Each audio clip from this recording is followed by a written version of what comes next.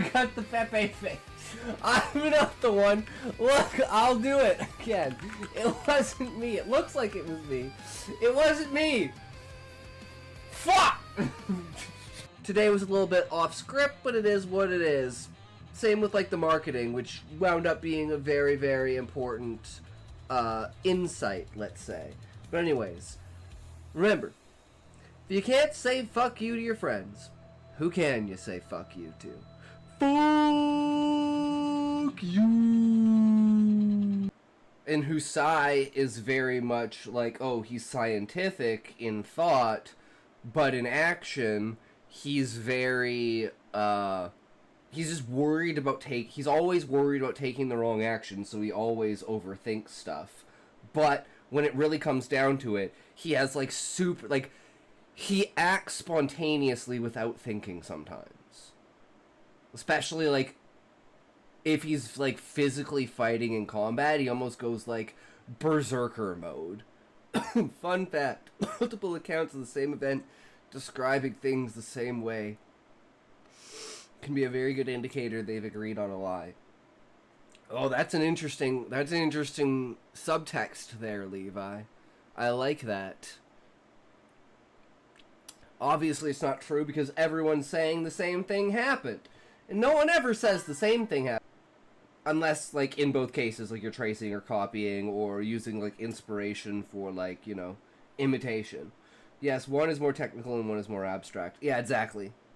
That's tuxedo, not black. Look at this, like, paws? Paws are white? It's a black fucking cat. It's got a tiny bit of white on it. A cat can do whatever it wants, that's why they're obsessed with you. Because you don't care about them. Yeah, cats are arrogant fucks. Do you know they don't actually have the real Mona Lisa at Louvre? This basic bitch stupid streamer can't even get his camera right. Fuck freeze. I have no idea. Fuck! It's just a painting of her, apparently. Yeah, okay. I thought something was going on there, Beezus. He's like, did you know they don't have the real Mona Lisa? Just a painting of her. And I was like, oh, come on, man. Seriously? I don't know if they shouldn't have, like, no memories, but they're just, like, they're so, like, broken and reconstructed now that they're like, you know, it was all a dream. They're so convinced that this whole thing is a dream. I don't know if this is going to be one scene or two scenes, but it's technically two scenes. Because we're using this structure for dual scenes. But this POV in and of itself, so it could either be scene 6 or scene 7. But either way. But yeah, thanks guys for hanging out and having some fun. We did a little bit of the story prep and not much else, you know. Again, just sometimes we just fuck around. It is what it is, you know. But anyways, remember, if you can't say fuck you to your friends, who can you say fuck you to? Fuck you. Where's Zoinko and his 50 accounts when you need him? But Byron, you scared him away and now you want him back? Yeah, I know, true, right? My phone will do it later. Sure, Smokey, yeah, sure, I believe you, bro. I don't know why that doesn't work, Ad. Well, I know just what to do with those. Gamble all. Ooh, Sean! Big win! Okay, there we go. Anyone else need some fucking points? Except for Smokey? Like, if you're here, you are privileged enough to be among, like, the 20 people that know the insides and outs of my book and my story. The good and the bad of mine is all of my stories are also YouTube videos, but you know what that means, guys? So you know what I was thinking about doing? Seeing if I can get my books on Audible. The type of thematic titles I was going for were one word that describes the main event that happens in the chapter. Fireblade! Yo, bro! How's it going? Been a while, good sir. Welcome back. He left at the best time after doing one last concert. Yep, he was like, I want to be seen as the legend I am, not as what I know I have become. It starts off with the main character believing that it is a virus or some sort of disease that rewrites your DNA into left-handed chirals. Causes one of the people who's working on solving the problem with the disease to also be a clone. And that's what gives the main character the ability to fully study. The controls for this, as awkward as you make them look, probably not, Levi.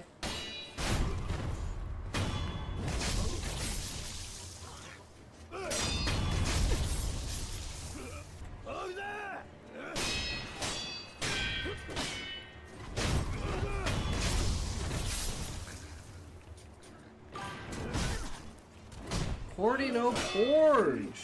How's it going, bro? Fuck. What the fuck was that?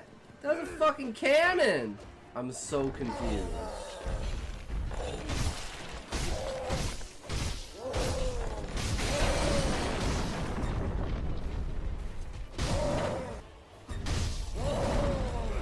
Wait, did he get me? That's bullshit. I totally dodged that. But yeah, thanks for sticking around. Thanks for hanging out. We had fun today. Anyways, remember, if you can't say fuck you to your friends, who can you say fuck you to?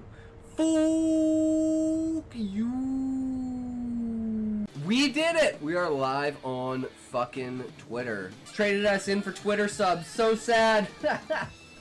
Have you seen my followers on Twitter, guys? It's just a bunch of fucking bots. So one of the mods in the Twitch and Kick streamers pinned my message to the top of the community. Is that fucking awesome? Like, what the fuck?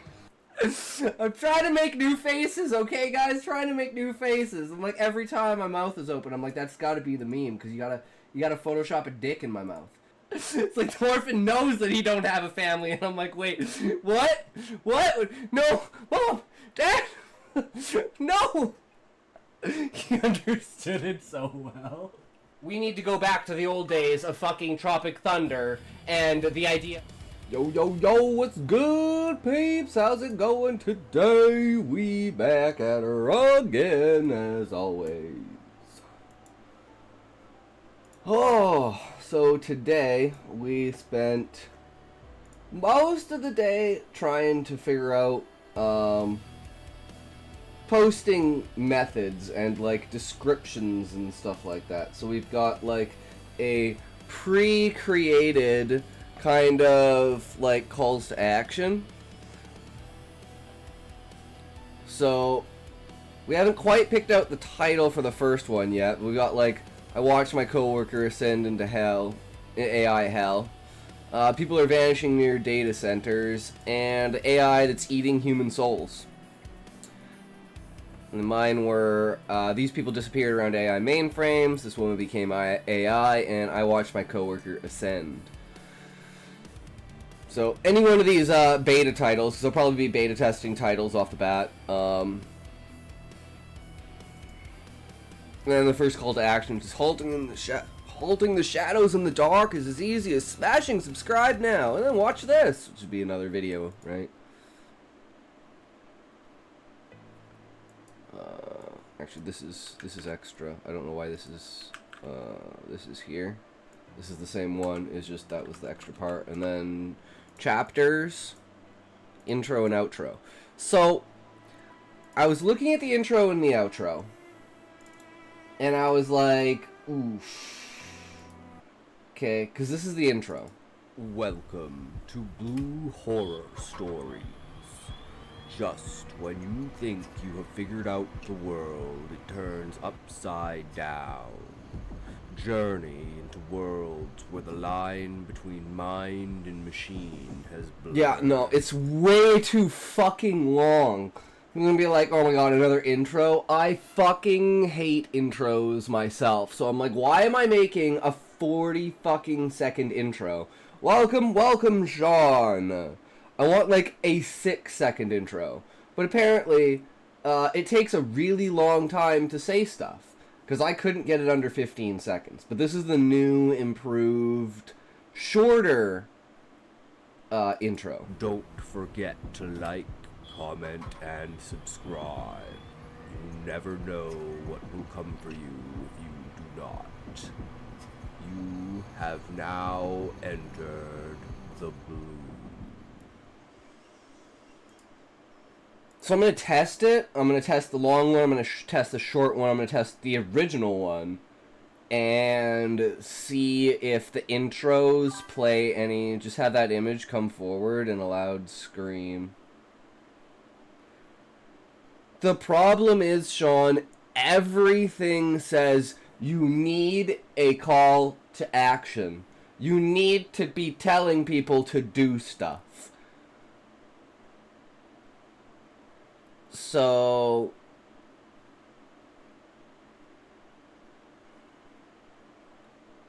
And I think the scream is so cliche, honestly.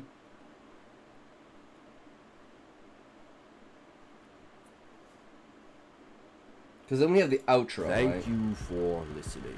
Do not forget to like, comment, and subscribe. The blue might catch up to you if you do not. You will be sure to check out more blue horror stories.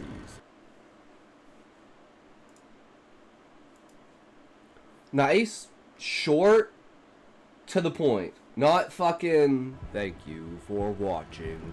You will be But a sure panic to voice check wanting out the scary more thing to go blue away. horror stories. That is, if your mind is not already broken. Because all I want, your Sean, is to perspective say thank has you for not watching shifted. and subscribe. Or perhaps But I don't want to that say it will be in like a why. generic way, right? That's why I'm like, If you hey, if you found don't press the this subscribe story button, something's gonna come for you in the dark. thought-provoking or even just entertaining. Ah, Do why? not forget to like, comment, and Why, subscribe. gross guy? The blue might catch up to you. Yeah, it's like it just drags on and on and on. It's like, oh my god, go away. I just want the next video, right? But I need call to action and to say thank you. That's literally, it takes me 15 seconds to do that. Because of the voice. Because the voice is like slow, methodical, deliberate. And how's it going, Callie? And who's gross guy? Oh, you mean on the screen. You mean my cover image. Yeah. So, we created the first short today.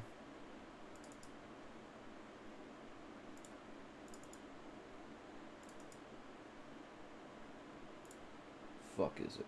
Here it is. That was OG Doom guy, I swear. Don't I don't know. forget to like, comment, and subscribe. You never know what will come for you if you do not. You have now entered the blue. October 11, 1954. My name is Trevor. I have seen the face of the future. If you are reading this, I'm most likely dead. If you see this ageless young woman with long blonde hair, her name is Lisa. She's my sister, but she's also the enemy. I don't know why I'm writing this. You never want to leave a paper trail. I have to believe there's someone out there who might one day be able to stop her. It's only been a month since the incident in the lab, our basement, really, where she built that abomination, my sister, Lisa, the greatest savant of this technological era. Communications, entertainment. Who could have ever thought it would go so far?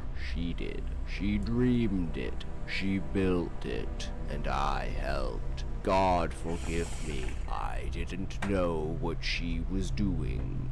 All I knew was that it was important. Now, every time I see a military outfit, every time I see a doctor in scrubs, every blonde woman out of the corner of my eye, it's her, staring at me, waiting for me to come home. but I'll never go back there.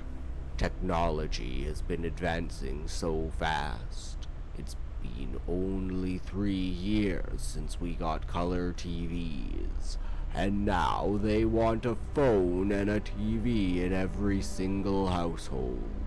This is how it starts. They wean you into it, make you think it's progress, and then the next thing you know, you're addicted and they've got you by the throat.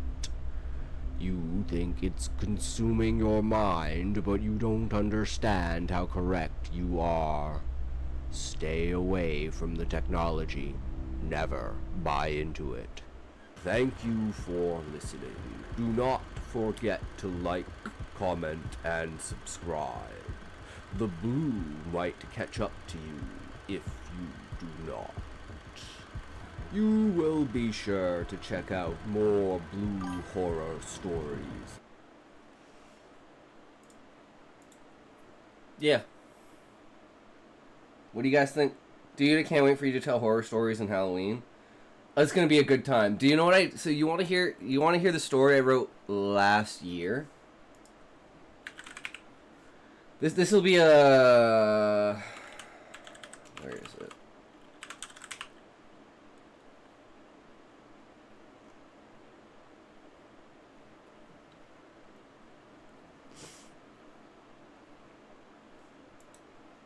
Busta Newt! Yo, what's up, brother? How's it going? Apparently, I actually made it into a real video. I didn't even know that. Hold on, let me find this.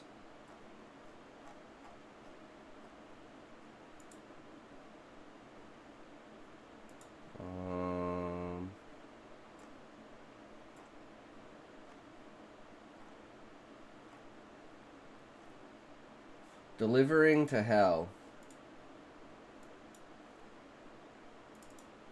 Halloween copy pasta. So this was last year. This is what I wrote. This was my Halloween story for last year. The Halloween copy pasta. OP. Has anyone ever been down the old back roads of T55 on the... Doing good, man. Just got in the process of moving. Finally got 15 minutes to myself. Nice! Hell yeah, Busta Newt! Township of Homer, Saskatoon. I believe the roads are 115 Ave. Hope you're well. Doing fantastic! And 234th Street to 256th Street. Cannot find the roads on Google Maps. Can anyone confirm this for me, please? Response.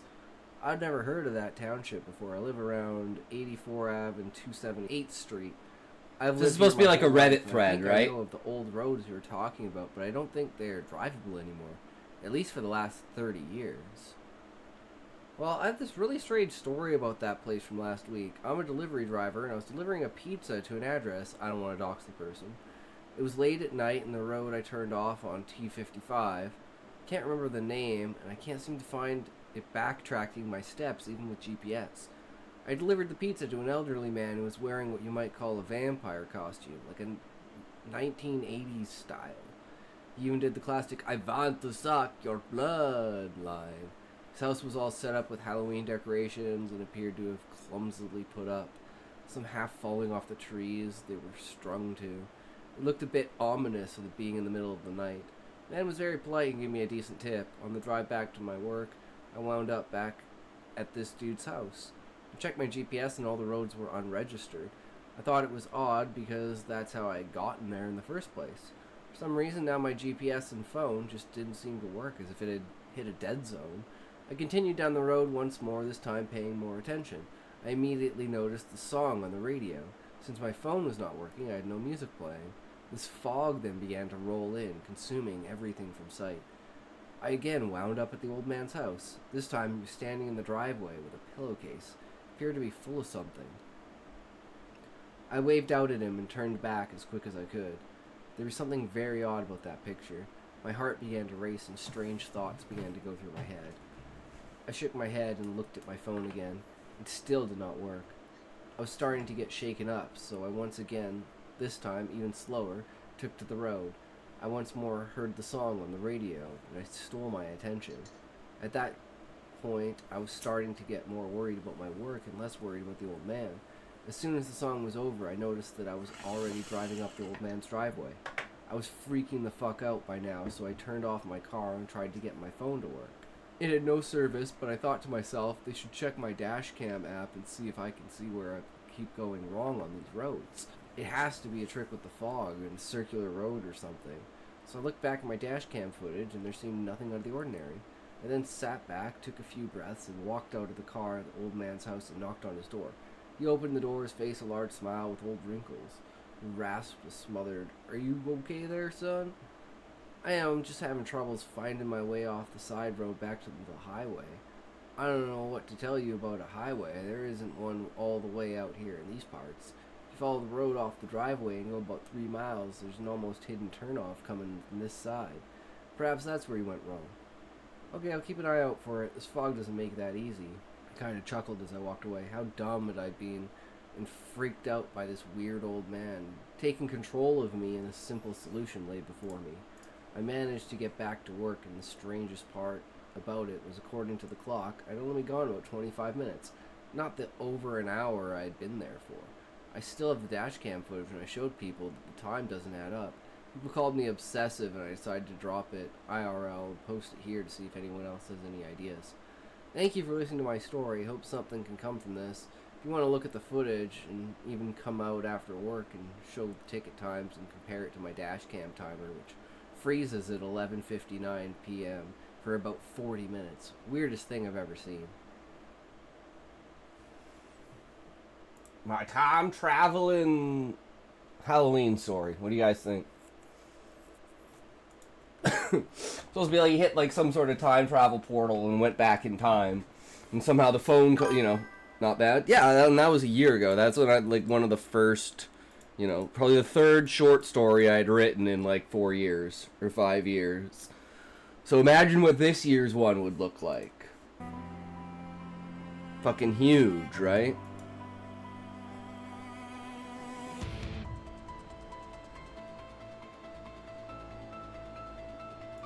So then we got like, this, and then again, another call to action, right? The bumps in the night lessen when you smash that subscribe button. So it's like, I want to be clever, interesting, and,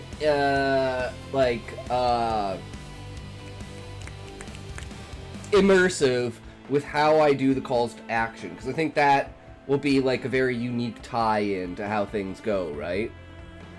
Who knows what will happen when we reach 1K. Give the video a like along the way. And then, contact things. Like, I'd love to pick your brain. Are you a writer or just a creative mind? Are you brave enough to step into the blue? And contact me, find all of my socials, and then, yeah.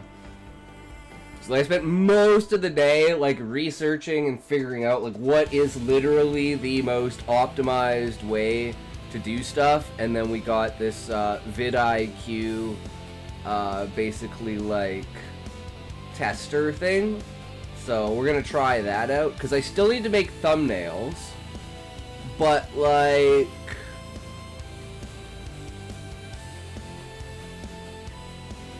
I'm not 100% sure what to do for the thumbnails because I don't want AI generated slop bullshit. I want to find like a decent picture. So like I was thinking one of them should be like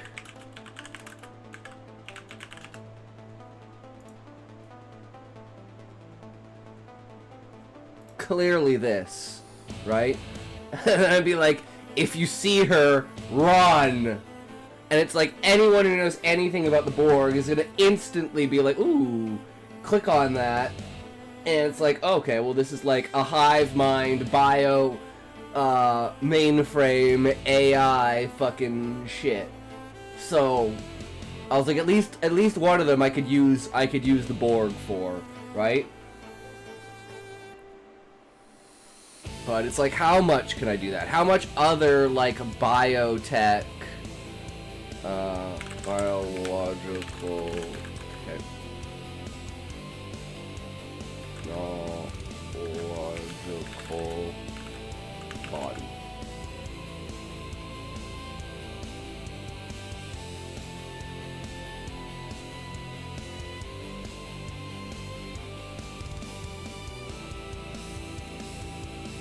You do something like this, right? And then be like, just like,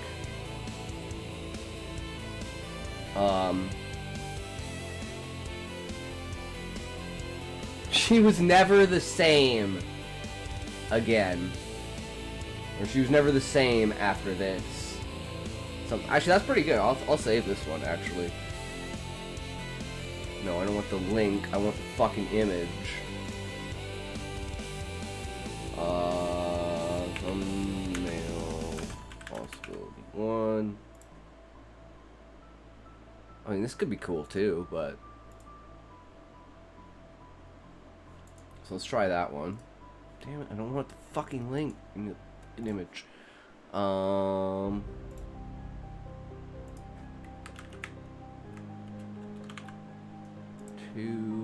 and then go back to the Borg and grab her.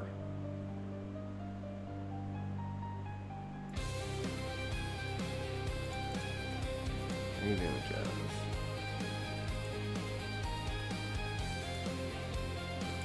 All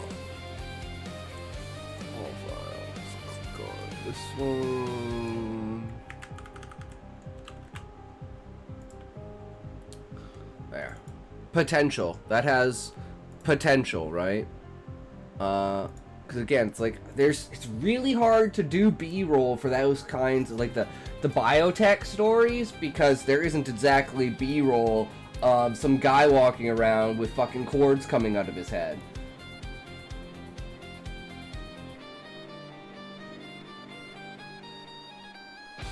Wait, there is. Hold on a second.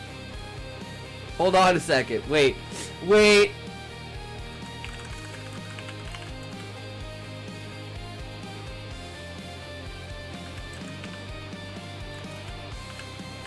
I don't know what the fuck to call it, but like, just like watching motion capture live.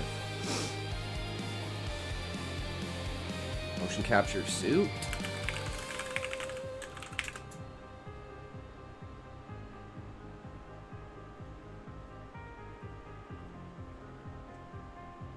Because usually the motion capture suit, you know, it's got like all the stuff attached to it. So I'm like, huh, could that be a possible B-roll to go with? I don't know, but it's a thought, right? It's a direction to go, and that's always what I'm trying to find is that direction of where can I improve on this, right? So, in that case, would you guys want to do suggestions? Like plot suggestions for Halloween stories? Because, you know, I don't know what direction to go, let's say, right? And we were doing the bio-horror, but we're going to do like 5 stories for that. Then we want to do, like a different, like we want to do something that's like Magellan's disease, right? Where someone's like, their hair is literally growing, it's like wires on their body. And then it's like the psychological horror again, if you don't know if they're crazy or if they're actually, you know, the government's fucked. And then it's like they're literally out there growing the wires that they use, and it's like Magellan's disease is like purposefully given to people to grow biological wiring that's used to, you know, make these brain connections, and the reason you need that is you need people that have compatible blood types, so that the wires don't get rejected. And then just like kind of use stories to explain how technology works and everything like that. I think that'd be really cool. Again, using like the letters as a way to explain some of the stuff for the shorts, and do that with like multiple different characters. Have that kind of as a stylistic choice for the channel. But yeah, so we are literally like one step away from posting. I would have posted them today, but apparently I forgot to do the advanced verification, just like ID verification, which gives you like clickable links and like extended descriptions and I think it also gives you the option to do like the multiple thumbnail thing, and that usually takes about 24 hours. So I was gonna post them tonight, but now I'm probably gonna wait until next Friday, and then like I'll schedule them for like 8, 9, and 10 on Friday night, and then I'll have the shorts. I shall have like the shorts for like 8, 8:30, and then like 9, 10, and 11 for the rest of the other ones. And according to research, if it's ever going to pop off, that's when it's gonna pop off. So, and then we just use the multiple thumbnails, and we should be somewhat golden. So hopefully everything works out, and we can get like, I'm hoping we can get 150 views. That's my goal for the video. First video, 150 views. I will consider it a success if we hit that goal.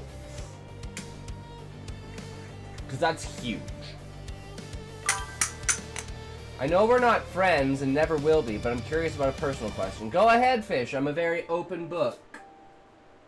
'Cause I like to make fun of myself, and the more you know about me, the easier it is for me to make fun of myself. You know? And for you to, like, understand that, like, what I'm saying is, like, making fun of myself. And the context within it, because you probably know the origin story of the reason why.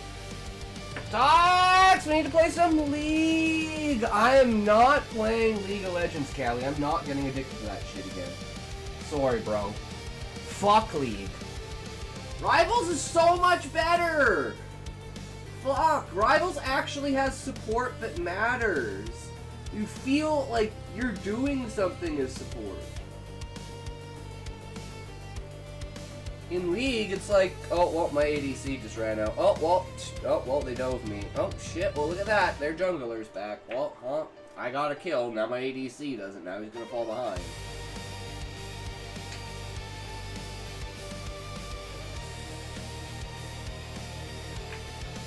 Play some lag with me. His question isn't a roast or insult or a gotcha. Fish, you don't need to preempt. Oh, we're in ads. You don't need to preempt all your questions with context, bro. I'm a very open-minded, like, rational person. And even if you don't mean it intently in a funny way, I will take it in a funny way. Like the people that come in here and spam tranny fucking whatever, and I'm like, yeah, pretty much. I wish I was a tranny. No, I don't. If technology was better and I could just be a woman.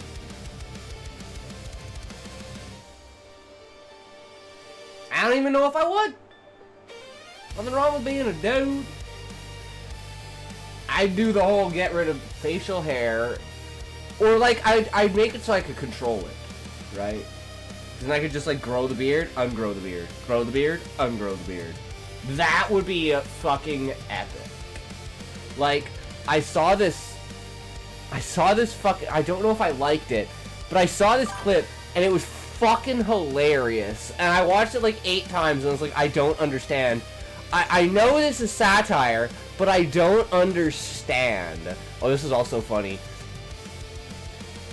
Try to take it the way I write it. How about that? Okay, sounds good, Fish. Every year our aunt in Maine sends us little handmade chocolate lobsters. This year, they're soap. Guess how I found out. Gotta respect someone who plays the long game. Okay. And do you guys know this, the cornucopia? I know what I saw. Yeah, I remember this. I don't know why they removed the cornucopia. There's actually like a... If you know the lore behind the Mandela effect, and you know the lore behind the cornucopia, it's fucked the reason why the cornucopia isn't there anymore. Like, it's literally like satanic sexual symbolism.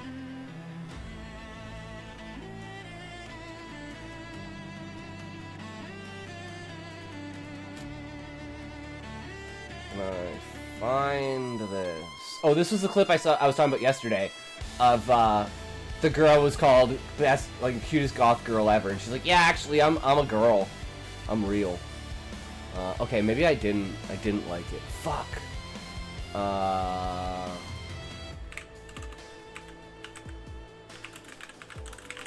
Wonder if this will do it. Yeah, okay, here. You'll never be able to convince me that Pedro Pascal is peak masculinity when Henry Cavill can literally grow a beard by flexing.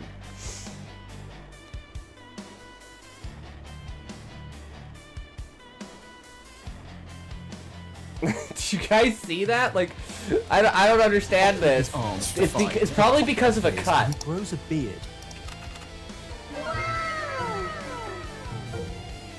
We looked at that over and over in rushes. In the editing room, we're going, how did you do that, Henry? Okay, he is so talented that he can do that. I wish I could grow a beard like that. I still can't figure it out. It is the wildest thing.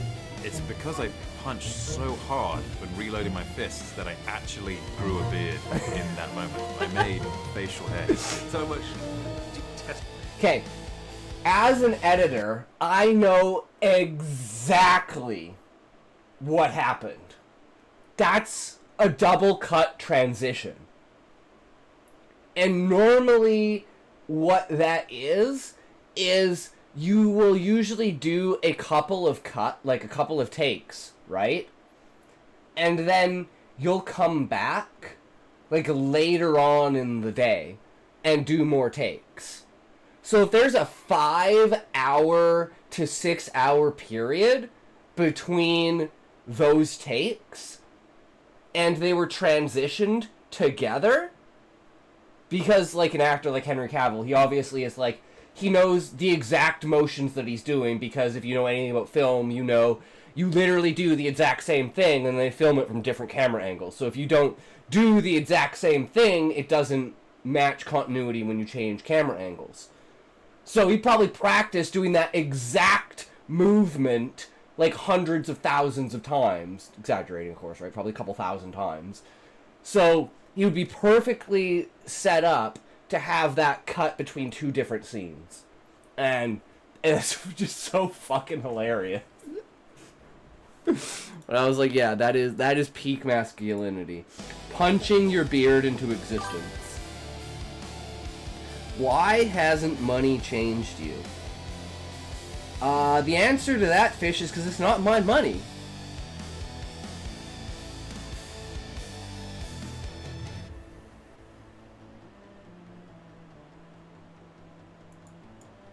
And it, like I said, it's not like my parents are millionaires. My dad just... You mean Atox has money. No, my parents have money. And the only reason my parents have money is because the government fucked up. The government did stupid dumb. My dad won a court case and he got triple his pension. So he gets like, I don't know, like $20,000, $30,000 a month. Fucking, it's only still like $350,000 a year. But for retiring 11 years early, instead of getting $7,000 a month, you get like $30,000 a month because the government fucked up. You know, we're well off. We got what we need, but it's not like we're millionaires. Why haven't they become miserly given the newfound wealth? Well, it's not like my dad didn't make money before, right? He was making like $250,000. It's just now because of his pension. Like normally your pension is like, it's like like government pension's like 60% of your salary. So his normal pension would be something like $120,000. So it's just basically triple that. Which allows us to, you know, not struggle in these times. So, yeah. Why haven't they why haven't they changed? Because they don't do anything.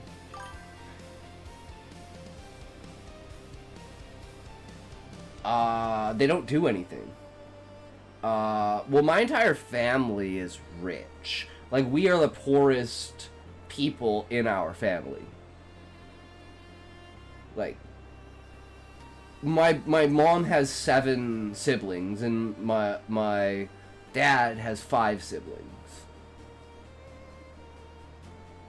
And basically every single one of them are like millionaire rich, except us. Probably because of our philosophies in life. We're Sethists. So do you guys want to know the reason why I am the way I am? I will show you the reason why I am the way I am.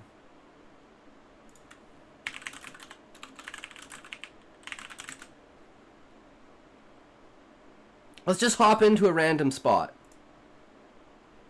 Visited by the living in projections from the dream state.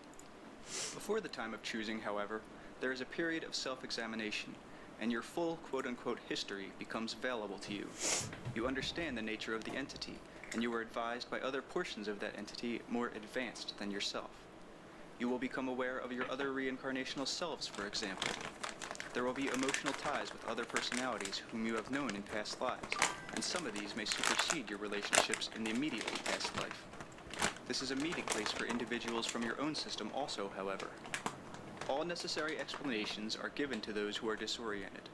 Those who do not realize that they are dead are here told of their true condition, and all efforts are made to refresh the energies and spirits. It is a time of study and comprehension. It is from this area that some disturbed personalities have those dreams of returning to the physical environment. It is a place of commerce between systems, so to speak. Conditions and development are important, rather than the length an individual stays in this area. It is an intermediary step, but an important one. In your dreams, you have been here. Reincarnation involves far more than a simple decision to undergo another physical existence. In this in-between period of which I am speaking, many issues, therefore, are considered. When most people think of reincarnation, they think in terms of a one-line progression in which the soul perfects itself in each succeeding life. This is a gross simplification. There are endless varieties of this one theme, individual variations. The process of reincarnation is used in many ways, therefore, and in this time of rest, individuals must decide on the unique way in which reincarnation will be of use. Some, for example, choose to isolate various characteristics in a given life and work on these almost exclusively, basing a given existence upon, say, one As seen from a physical viewpoint, such a personality would appear very one-sided, and far from a well-developed individual. In one life, the intellect may purposely be very high, and those powers of the mind carried as far as the individual can take them. These abilities thoroughly by the entire personality, both the benefits and the detrimental aspects of the intellect weighed carefully. Through experience in another life, this same kind of individual might specialize in emotional development and purposely underplay intellectual abilities. Again, the physical picture... And you know what's fucked about this is the fact that I just clicked on this random spot, and this random spot in this one of 14 books is talking about reincarnation and the idea of choosing your next life, which is like one of the most important things that I take from this is the idea that you have chosen your life. Your life is here as a character development process for your ultimate like entity, your ego, your full self, your full consciousness. And every time you choose to reincarnate, you are choosing to develop something about your life, right? And I feel like the life that I'm living right now is like a the middle ground, where I'm like, I'm not necessarily here to develop a skill. I'm here to experience something. Some sort of event that will profoundly change my existence. So everything that happens to you is planned by design by you in order to increase, or what about my philosophy? Callie, where do you want me to look? What do you want me to look at? Because I'm not quite sure what you want me to look at. Yeah, I can't fucking open this, goddammit. Okay, we're doing it the old-fashioned way, guys. We're just bumping out media to watch on stream. Okay. But yeah, I love the Seth material. The philosophy. So the idea behind this is there's a woman named Jane Roberts, and she was a writer, and she basically got into the occult, and she summoned a spirit called Seth, an entity called Seth, and he, through her, basically wrote the instructions to understanding the universe. It's called the Seth material. You should read it.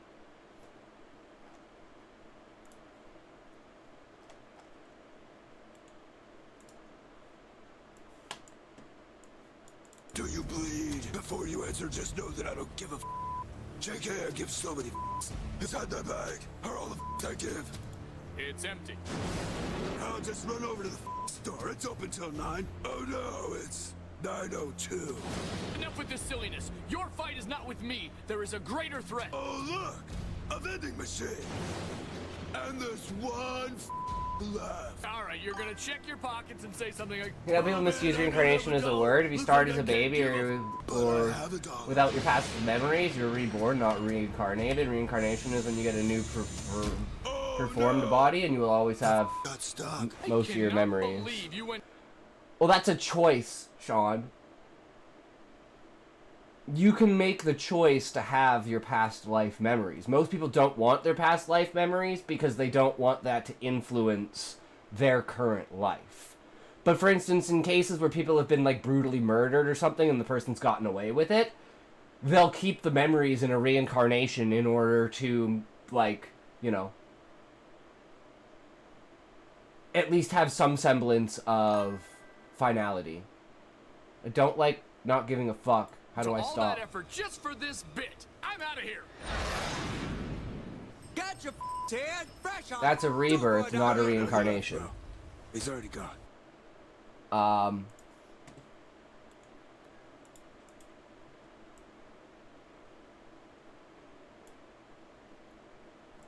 I mean, you could call it whatever you want to call it, Sean. Right?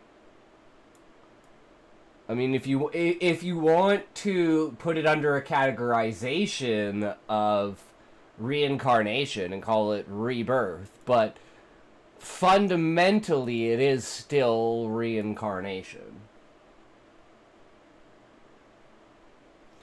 How do you stop giving a fuck, Callie? You know how you stop giving a fuck, Callie? You get off of the internet. Get off of the internet and go outside. Go touch some grass. You will immediately stop giving a fuck. Now, how am I gonna get the weed out of here?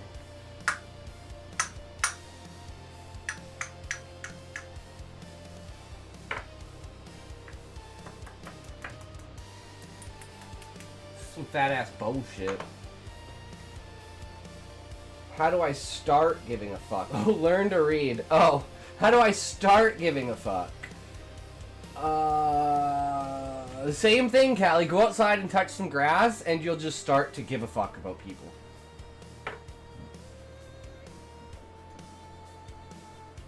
Oh, look at that. I already have a bull pack this entire fucking time. What do you know? I'm retarded.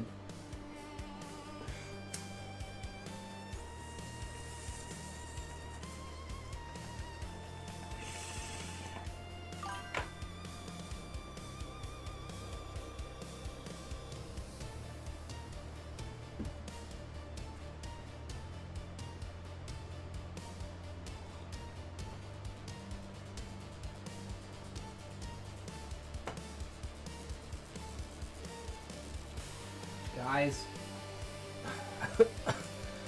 you know what's the saddest thing?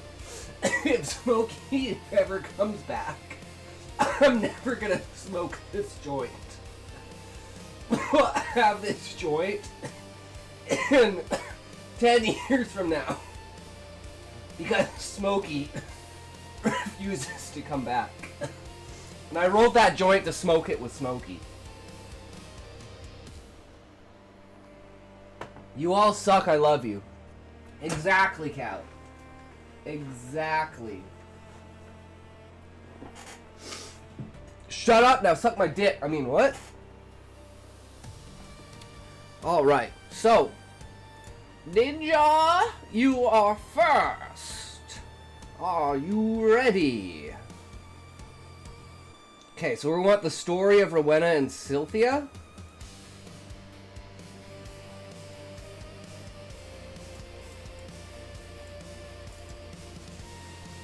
I'm guessing you want me to read it in here again.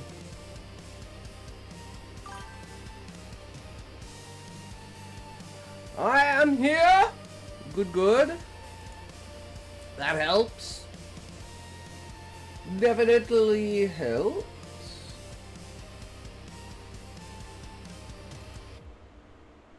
Okay. Here we go. We got ourselves Ninja's Story. This is the full short story of the tale of Rowena and Cynthia. So we kind of read a brief overview of this during the lore breakdown, but now we are going full on story mode.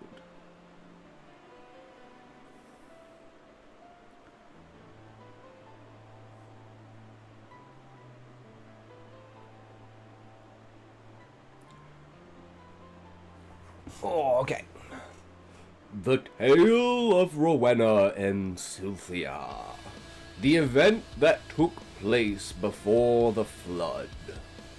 This story is designed to confirm that all theories that historians, theologians, archaeologists, and magi have come up with were correct. Theory 1.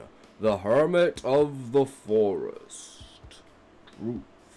Cynthia did live out her remaining years in solitude within the forest. No, I don't remember all of the theories, because there were like 5 of them, right?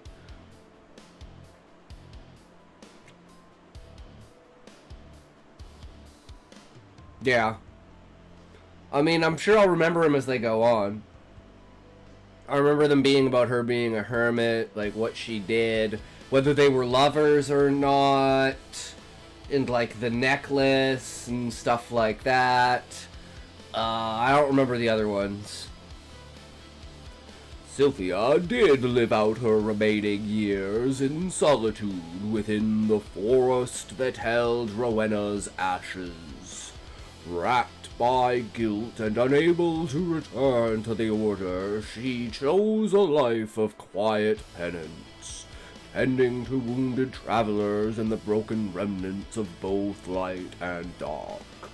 So like the idea of like the person that was coming out of the forest, like the fairy or the specter that would come out of the forest and like help people and stuff like that, who had all these stories and stuff. True.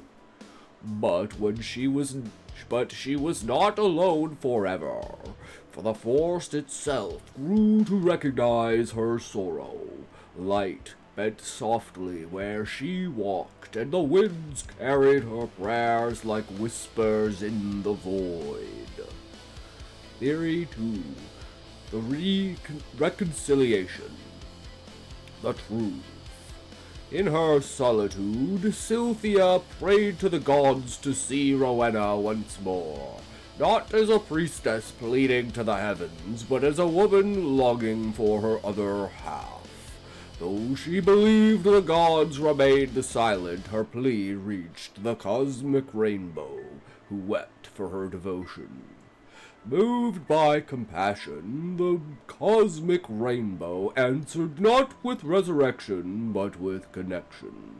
The goddess spoke to her 3 brothers in an effort to recover the soul of Rowena. Theory 3. The Exile's Pilgrimage. Truth. Cynthia left the forest for a time. Concealing her identity, she wandered the war-torn lands of both light and shadow, tending to plague victims and war orphans. Those she aided called her the Silent Pilgrim. Before returning to the forest, she begged the priestesses in the war-torn lands she had once served to keep her survival secret, for she no longer belonged to either faith but to grief itself. Theory 4. The martyr of both worlds. Truth. When word spread of her presence, several surviving witches sought vengeance, believing her responsible for Rowena's death. Sylvia did not resist at first. She was ready to die by their hands. But as their spells burned the trees around Rowena's resting place, she remembered her lover's final words. Do not let them define your light. Sylvia fought back, not from hatred, but from love. Her radiance shattered their curses and turned night to dawn once more. When the battle ended, she stood wounded yet alive, and Rowena's sister, knowing the truth, forbade future pursuit. The necklace did not fall. It stayed close to her heart. Theory 5. The silent curse of the Morning Woods. Truth. Years later, the four gods descended in secret. They found Sylvia frail and fading, her soul torn between atonement and longing. Gently they offered her peace. The cosmic rainbow spoke for them all. Fear not, child of light, she awaits you beyond the veil. At those words, Sylvia smiled faintly. She clasped the necklace, and the very one she had crafted for Rowena, and held it to her heart one last time. If love survives death, she murmured, then let this be proof. She placed the necklace gently upon the forest floor, where moonlight and starlight met. Then, with one final breath, she let go of her mortal form. Light rose from her body like falling petals. Shadow curled around it like a lover's embrace. In that sacred convergence, Sylvia became spirit, her soul drawn into the unseen, guided by the promise that Rowena waited beyond. When dawn came, the necklace still lay there, half buried in dew and leaves, faintly glowing as if kissed by both sunlight and shade. With that promise, Sylvia lay down her burden. There in the eternal field of twilight she saw her, Rowena, radiant and whole, her shadow no longer a curse but a crown. Sylvia froze, tears welling until they poured freely down her face. In a surge of anguish and love, she ran to Rowena, collapsing to her knees before her. Rowena, please, forgive me, she sobbed. I was weak. I let them use me. I killed the only person I ever truly loved. Yo, TLBG, what's up, good sir? How's it going today? So, we're gonna have an ad in a second here. So, I'm gonna try and open the grinder while, I say that, holy shit. Oh my god, I got it! Holy shit, I got it! I loosened it, guys! Oh my fucking god. Okay, we opened it. Holy shit, that only took like 45 minutes. I have fixing the grammatical and tone issues of chapter 2. Nice, so it makes sense. Nice. Hell yeah, buddy. That's what it's all about. But there is one thing I would say, TLBG.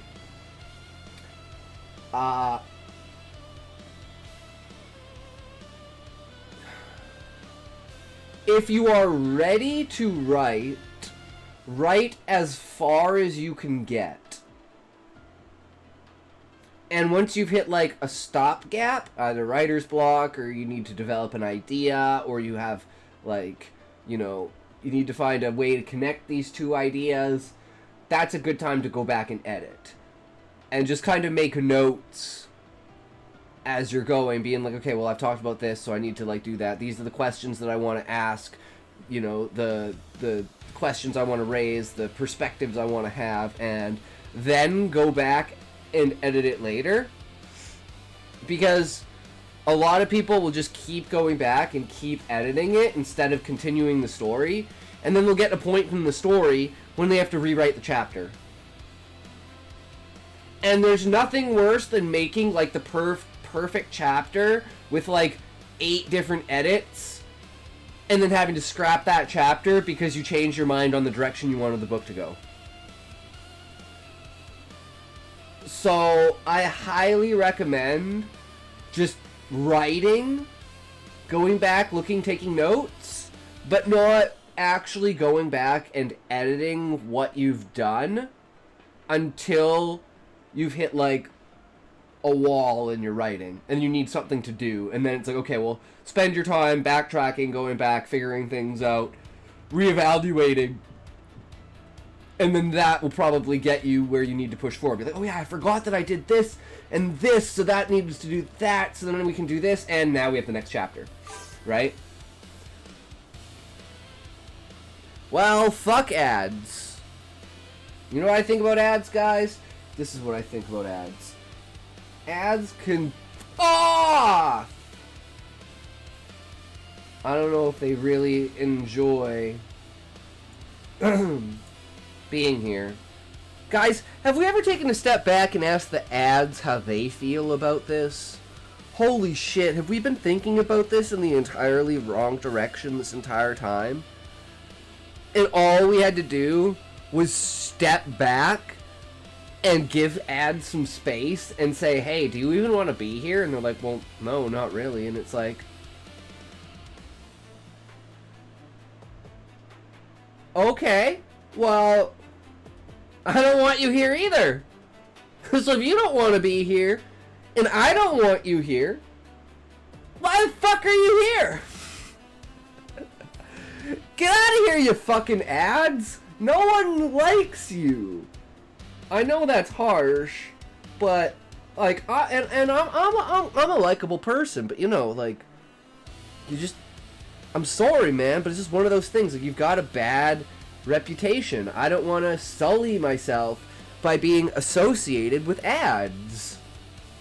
Right? I'm a clean, retarded fucking piece of shit streamer. Right? I don't do that kind of shit. So, yeah, I think we figured it out, guys. I don't think ads want to be here either. So, we gotta find, like, what's making the ads come, right? Then we can fix that, and they'll never show up again.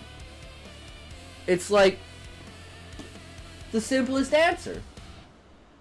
But anyways, Ninja, for feedback, I love the explanations for the theories and like the build-up, and the fact that it's not talking about pets yesterday and today Subaru is promoting shelter dogs.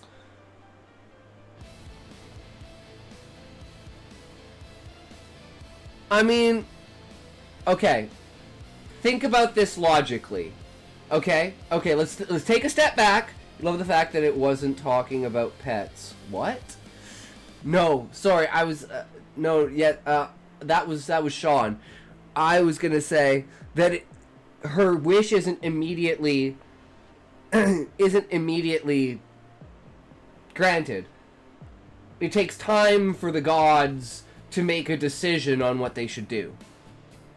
I really like that aspect. I like the ads are listening. Fuck the ads. They can shut the fuck up. I'll punch them in the face next time I see them. If I ever see an ad in person, walking around, I'm just gonna attack them. I don't care what, if it's an ad for McDonald's, if it's an ad for Subaru, if it's an ad for a fucking homeless shelter, if it's an ad for a mouse, if it's an ad for my own fucking stream. I wanted to showcase that, although the gods are powerful, there are things they cannot easily do. Yeah. It's like, and they have to take into account the consideration of the consequences. Basically showcasing that even they have some form of limits. Exactly. Exactly.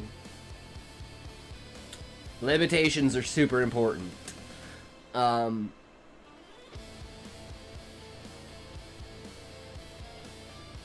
reasoning for leaving.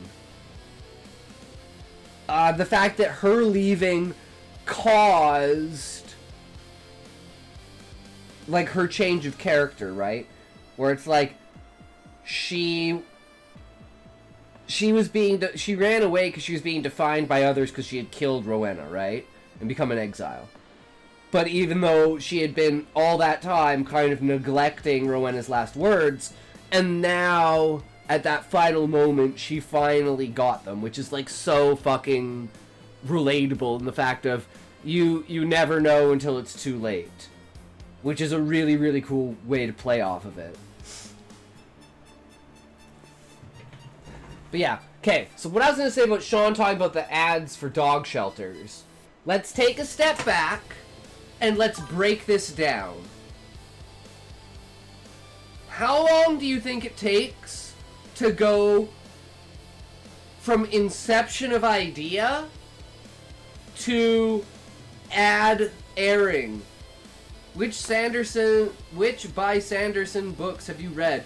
Chronicles and Tales, I have read absolutely nothing by Sanderson. I have read Zip Zilch Zero Nada. The closest is because he wrote the last 3 books of The Wheel of Time. So eventually when we get to book 13 or 12, 13, and 14, they'll technically be co-authored by him. But until then, I tried to read Emperor's Soul. We had Emperor's Soul, which is the short story he won an Academy Award or an academic award for. But yeah. Did I already ask if I could be an editor? Anyway, do you think I could be an editor? An editor, I can't type for shit. What do you mean an editor? Do you mean an editor in Twitch chat, or do you mean like my video editor? Or do you mean like my writing editor? Editor is so vague in that way. But Chronicles and Tales, have you read anything by Sanderson?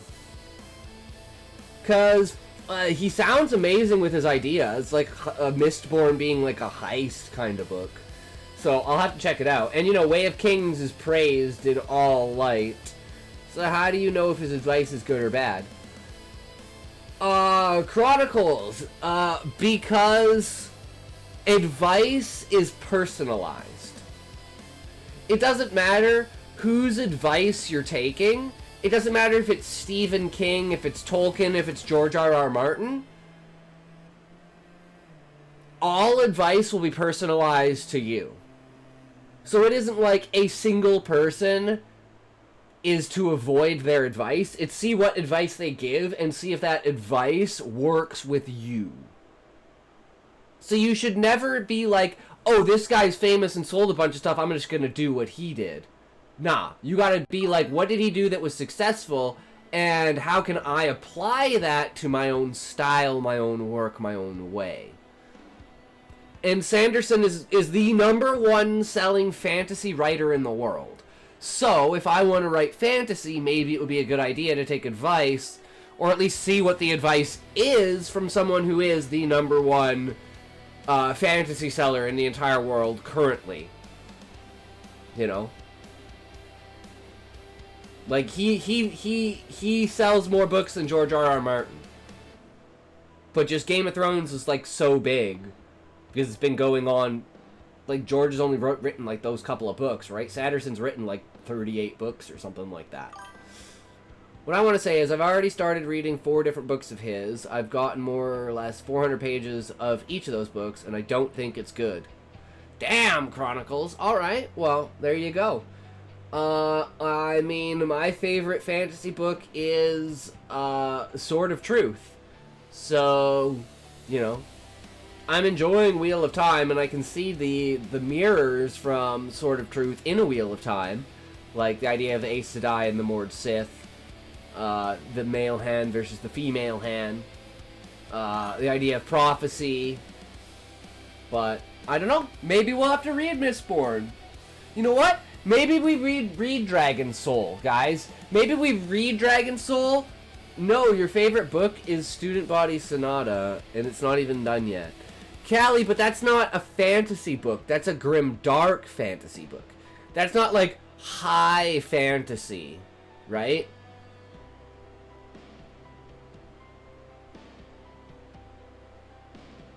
Like, yours is more cosmic fantasy.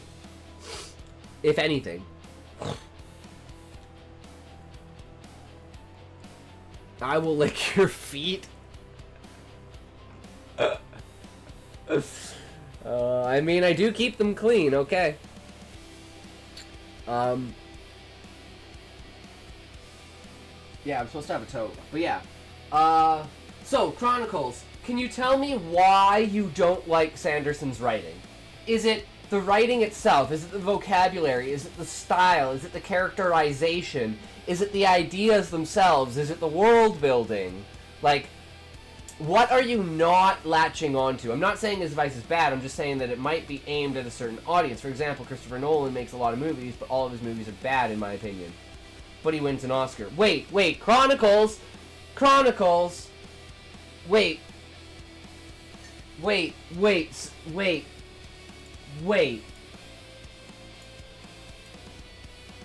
Interstellar?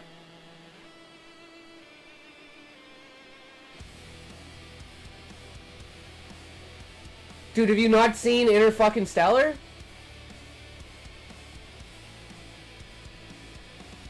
Okay, what don't you like about Interstellar?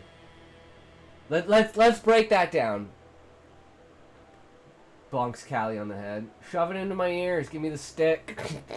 Have you ever been electrocuted inside of your ear? I'm not sure if that will kill you or not. I'm just thinking Mord Sith with a Geo. TLBG is activating my inner brat. That's okay, Callie. It's understandable. But I need to pick your mind now. Okay, guys. If you were to rate Interstellar as a story, well, Space Odyssey is like the origin, right? So if you're gonna compare it to Stanley Kubrick, it's like, well, yeah, okay, it's a completely different era, but so yeah, it's not a Space Odyssey. Of course, it's not a Space Odyssey, but it is an amazing fucking story, an amazing fucking idea. Like the entire idea of the story is basically being cheated out of your life by someone else. Because you let someone else control your life. And you lost everything because of it. Like, to me, that's the story. That's what Interstellar is about.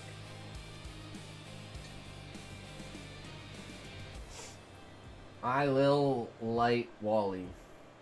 Someone introduced me to that anime character. Rin Tosaka already has that covered. Not sure. Headbutts the TLBG. True. What about the concept of four-dimensional? I don't think he did a great job. I mean, the scene of the galaxy's rooms was so bad. His imagination and concept art are so trash.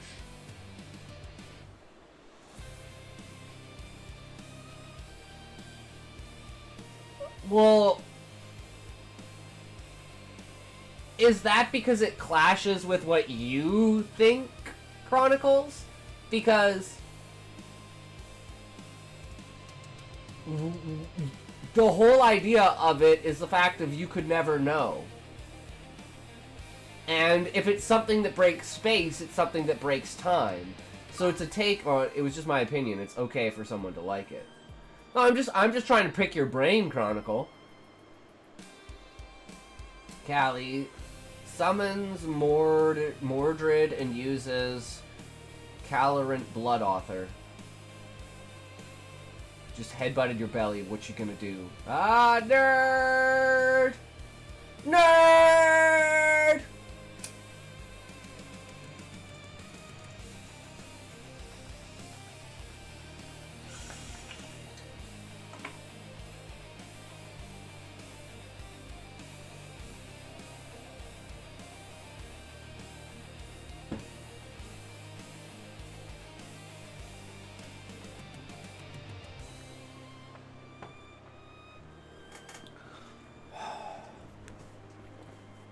I'm lightheaded now.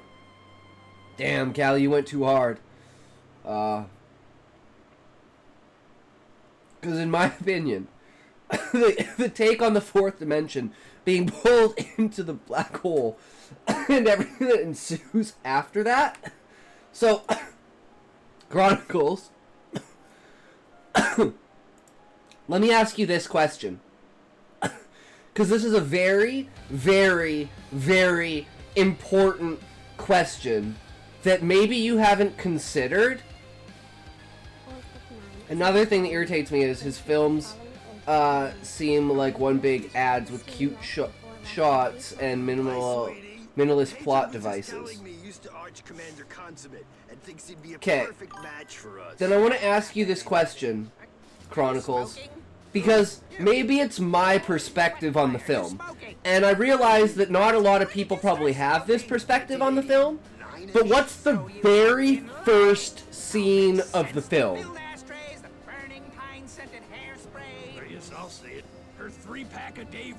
Also, Callie, you cannot defeat me. I have several heroic spirits, so yeah.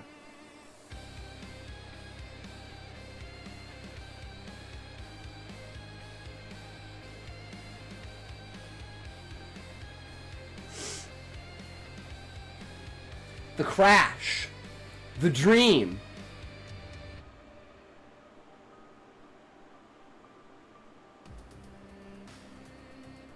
It's the crash scene. He's crashing onto the planet. That's the very first scene of the movie. So the entire movie, he's dead.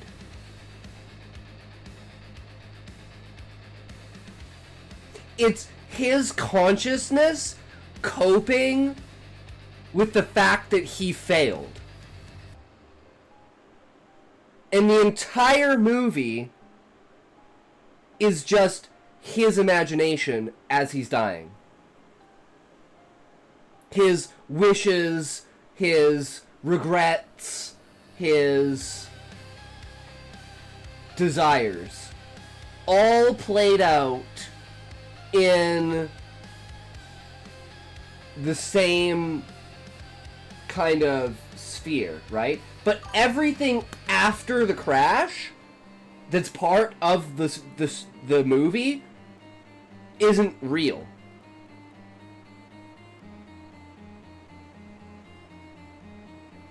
And like him coming back afterwards and like seeing Murph and everything, that's all like, if you look at it, it's the reason why he never goes and looks at his son. It's the reason why, if you look at the entire room, no one's looking at him except Murph. And where does he see Murph? On her deathbed. So the entire movie, Coop's fucking dead. And to me, that's what makes the movie so good. Because the concepts of like the fourth dimension and getting stuck inside of the black hole and everything like that, the sacrifice that Coop makes to stay behind is all in his head. And the only person who actually survives is the chick. And then she gets to the planet where her husband is on it, and that's how it ends, right? But I think that's the power of Nolan's movies, is the subtext behind it. And what's the difference between this and Inception, then? Because it follows the same immersive premise that you're saying. That's his style. So, Chronicles, I just think you don't like his style. He has a... It's like not liking Quentin Tarantino because you don't like his style. His over-the-top exaggeration, ridiculousness. Daddy talks, BLG threw a planet at me. Summons Ishtar to chuck an entire planet at Callie. Sorry, I'm getting, like, tunnel visioned here. I'm trying not to lose my thought on this. Because, yeah, I think it might just be... It's like M. Night Shyamalan, right? A lot of people hate M. Night Shyamalan. I don't think his movies are good, but I like the idea of his twists. Like, if you've noticed, that's kind of how I've styled my twists in my stories. Is very M. Night Shyamalan style. Where it's like, nothing is the way it seems, and then, like, that one-liner at the end that shows you, oh, that's what this is, right? So, I can definitely see why you wouldn't like the style of the way that he tells stories. Because it is very subtext heavy, and, like, it's supposed to be esoteric in a way that makes it so there are multiple options. You can think on layers, right? You can have just the surface level, oh, that was entertaining. You can have, oh, well, there's this thing in there. And the deeper you go, the more you realize that you're looking at it from the wrong perspective. You flip everything on its head, and you've still got even more stuff there. It's like, oh! So the depth of that and the ability to look into it is what I like the most about Nolan films. Like, I just watched Vanilla Sky, like, 3 days ago. And I was like, how have I not seen this movie before? It was so fucking good! I love M. Night's work personally, aside from Lady in the Water. That one didn't work for me. But I like subtext. This has nothing to do with subtext. I still stand by my point. It's a big advertisement. And what do you mean by advertisement, Chronicle? Vanilla Sky is good? Yeah. How did you know I'm horny? Also effective against horny people, aka Callie. To be fair, Star in the Fate universe has a power to do so, and is hot.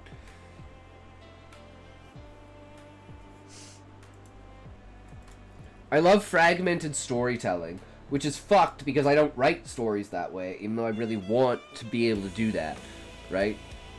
Being able to jump all over the place, like Atlas, Cloud Atlas level type of stuff, right? That's the important shit. But anyways, we should get back to the story, shouldn't we? When dawn came, your tone. Isn't Callie always horny? When dawn came, the necklace still lay there, half buried in dew and leaves, faintly glowing as if kissed by both sunlight and shade. With that promise, Cynthia lay down her burden.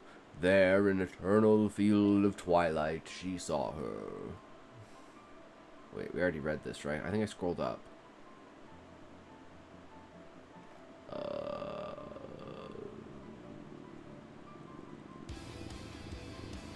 Yeah. There in the eternal field of twilight she saw her, Rowena, radiant and whole, her shadow no longer a curse, but a crown. Rowena, radiant and whole, her shadow no longer a curse, but a crown. Cynthia froze, tears. Oh wait. Cynthia froze, tears welling until they poured freely down her face. In a surge of anguish and love, she ran to Rowena, collapsing to her knees before her. Rowena, please forgive me, she sobbed. I was weak. I let them use me. I killed the only person I ever truly loved. For a long moment, Rowena said nothing. Penis! B-Money, what's up? Welcome, welcome. How you going, dude? Welcome, welcome. For a long moment, Rowena said nothing. Her lips trembled, her eyes glistened with warmth long restrained. Then, at last, she spoke. Her voice soft, but carrying that same gentle mischief Sylvia remembered so well. I will forgive you, Rowena said, her tone yearning playfully stern, on one condition. Sylvia blinked, startled. A condition? Rowena smiled, the corners of her eyes curving with fondness. Can you wrap me with your cloak and embrace me, just like you did back at the temple? I was so happy then, knowing you do so much to protect me. Sylvia's face flushed. Yeah, about that. She scratched her cheek nervously. They, burned that cloak when I was fighting off the surviving witches. The cosmic rainbow, watching from behind, gave Cynthia a light nudge and whispered with a wink, Not anymore. We fixed it. Go for it. Rowena pouted, crossing her arms in mock offense. You liar! You just didn't want to cuddle me again! Oh, Tox hasn't called me adorable and it upsets me!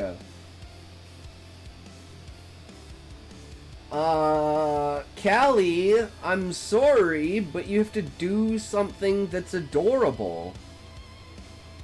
Right? You gotta prompt it, man.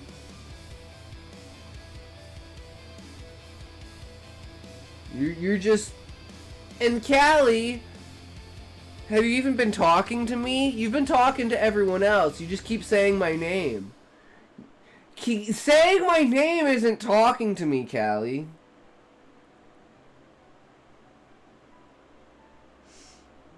Starting to think you don't like me anymore. What? I'm always adorbs. Well, I don't know, Callie. You might just be elevated to,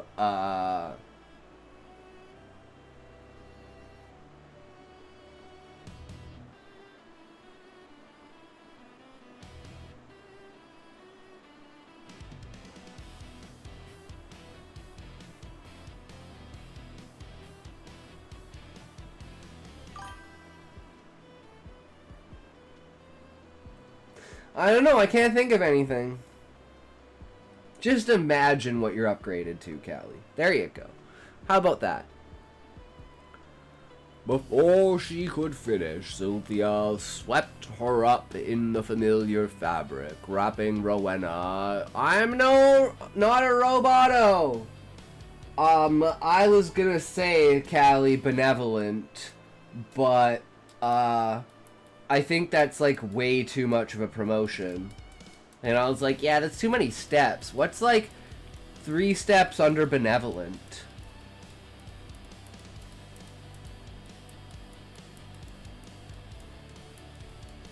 I don't know. It's a tough one. It's a tough one, Callie. I know where you're coming from, but I can only help in a certain way. And that way is... You're adorable when you talk about yourself, Callie. Is that a good enough hint?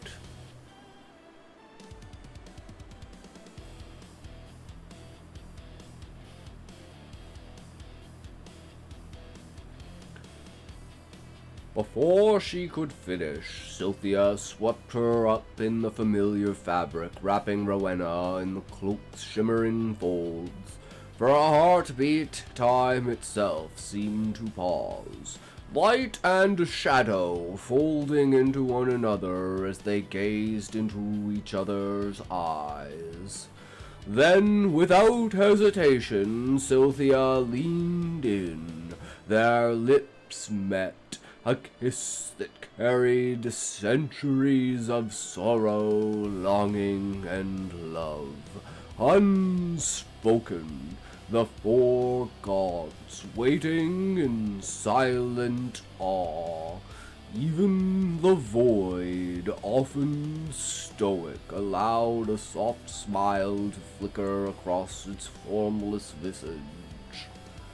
The cosmic rainbow clasped its hands together, whispering, "About time." When they finally parted, Rowena rested her head on Cynthia's shoulder, smiling through tears. "You still smell like starlight," she teased. Cynthia chuckled, brushing a thumb along Rowena's cheek. "And you still find ways to make me blush, even in death, even beyond death." The Grand Celestial raised a hand, and the light around them began to soften as into a gentle dawn. From that moment on, Cynthia and Rowena walked together once more, spirits entwined, wandering between the living world and the spirit realm, where they passed petals of light and shadowed bloom, whispering of forgiveness eternal. Ads!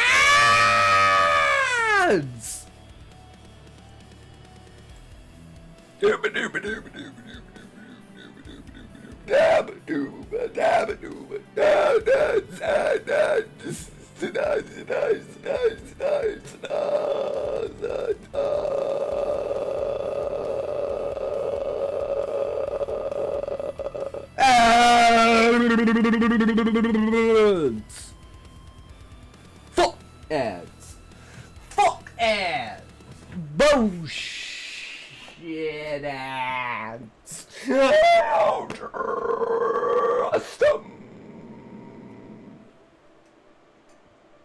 I ain't spending my money on that shit. What you talk about, you fuck boy? You spend your money? I ain't got none of that. You gonna do? You got 72.45 cents in there, buddy guy. Woo! Yeah. Yup. Uh-huh. That's about right. You tell them ants. You take one for the team. I'll give you that. You go up in there, you get up on, and you get a smack, a diddly mac, motherfucker. Pull them down like they ain't no tomorrow. Get them up and going over, and he's gonna go back and go boom. He's gonna go up and get them up, and he's gonna get them down. Just go around, just gonna go up, just goddamn. And it's not good for you if you're gonna do it on the other side. You're just gonna oh, fuck it. Right? It's fucking ads. What are you gonna do?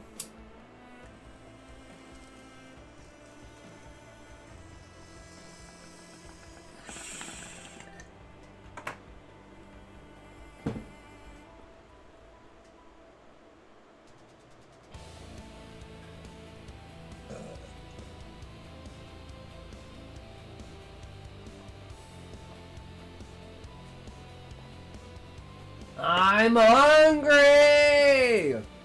Callie, you know what you need? Sushi. Go get yourself some sushi, bro. And eat it vicariously for me.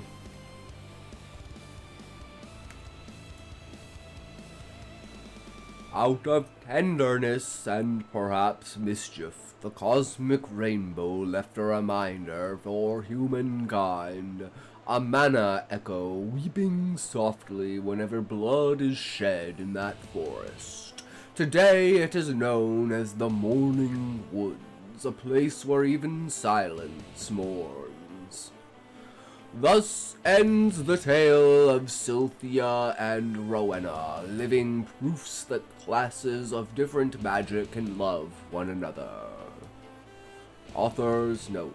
Purpose of this spin-off's existence is to give these two a conclusive ending. When I was writing the tale of Rowena and Cynthia, in the lore I unintentionally left their story open-ended, and as a person hate stories with open endings. One good example was Watership Down, when General Loundwort charged at the dog that was easily killing his men. Narrator then proceeded to say that his body was never found and that he might live his life elsewhere. I kept looking around the internet if there's any other confirmation of what happened to him. They all said, it's open to interpretation, and I'm like, fuck that shit, I hate stories with open endings, just fucking say what happens. So when I wrote Rowena and Cynthia, and concluded with Cynthia's body never being found, I unintentionally left it into interpretation. I realized I was no better than the storytellers who leave their endings open-ended, which I thoroughly dislike personally. Okay, so, Ninja, then what do you think about the ending of my book?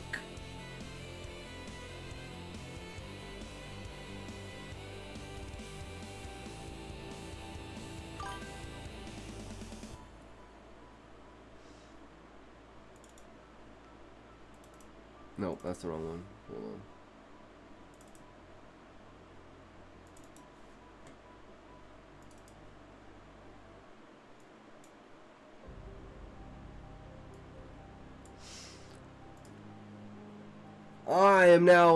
I'm in your domain now, Anima. Let this be a fight for eternity. Gaia felt her essence shake. This has happened before, and this will happen again. The darkness warped. Specks of light began to appear as stars they gathered, surrounding Anima. The monster roared. His essence of rancor could have been corporeal. The darkness shifted to blinding light. Gaia raised her arm to cover her face. Staring at her hand, she heard the call of millions talking as one. You are made whole, child, as are we all. The stars began to morph into beings of all shape and size, wielding from sticks to laser cannons. Gaia nodded. They all spoke. If not me, then the next. With a soaring cry mustered from all of their being, they leapt to battle.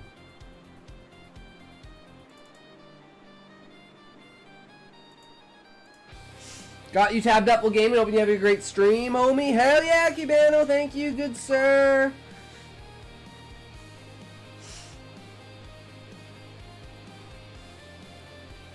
Feels like a cliffhanger. So the way that the book ends is they can't beat the main enemy. Or like a story that ends with a never-ending cycle. So for every chapter, there's going to be a short story attached to that chapter in the back of the book. So when you reach the final chapter of the book, the next page, the writing will be upside down. And you have to flip the book upside down and read it from the other cover side, read all of the stories. And the final short story that goes along with the final chapter, if you want to read it, because it will literally be there page by page. All you do is flip it over, go back a page. It's going to be really short, right? And then that's the true ending to the book. And essentially, obviously, Gaia can't win against Anima. That's the whole point of the story, is to show that Anima is always going to win. A broken planet can't win against a black hole. In the levels of consciousness scale that the universe is. So Anima actually succeeds at his goal and devours all of existence until there's nothing left. Makes sense the way you described it? Yeah. And this was actually the universal consciousness's goal. I think I prefer something with an open end rather than a bad ending.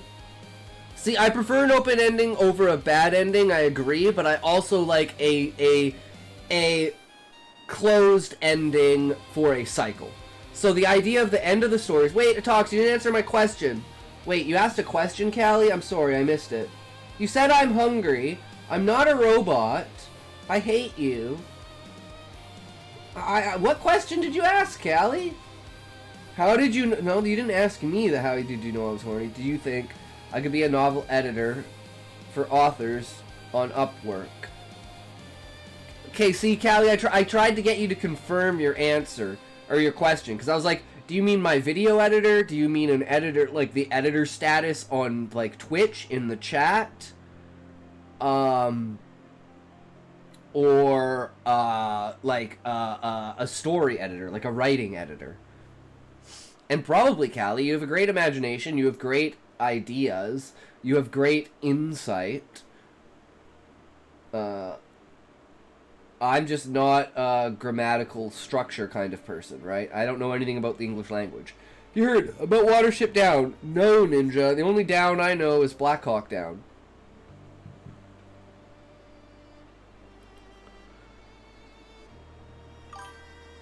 I like people who break rules by using the rules. That, for me, determines the difference between a good and a bad plotter. Exactly.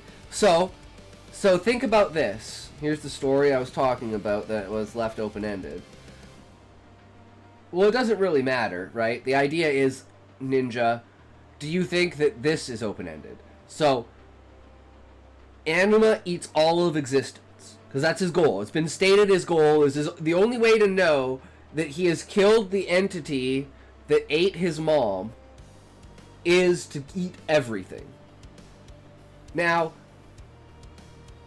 vengeance isn't enough to push you to do that. But there is a multiplying factor that the universal consciousness, where all consciousness is derived from, is fighting entropy in order to bring all consciousness back together. But entropy, like the void, is pressing consciousness further and further apart. I'm not saying that every open ending is good, but if you didn't get it from the beginning and it was foreshadowed, it could be a good deal. Yeah. Like the fact that the failing of the 100-year quest at the beginning of the book is, and with something there like the Monarch to stop it, is the exact mirror position of the end of the book with Gaia's fight against Anima. And the greater being just flicking you out of existence, essentially. And then when Anima eats all of existence, it's accomplished what the universal consciousness was set out to do, which was to fight entropy and bring all entities together. And the struggle of beings like Gaia is what fueled Anima to be able to bring everything together. And then it's like, now that all of consciousness is one, it's another Big Bang. And consciousness spreads itself back out into the universe and everything starts over again.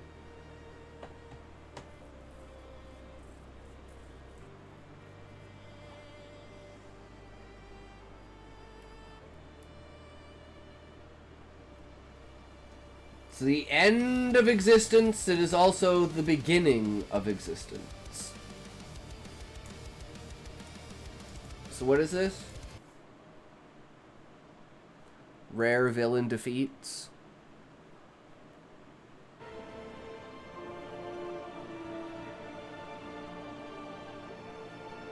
Oh, this is the one with animals! I think I've actually seen this. I just don't remember it. This looks like 2004, 2005, right? I fear no dog. I fear nothing. Oh, really? Classic is more violent? Oh, because I'm like, isn't there an original one? Like, hand-drawn cartoon? Like, that's probably the one that I've seen. 1978. Yes. Yes. Okay, 100%. Yeah, I've seen this. Probably watched it way back in the day. We probably had it on VHS.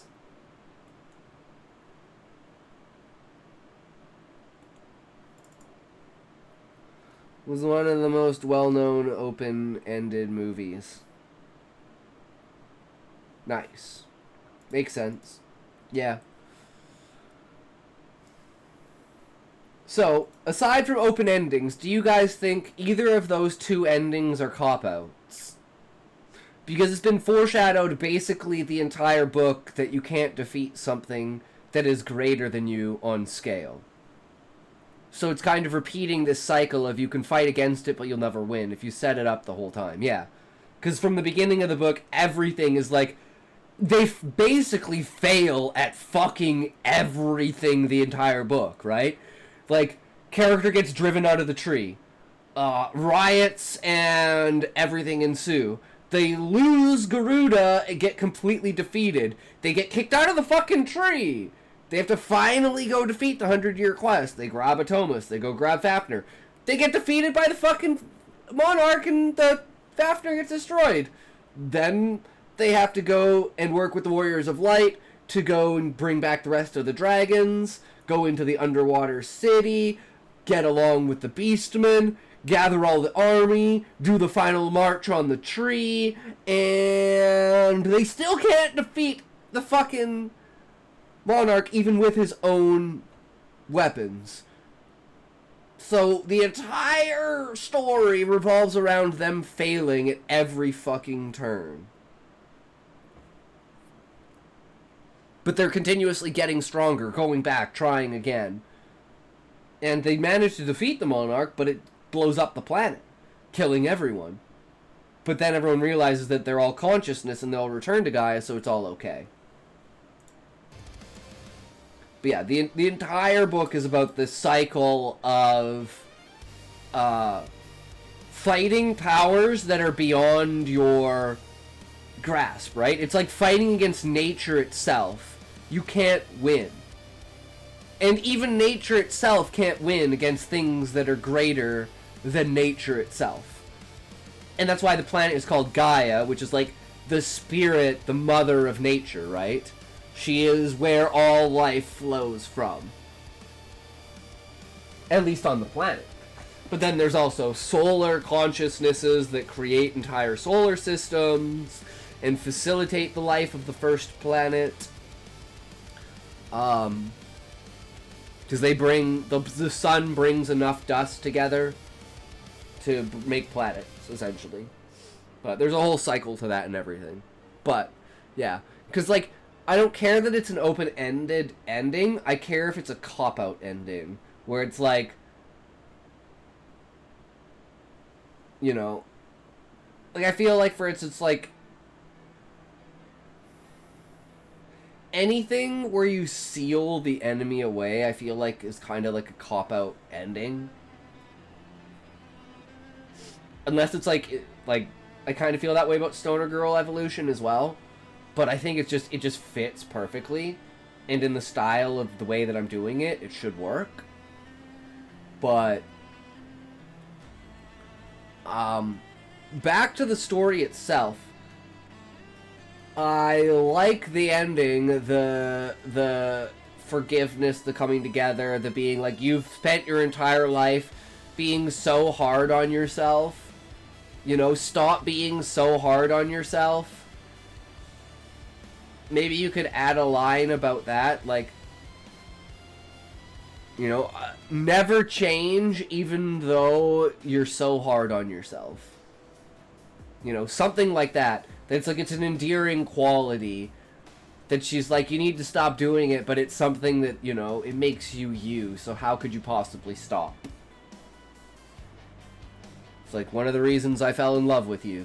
Something like that. There's always that one small thing that you can add to it, right? I think that would go pretty hard. But yeah. Under the premise, you aren't, Cynthia being super regretful, even for years, is based on the years I've spent regretting not being tough enough to stand up to my dad, not wanting me to be with my girlfriend. As weird as it sounds, that story I wrote is important to me. Well, that's good, Ninja. That's why you write stuff that you know, because then it gives you that impactful feeling to it. Not to get personal, but, you know. Why doesn't your dad want to be with your girlfriend? For context, my girl is essentially not a racial type that my dad wanted me to be with. Ah. Okay. Yup. That sucks. Well. Fuck him. Sorry. Yeah, that's bullshit. And I still regret not standing up to him. Cost me my relationship. Wait, you didn't stay with her? Because of him? Oh.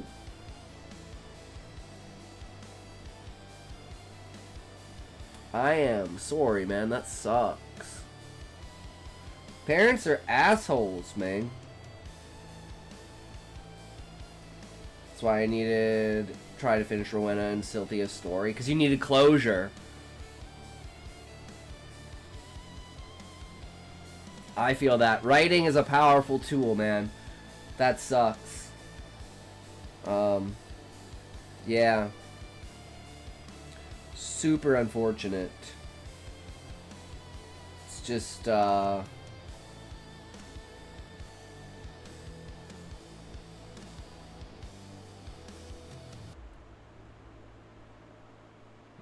that sucks.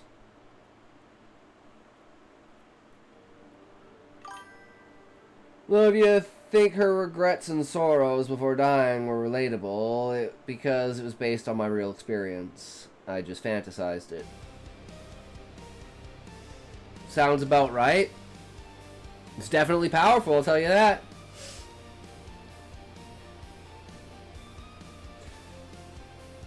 Alright, well that was Ninja's story. So anyone got anything else? Also, I put 2 epilogues. Feel free to read them. Like, for this story?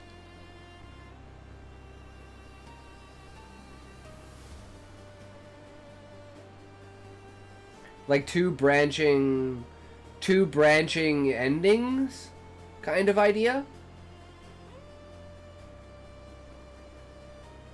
But I don't mind you moving on to the next story, though.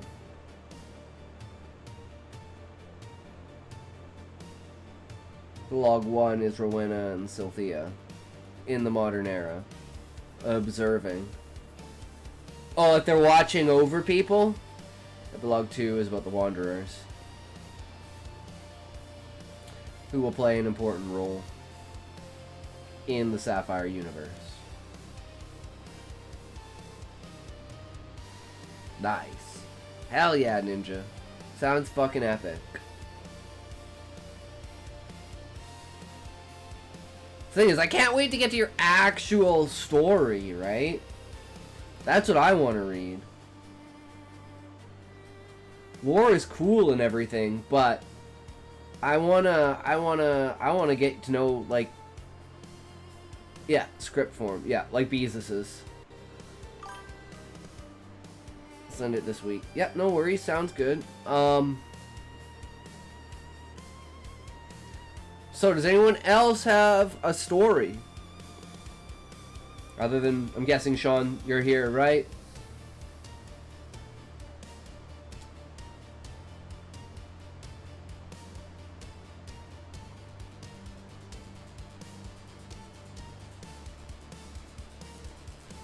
Of course I am! Alright, it's Sean's turn. Let's go.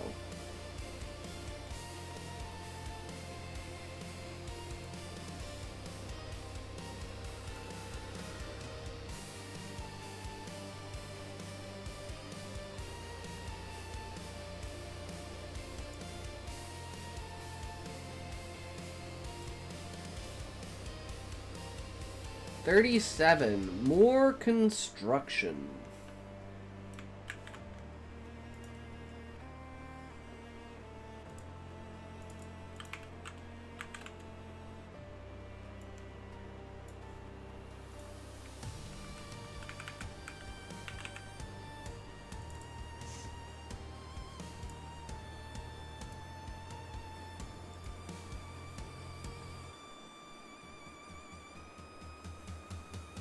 Alright.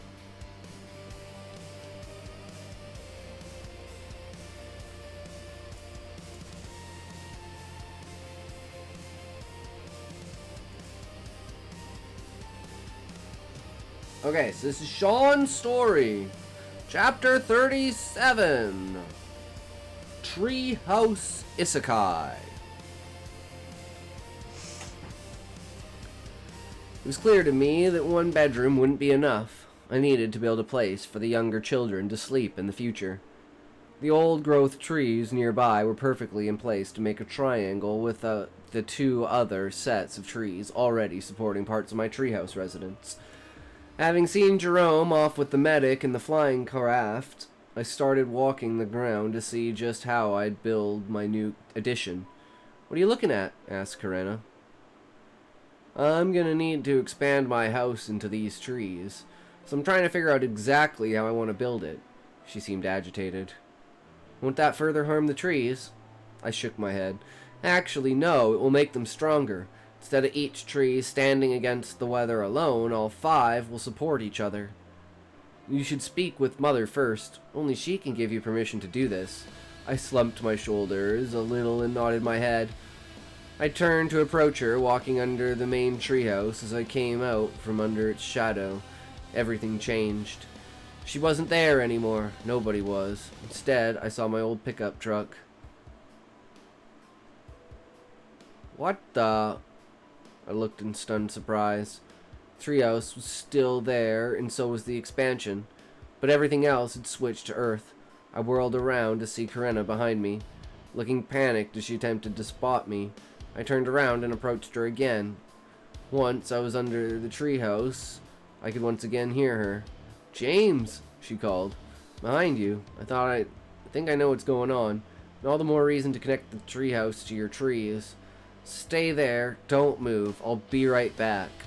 Jogged back to my pickup and hopped in the driver's seat. Left the keys in the truck. Being so far outside town, I had no reason to fear anyone stealing my rig. Fired up the engine and moved it under the treehouse. "Ta-da!" called out through the window. Marta came running up, having heard Karena's panicked cries. "What?" She was dumbfounded at the sight of my truck. "I'm going to need to make a trip to town. Well, I guess both towns. Can drive my truck into town in my world and pick up some essentials.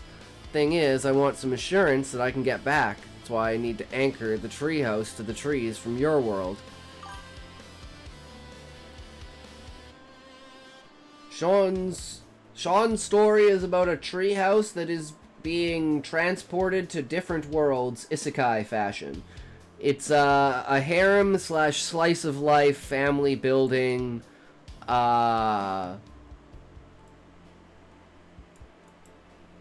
multi-world connection story about vampires that their world is dying because they didn't care about the trees. So they summon trees to another world, and James, the main character, just happened to have a treehouse there. And yeah, it's just kind of evolved from there. It's a pretty damn good story. Very unique. That's why I need to anchor the treehouse to the trees from your world, Karena. I'm certain that it will make a three-world hub. It's like this exact plot of land exists in all 3 worlds.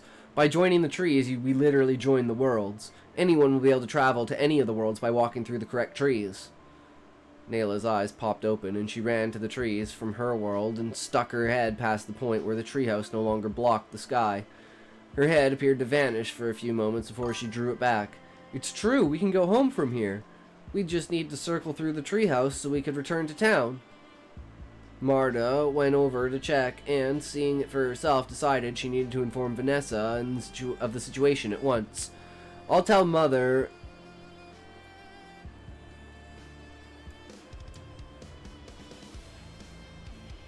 I'm so bad at reading. I'm like, holy fuck, just, you know what, guys? I should just fucking quit. I should just fucking quit. Fuck. I'll let Mother know everything that's happened here. Then I'll get the lumber from town brought out by the carpenter. I'm sure the smith will want to help as well. Here's an idea. Get some rope, tie it to a stake in the center, then to a tree outside the plot so it will look like it's being supported by nothing at the point where the worlds collide. I think if we do that, it will ensure the worlds stay connected. Lisa, having heard the conversation, grabbed the lengths of polyrope and I had on hand and tossed them down. Thanks, love. After a few minutes of work, we could see 2 ropes ending in thin air, and one connected perfectly through the trees of Karena's world. I had another thought, and walked around the outside of those trees and walked through them. The best part about reading people's stories, besides the quality of storytelling, is that when you read deep and closely, you know the writer used real emotions. And like I said, like, when you can tell the difference between something that's researched and something that's a lived experience is very important. And if you can emulate a lived experience as a researched experience, you've literally won the jackpot.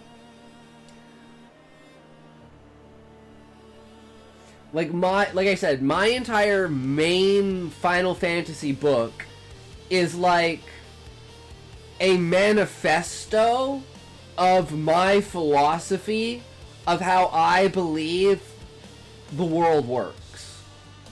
And that philosophy is being tailored into a story that allows me in a fantastical way to express my philosophy on life.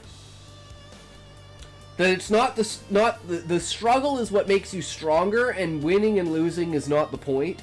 It is the journey that gets you there. And fuck! Fuck yeah! Slash wrist! Slash wrist! Fuck it!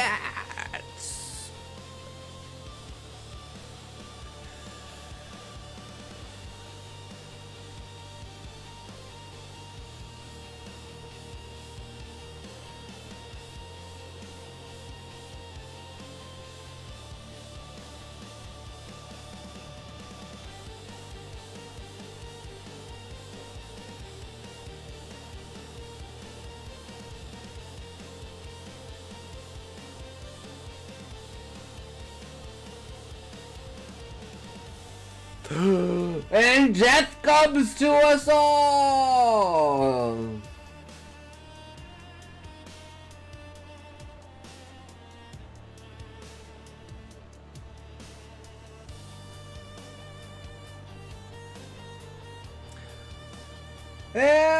And as they come for us all, one day you're sitting there, the next day there's ads that appear.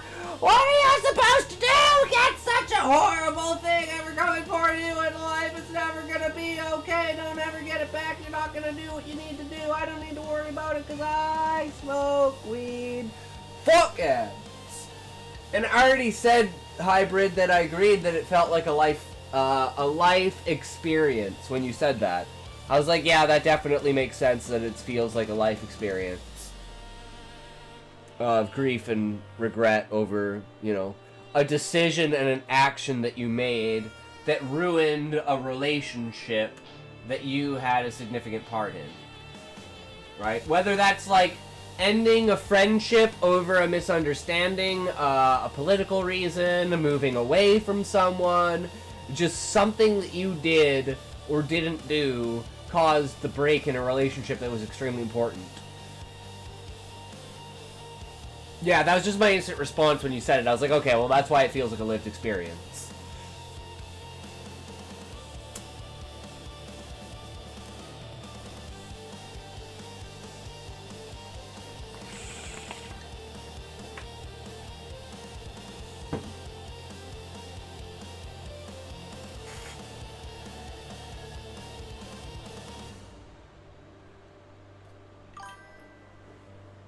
Back from ads. A lot of boyfriends who broke up with their girlfriends and vice versa. We're lucky to have broken up on their own volition. Mine is a situation I didn't have a choice. Well, that's choosing between your old family and a possible new family. That's not a choice, Ninja. No one would wish that upon themselves. To be like, if you continue this relationship, you're gonna lose your family. But if you break the relationship, you're gonna lose what you think could possibly be, like, your soulmate and your new family. That's not a choice anyone can make. So, I think it's a situation where no matter what you chose, the grass is always greener on the other side. But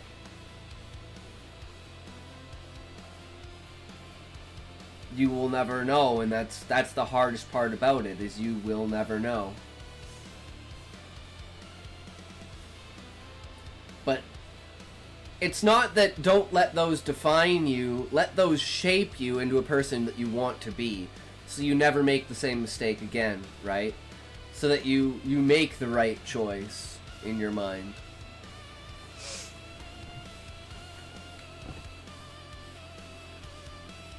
At that point, I could see all 3 ropes ending in thin air. I then went outside through my home trees and around. I then could see the ropes leading to Earth in its entirety, while the other 2 cut off. I then returned the way I came and attempted the same trick on Marta's homeworld. And again, I could see 1 rope whole and 2 ending in thin air. "What are you doing?" asked Maggie. "Your advice means a lot." "Thanks, Ninja. No worries. I try." The flip side, the fact you chose your blood over her proves she wasn't really meant for you, because if she was, your family would, could burn. "Thanks, Sean. That means a lot that you try." I mean, it's true, right? If she was the one, you'd be with her. If that's how fate is, then, you know, it's like,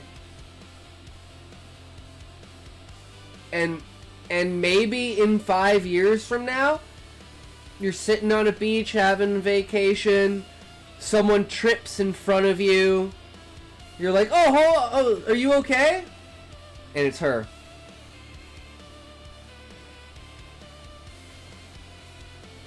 "10 years from now, you have a kid with her."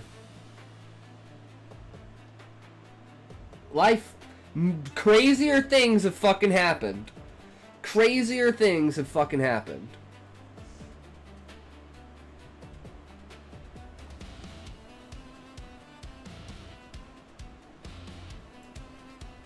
And, you know, if it's like, that'd be what, 7 years, 8 years? That's, you know, enough time for forgiveness, right? Understanding, change. That's all that matters.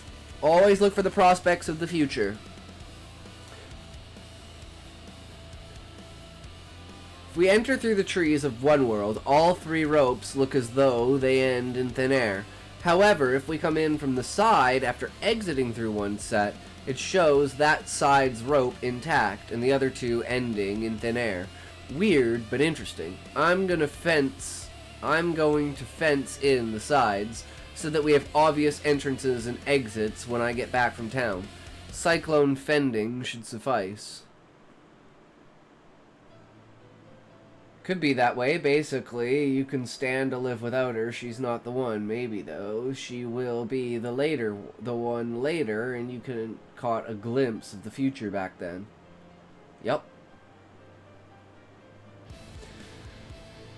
Life is a mysterious, wonderful thing.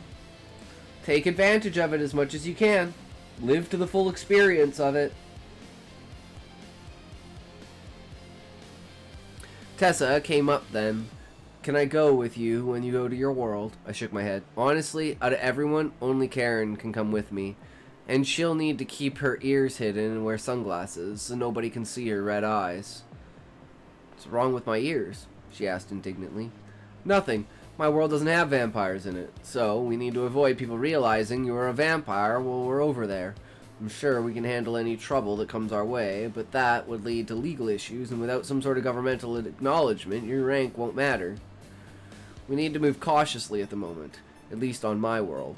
Nobody there knows anything about other worlds actually existing. We'd need a decent defense to prevent a government from attempting to take control of the portal. They'd be stupid enough to believe they could take control of both worlds if they got the portal.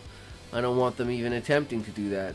We need each set of trees to be its own embassy according to the law on my world. That way they can't approach. It won't be their land. Sean knows a lot of things, and he brings a lot of that into his writing. Like, that kind of goes, like, you know, that kind of goes along with, like, the construction kind of thing, right? Where it's like, if you've, like, done construction, you've done not just the physical labor of doing the construction, understanding that, but you've done, like surveying, property ownership, you know, shit like that. Like, property lines, and, yeah. Karena's eyes showed understanding. She sheepishly responded, "Oh." The two of us got into my truck and I drove back to Earth and down the mountain towards town. First stop was a home improvement box store where I purchased the cyclone fending, posts, and every type of screw, nut, and bolt and nail I could find in large amounts. My account was full enough for all the things I bought, including more meshing for the handrails. Then we went to the supermarket where I stocked up on sugar, salt, ground meat, and much more. I got a large supplier of chocolates, sampler of chocolates too.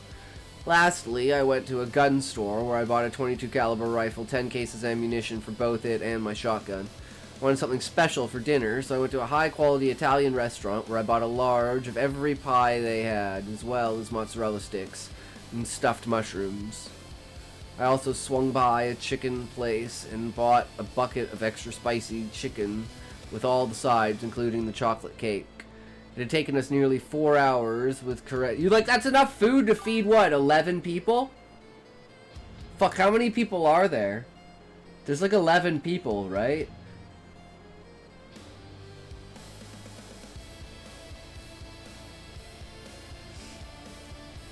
It had taken us nearly 4 hours with Karena simply enjoying the fresh air before I actually headed home. I had a flash of inspiration and went to the large nursery at the edge of town. Something like that, yeah. Who knows? Between the kids, it's like, what, 5 wives, 3 kids, James, the caretaker, and... Wait, is Karena a wife yet? Or is she just a supplementary? Because they haven't actually gotten married, but he has asked her to be his wife. Her wife. His wife. Yeah. That really hurt my bank account, but I didn't care. Can your world really afford to lose that many saplings? Karena asked, concerned. It's fine. We plant 3 trees for every tree we cut down. We're always growing more trees. The bed of my truck was loaded, and the suspension wasn't happy as we climbed back up the mountains. Once we drove through the portal onto my land, I could see everyone had returned, and Vanessa was present, looking in amazement of my truck as I rolled in under its own power. Not till after the ceremony, but acting as one, yeah.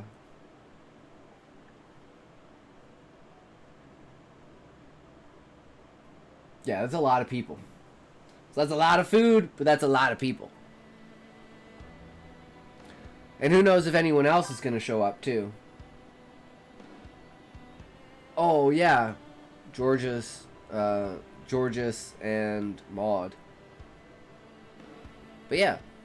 I like the way you did the connection between the worlds. That's probably my favorite part about this chapter. It's like scientifically interrogating, okay, where does this lead? Where does that lead? Like, is this between 2 worlds? Is that between 1 world? Is this a straight line? Cressa's there too, but not acting as a wife. Yeah, Cressa's the caretaker, right? The one who's taking care of the building. The treehouse while they were gone.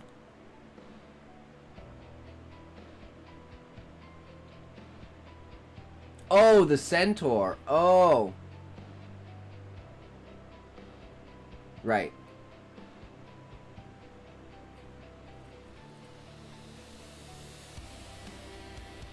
Lisa was House City. She's the Squirrel Grove. Oh, okay. Yeah, okay. Too many characters! It's a harem, though. You gotta have all the wives. And we did just technically gain 4 characters, so... Each world, you know, gaining more and more characters. I'm excited for this. Where's this thing I know you were talking about where the queen betrays him? I'm so interested. Is that gonna have to do with this housing unit? I know, it's so damn hard to keep them straight. I don't know which one's a squirrelkin, which one's a dog, which one's a what? There's a horse girl, there's a cat girl, there's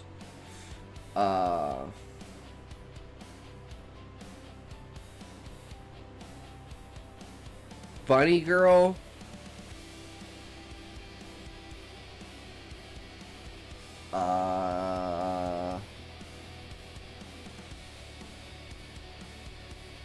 Yeah, I don't know.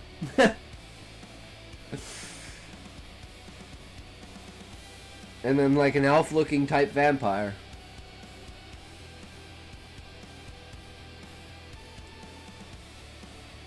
But now that they have, you know, the supplies that they need and everything like that, they have a connection to all of the worlds. So now that brings on the question of attacking on 3 fronts. So you have the world of the animalkin, who upon knowing of this, portal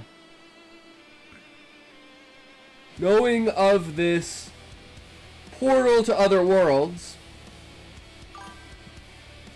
Maggie is Domkin. Foxkin, that's the other one. Catkin. There's just so much, yeah.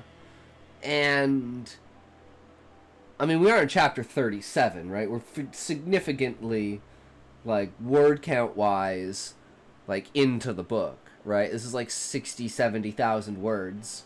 Something like that so far, right?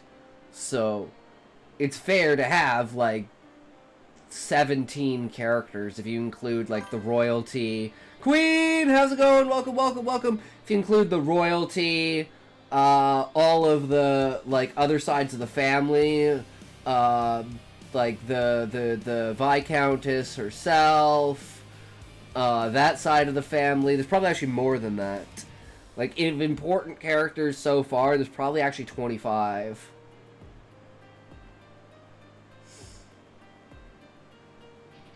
Then keeping the different race names straight, goblins aren't called goblins, centaurs are called ronins, dwarves have a different name. Yeah, exactly. But it makes the world feel so much fresher. But what I was going to say about conflict is, like, each world trying, like, finding the portal and, like, trying to, like, you know, move in some way and take advantage of the portal in the other worlds. And then kind of having James as the barrier between the worlds, being like, nah. Play by the fucking rules, or you ain't getting in. Motherfuckers. Ain't how this shit works. Be good, or get lost. So I feel like there's a lot of potential for that with the story. And especially with you saying that the Queen is going to betray betray James at some point. Or they're gonna have some sort of falling out or something like that. Like something's gonna go wrong there. Well, anyways, how has your day been going today, Queen? Restocking on everything, including the food and everything like that, was a really good idea. Just because James is married to a princess in one world and the matriarch's daughter on the other. He represents a perfect middleman. Yeah, and if anyone goes against it, they're going against the crown, right? The only problem then is he has no power in his own world.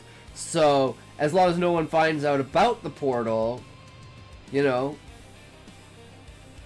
then maybe you can establish if he has anyone in the real world, and then, you know, maybe someone in the real world that he's connected to hasn't heard from him in months, and they do a wellness check on him, and the police come and they see the portal, and now it gets discovered and shit hits the fan. I could see it going in a direction like that as well. But again, it's like, there's like 12 or 13 different branches in my head that I can think of like where you could go the story from here.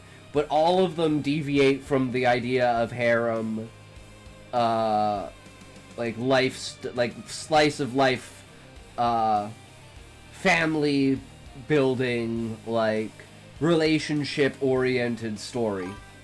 Ah, but he's already thinking about that. You'll see. Remember how I asked if he said he didn't have any family? Well, only his parents are dead, not his sister. Ah, okay. Cool. Because again, like I said, the one thing I really feel that your stories are missing is conflict. But again, that's not having any insight into how slice of life harem stories are written. So that's just I would like to see more conflict.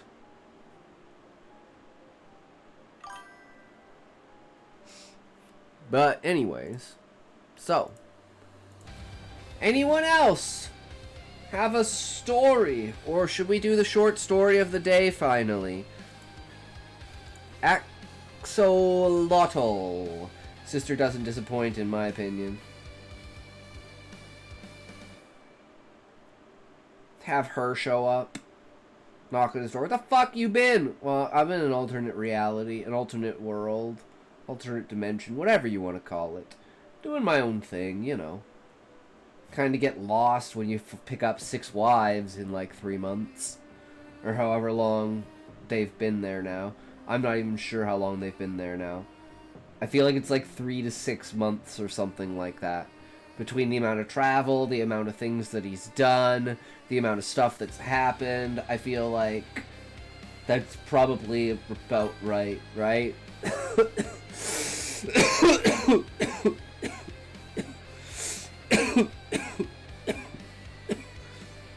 She does show up. I just wrote a whole chapter about her, and she showed up at the end of yesterday's chapter. Nice. Hell yeah. Alright, so, looks like we're doing Axolotl! This is the experimental story. Gotta go for now, Talk Sean. Thanks for comforting me about my situation. To tell you the truth, when I wrote Sylvia's story, my priority at the time wasn't the quality of the story, but writing my emotions into a fantasized text. Although I'm glad now how the story turned out based on you enjoying the read. Yeah, no worries, Ninja. Like I said, you know, putting your experiences on the page is what gets people to resonate with it, because that's the power that you're, you know, hitting someone with. Reality. Anyways, have a great night, good sir. Take care. Keep up the great work, good sir. Keep imagining, keep creating, keep being you. I was like, what the fuck? He doesn't have any family. Nope, I was wrong. Just his parents are gone. For all I know, he's got a sister. But the 2 sisters got another sister, but the 2 sisters don't get along for whatever reason. We'll see what happens. Exactly, Sean. The power of pantsing!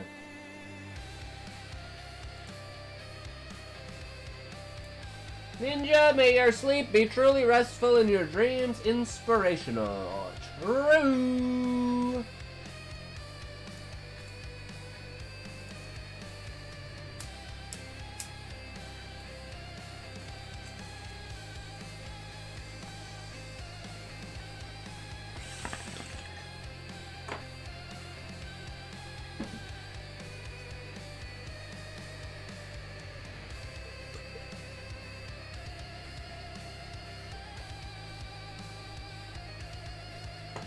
Queen, are you still here? I have something to show you that I want your opinion on.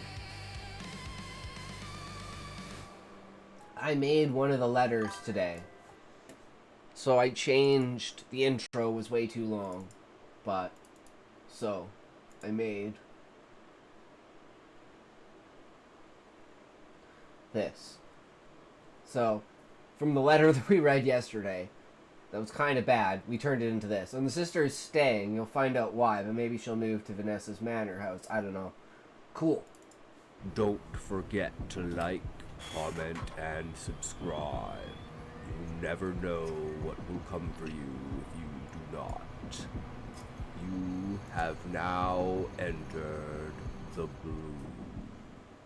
October 11, 1954. My name is Trevor. I have seen the face of the future. If you are reading this, I'm most likely dead. If you see this ageless young woman with long blonde hair, her name is Lisa. She's my sister, but she's also the enemy.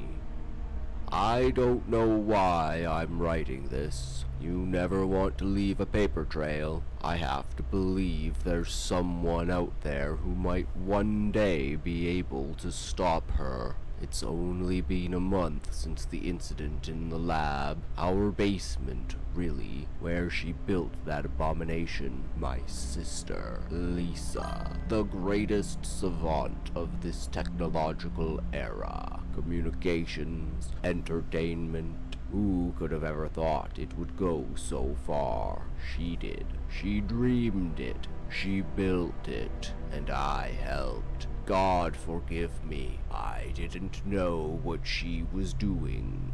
All I knew was that it was important. Now, every time I see a military outfit, every time I see a doctor in scrubs, every blonde woman out of the corner of my eye, it's her, staring at me, waiting for me to come home. But I'll never go back there.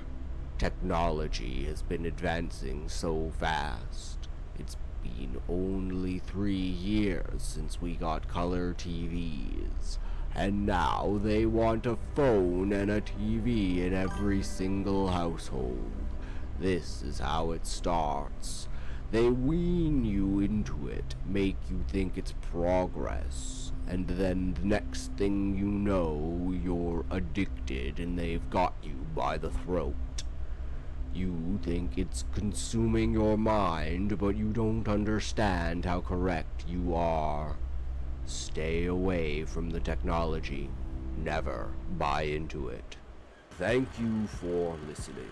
Do not forget to like, comment, and subscribe. The blue might catch up to you if you do not. You will be sure to check out more blue horror stories. But yeah, that's the short. What if there's an additive electric frequency? That was good? Why, thank you. I'm not sure about, like, the image, right? That's just kind of a placeholder for now. But yeah. I was gonna post everything today, Queen, but it turns out I didn't do the verification steps on the YouTube channel, so I have to wait 24 hours. So next Friday, I'm gonna post everything. So I want to have 5 shorts and hopefully 5 videos. So we need to make 2 more stories. That's the plan.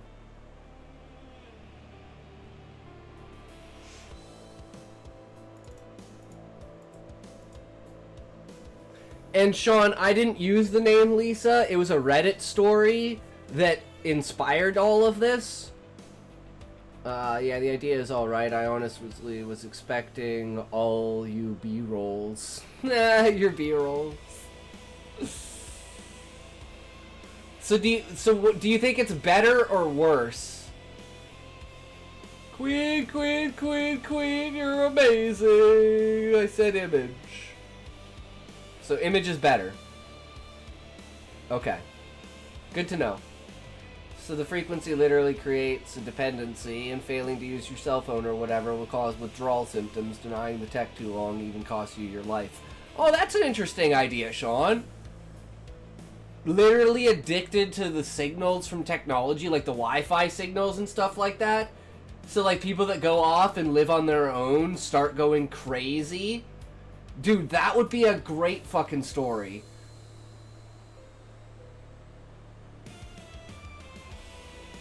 Hell yeah.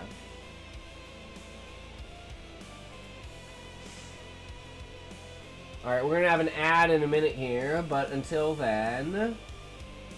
I'm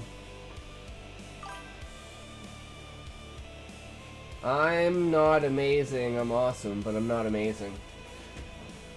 Queen, what's one step up from adorable? Cause like I think I'm promoting Callie, but I can't think of what to call him. Queen, No Man's Sky, you better vote for me or I'll cut off your cell phone service. What? Why?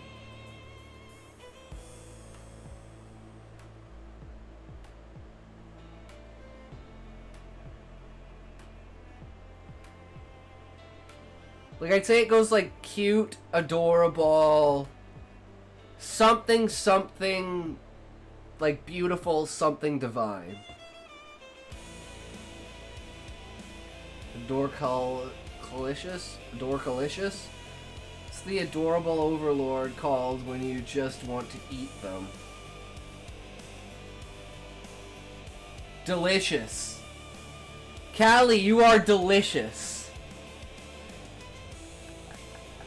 That's perfect. There you go. There you go. You are delicious now, Callie. That is perfect. I love it. I hate you guys.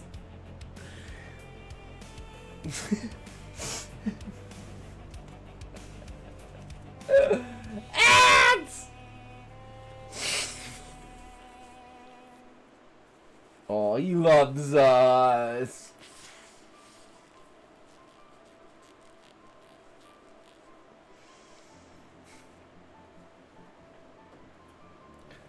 We love you too, Callie.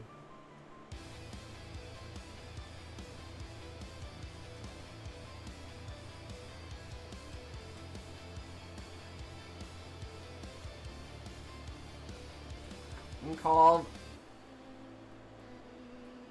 the Paimon version of the thing, Awa.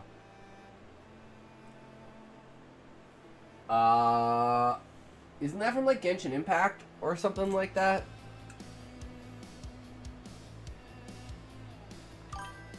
Queen, do you know Paimon?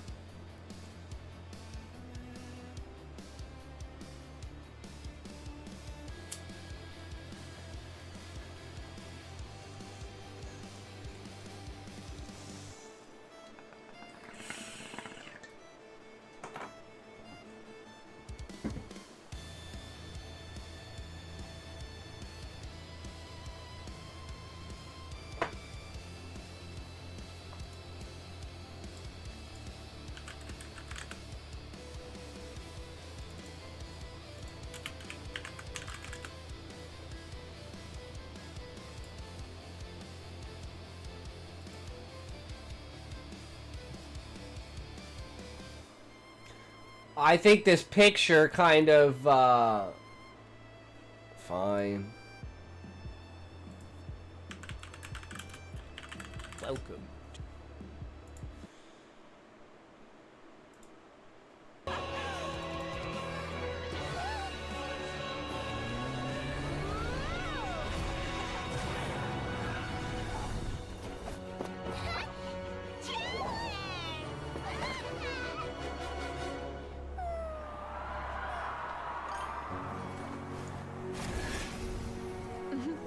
I don't play Genshin. I have no fucking idea. Void creature, pure black silhouette with a rainbow swirl outline as the light gets sucked into it.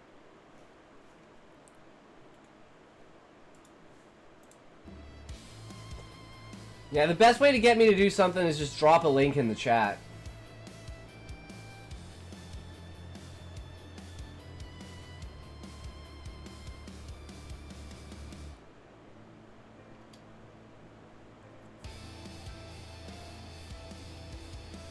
Is this Knot? No, Fish. I don't think Knot is here right now, but how's it going, Fish? How are you today, good sir? Welcome, welcome. I didn't watch this yet.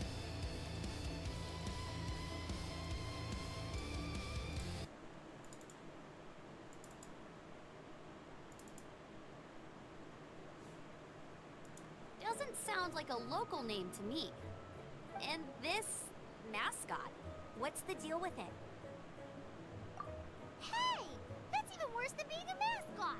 Signed documents from the Grandmaster, Seneschal, Don't worry about me, worry about and streaming. representative are all required. So, may I see the document? I don't worry about streaming, Fish, so that means I'm allowed to worry about you. Literally, I'd be doing the exact same thing if I wasn't live. Exhausted. So insensitive. You have no idea just how tiring floating around. Wait, Paimon. Why are you looking at me like that? What an exotic creature. Is it edible?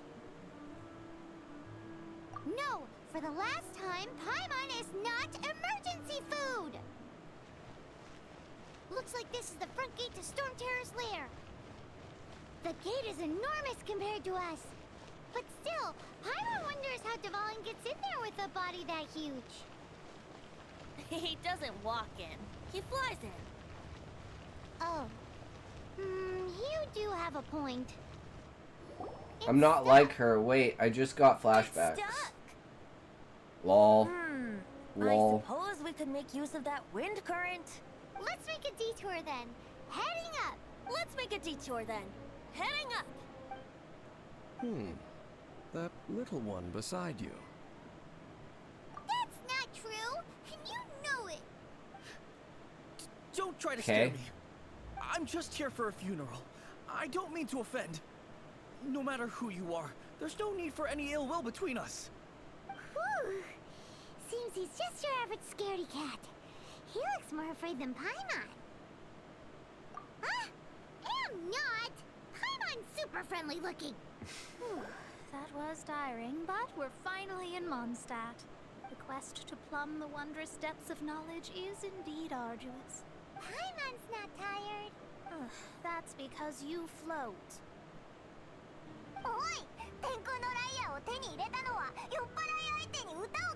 There we go. That's much better. Japanese is way fucking better.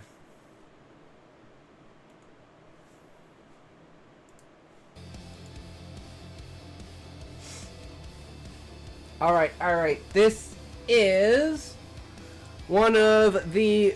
Dang, my N ain't here. Well, wherever he is, I'm sure he's chilling. I'm sure he's writing.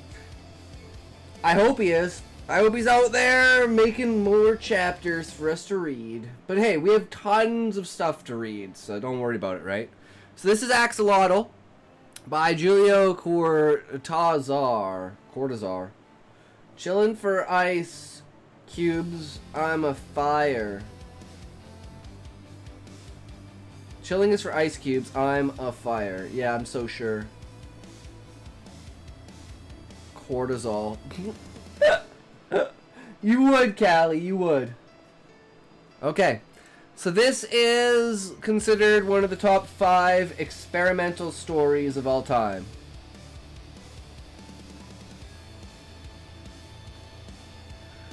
There was a time when I thought a great deal about the axolotls. I went to see them in the aquariumat, the Jardin des Plantes, and stayed for hours watching them, observing their immobility, their faint movements. Now I am an axolotl. I got to them by chance one spring morning when Paris was spreading its peacock tail after a wintry Lent.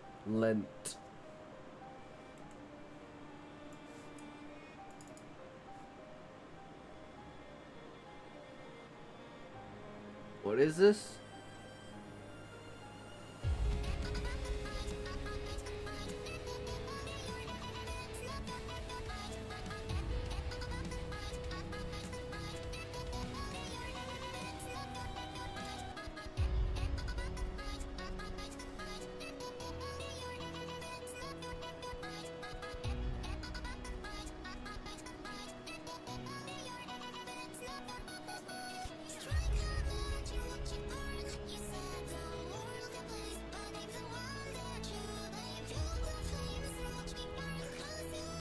Oh, cause it's burning, cause it's like Cali. Oh, I see.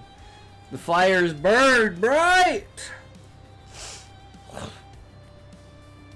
I got to them by chance one spring morning when Paris was spreading his peacock tail after a wintry Lent. I was heading down the boulevard, Port Royal. Then I took Saint Marcel and L'Hôpital and saw green among all that gray and remembered the lions. That was the piano tune I had stuck in my head too. Ah, I see. I was friend of the lions and panthers, but had never gone into the dark, humid building that was the aquarium.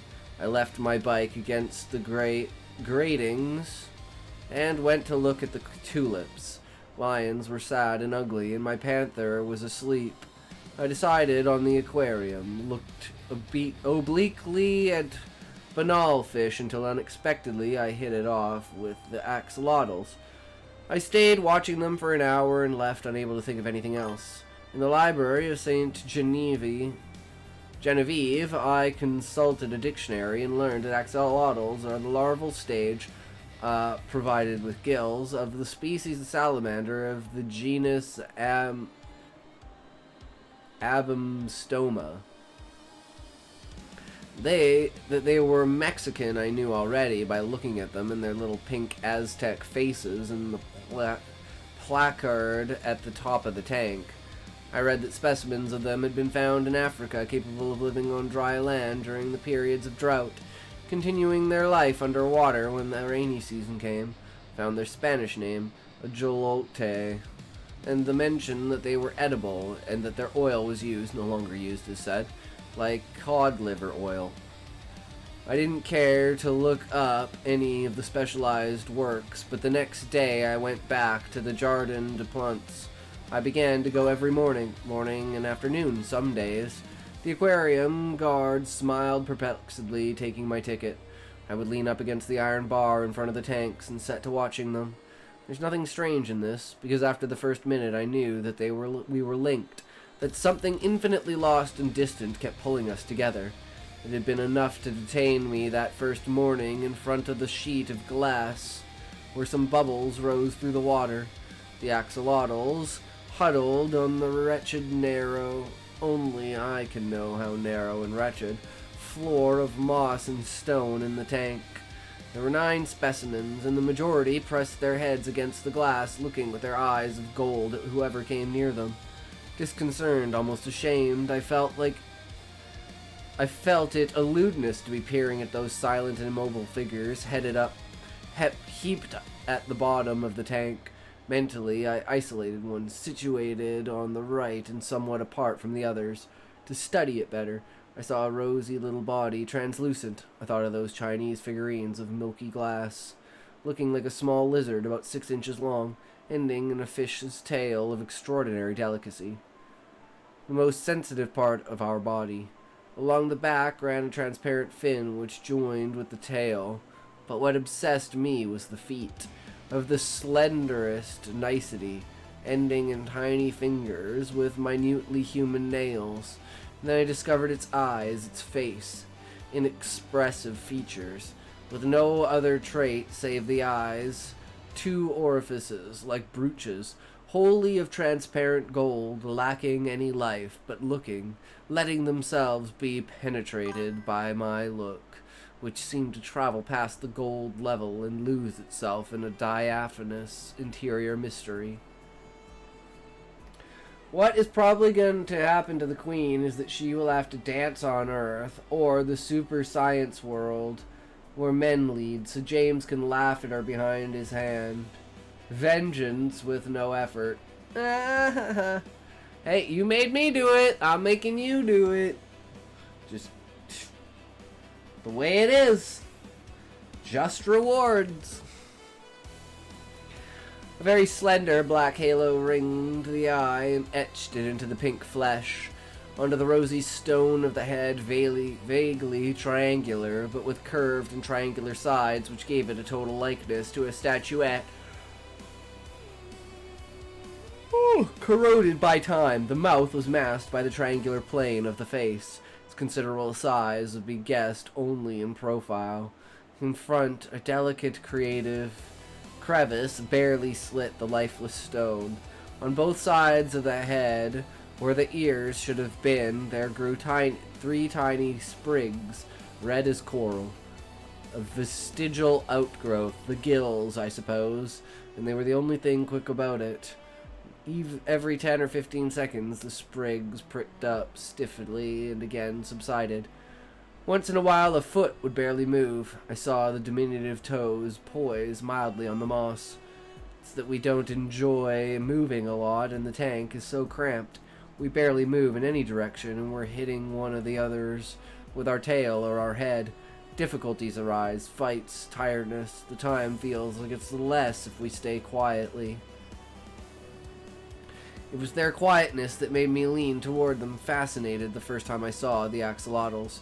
Obscurely, I seemed to understand their secret will, to abolish space and time with an indifferent immobility. I knew better later. The gill contraction, the tentative reckoning of the delicate feet on the stones, the abrupt swimming, some of them swim with a simple undulation of the body, proved to me that they were capable of escaping that mineral lethargy in which they spent whole hours. Above all else, their eyes obsessed me. In the standing tanks on either side of them, different fishes showed me the simple stupidity of their handsome eyes, so similar to our own.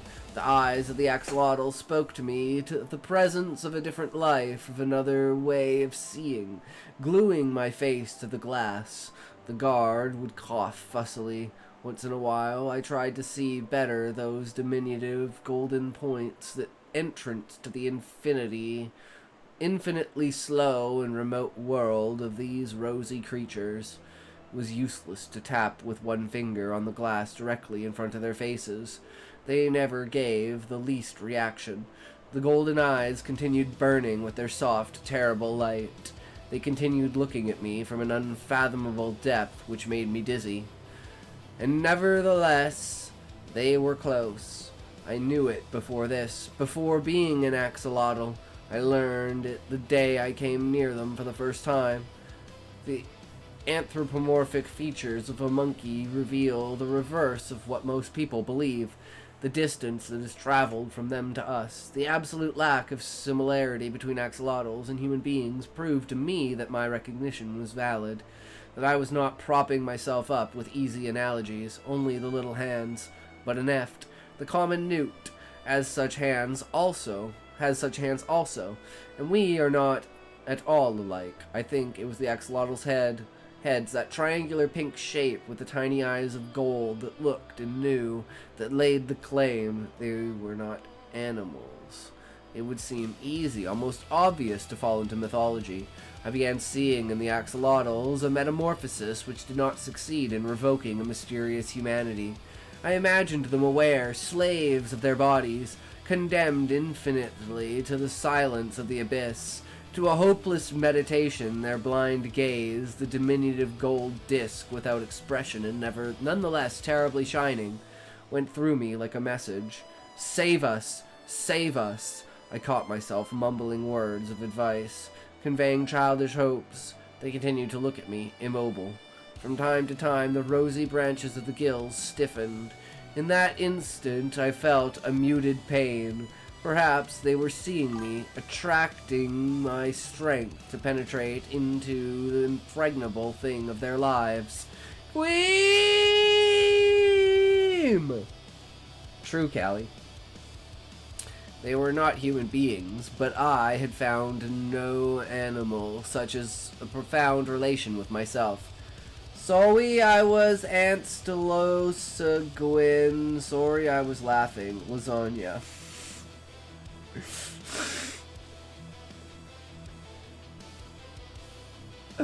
Alright, Callie.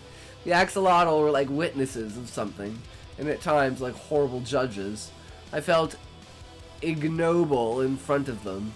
There was such a terrifying purity in those transparent eyes. They were larvas, but larva mean disguise and also phantom.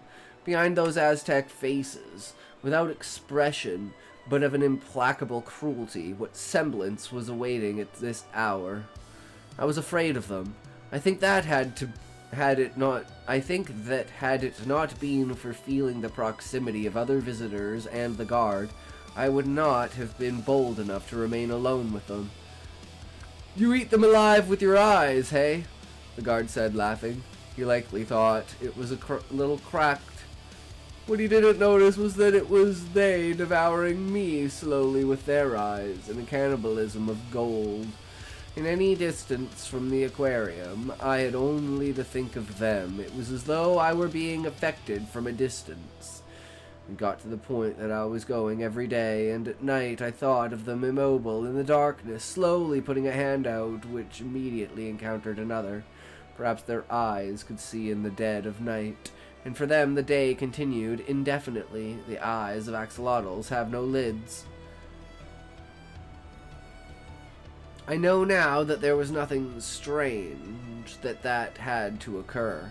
Leaning over in front of the tank each morning, the recognition was greater. They were suffering. Every fiber of my body reached toward that stifling pain, that stiff torment at the bottom of the tank. They were lying in wait for something, a remote dominion destroyed, an age of liberty when the world had been that of the axolotls. Not possible. It's such a terrible expression, which was attaining the overthrow of that forced blankness on their stone faces, should carry any message other than one of pain. Proof of that eternal sentence, of that liquid hell they were undergoing. Hopelessly, I wanted to prove to myself that my own sensibility was projecting a non-existent consciousness upon the axolotls. Frappuccini! No, you're not allowed coffee, Callie. With the cold foam. No, Callie, how dare you break the cycle? What are you doing? Proof of that eternal sentence, of that liquid hell they were undergoing. Hopelessly, I wanted to prove to myself that my own sensibility was projecting a non-existent consciousness upon the axolotls. They and I knew, so there was nothing strange in what happened. My face was pressed against the glass of the aquarium. My eyes were attempting once more to penetrate the mystery of those eyes of gold without iris, without pupil. I saw from very close up the face of an axolotl immobile next to the glass. I may have found more buried material. Ooh, yes, fish, I am excited. Good. Saw from very close up the face of an axolotl immobile against the glass. La la la la lasagna, how come you get on any on ya, you sloppy pig, you sloppy pig, you sloppy pig. Sure you are. Anything that I can read, fish? Is it hard being a beta reader? Ifs one birch. It depends on what you're trying to accomplish as a beta reader and what your readers, the writers expect out of you. So for me, I'm an idea person. I'm about, did you get the idea across? That's simply it. I don't care about grammar. I don't care about sentence structure. I don't really care about anything except the clarity of your idea. Did you get your idea across to me? And then it becomes, oh, is your idea interesting? And how can your idea flourish? Like, what's the potential of your idea? And I think the main thing that I do is I try to find the potential that's missing or directions that can give you more potential. And then from there, you can evolve your idea beyond it and maybe take another idea and bring that into it. Something that you didn't think was there, but is like hiding in the background, waiting for you to look at it.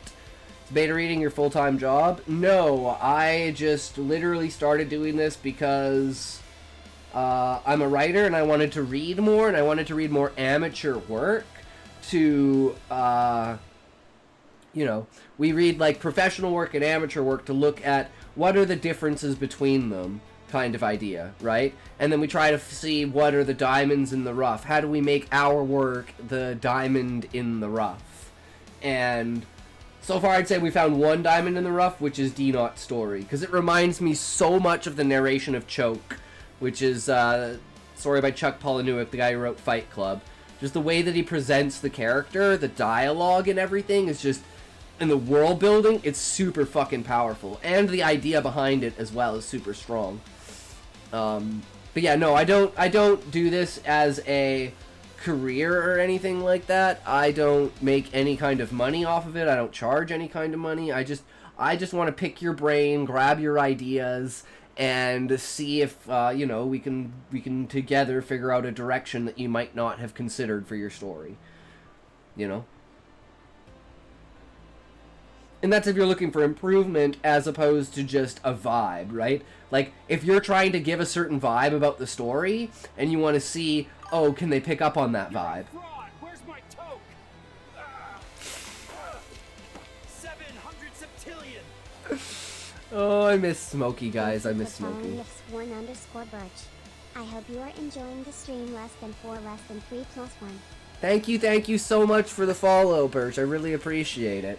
Are you a writer? Are you a reader? Are you an enjoyer of stories? A purveyor of the world of words? It isn't hard being a beta reader, but as a beta reader, I am always hard. Oh, Callie, you definitely love your erotica and your smut, I'll tell you that.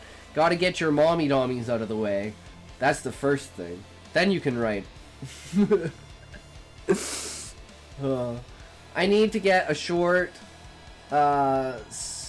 succinct take on an idea I have. You're all about science, right? So you should be able to weigh in on. Yes, I am very much of a scientific and, like, understanding type of mind, where I am trying to understand the world through the scientific method without dogma, and knowing that there are some things you can't understand but you can infer, and having multiple ideas and thinking in multiple ways gives you more insight.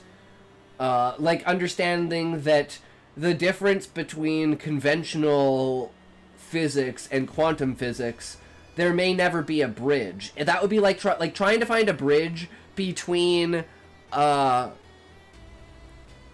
physics and normal physics is like trying to find the in-between of the negative and positive particle. And you could say, well, that's neutral, but it's the beforehand that, right? Like,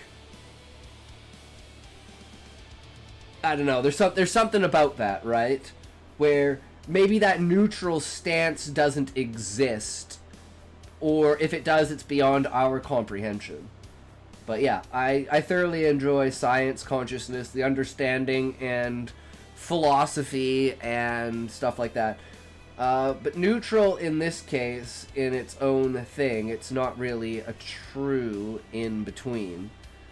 It's just a transitional period. Like, at what, you know, going from atom to quark, where does the transition happen at the level of, like,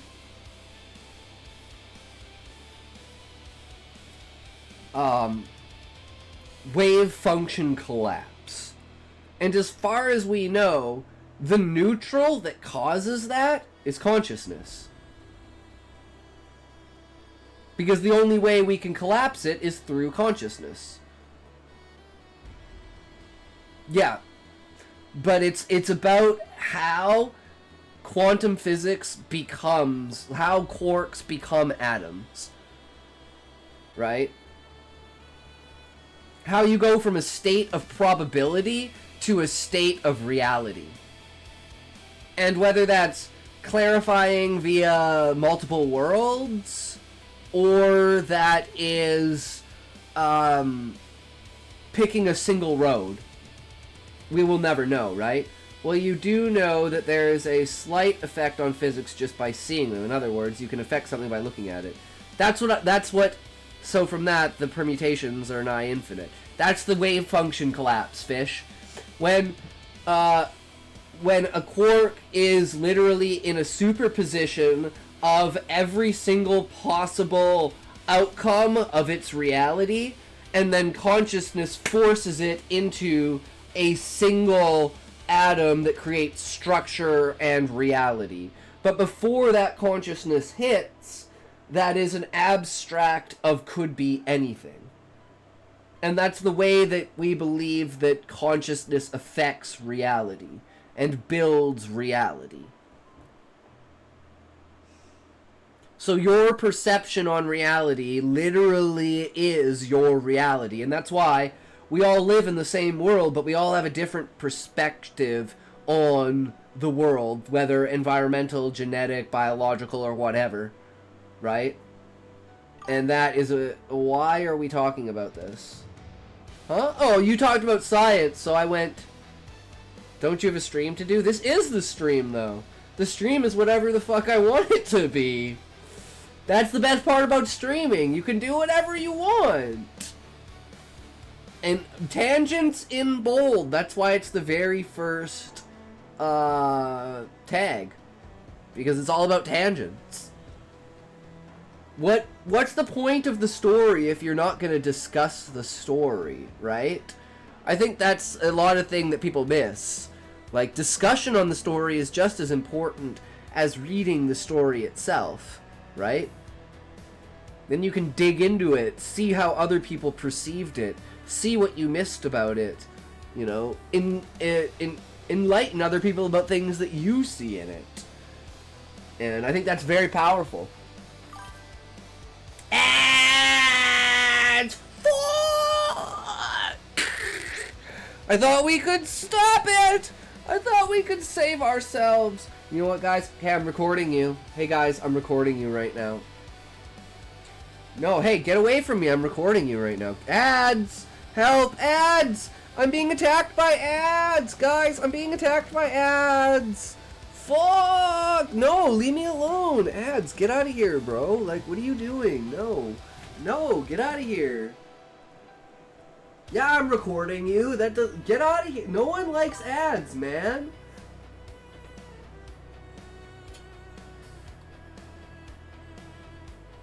Yeah, see what Fish says. Get out of here, ads. I'm allowed to do this. I'm allowed to follow you around and record you and make fun of you and wait until you do something stupid and then post it on Instagram and TikTok and say, look at this fucking idiot. And get 4 million views and make $2. Yeah, that's how I live my life. Fuck ads! This is bullshit. If you don't want to be recorded, don't walk up to the person with the camera. Well, it's the difference of a person walking up to you. Like, there is a kind of nuance with that, right? And recording kids. If you're standing on a playground recording kids on a playground, I'm gonna kind of question you and be like, yo, that's one of your kids over there, right? You're not just recording a playground randomly, right? Right? I got that Skibbity Ohio Riz. Oh, 100% Callie. That is the delicious shit. Oh my god. Could gargle it all day. So there are moments in nuance, but yeah, mostly, yeah, you can record in public as long as you're not making a person in public the focus of your recording without their permission. Fuck you and my deliciousness. I mean, if that's what you want to do, Callie, that's what we can do. I'm totally down. It should be a good time. So anyway, public view, so get wrecked. Yeah, get out of here, ads. Fucking ads trying to tell me what to do. They don't run my life. I run my life. Walmart runs my life, okay? Not these ads. Like, Amazon runs my life. Fuck.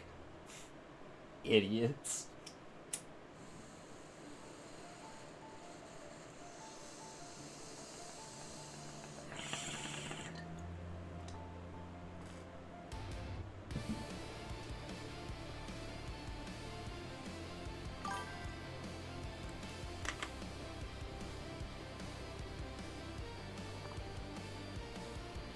You don't work for Amazon, that made no sense.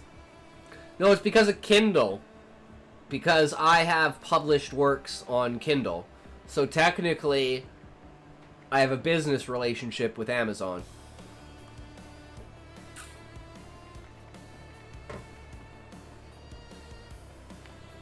That's why I said Amazon.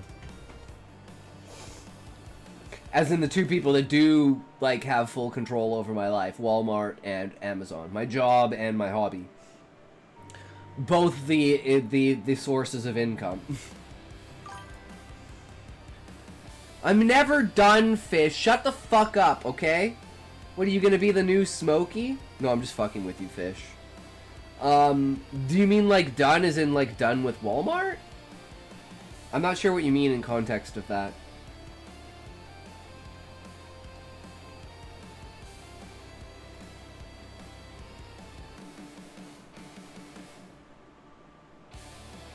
Why do you keep talking about a Smokey? Who is this person? Oh, Smokey is our resident troll. A week ago he told me I'm not fun anymore, and he's finding a new favorite streamer after, like, trolling me for, like, 9.5 months straight. Being here, like, every day. He is the homeless guy in the follow announcement. That's me and Smokey meeting at TwitchCon. It's created by AI by Beezus. Another of our lost comrades. Because Beezus said, I'll buy you Scrivener if you like Scrivener, so use Scrivener instead of Notebook. I used Scrivener for a day, I liked Scrivener, and he disappeared. So I had to buy Scrivener, which is $80 fucking dollars. And I said specifically that this is the reason why I don't like doing things, like changing the way that I do stuff, because I get roped into some bullshit that winds up making me have to spend money. And I was 100% right! Smokey is refined troll, then there were Zoinko and Valium, unrefined troll.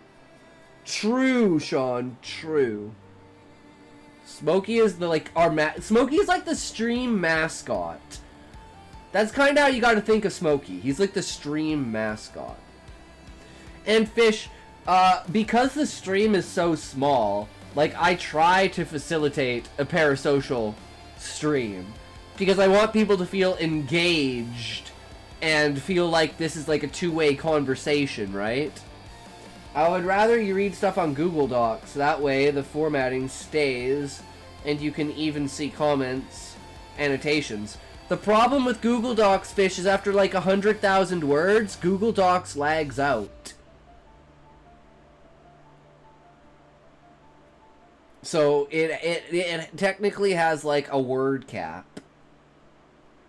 Smokey is our version of the Noid from Domino's. That's a good way to say it, Sean. So what is the true king of Word documents? I don't know, Fish. The only reason I'm using Scrivener is because Beezus told me to. He said he was going to buy it for me, and then he never did. And I was already locked into it, and I didn't want to transfer back to fucking Notepad. So I fell into the trap. I feel like he was a plant to get me to buy it the whole time. You're a writer, and you don't know that. Well, it's objective, Fish. Some people like some things, some people like others. So, depending upon the system, it's definitely subjective. I'd have said Microsoft Word, but it no longer exists. Or Microsoft Works. I remember using, of course it is, Scotty.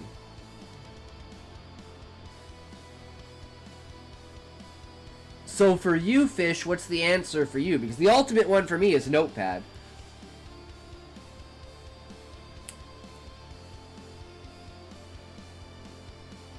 It's free, easy, structured. Boom, easy, done. It's all you need. You don't need anything fancy.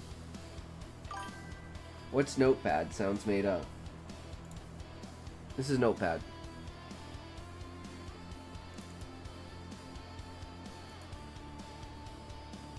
It's literally the same, except like a different colored background. No, this is Notepad.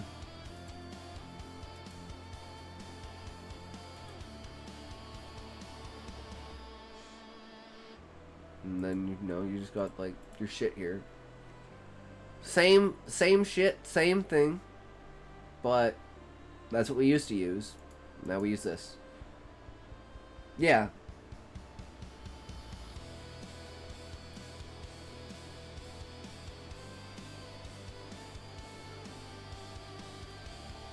What do you mean? The formatting is in the story itself. Why we need both on every PC, I'll never know. True. It's just one of those things, right? It gets through it. So what do you mean by where's the formatting? Do you mean like this? Or like this? Or like all of this? Because that's all done through like right click.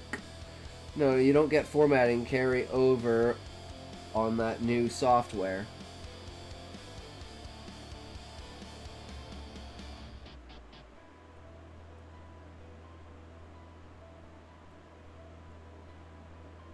Well, like, for instance, it depends on the word size, the spacing, and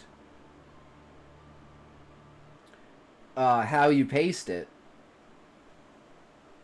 Like, for instance, I'll give you an example. Like, let's do Hugo's, right?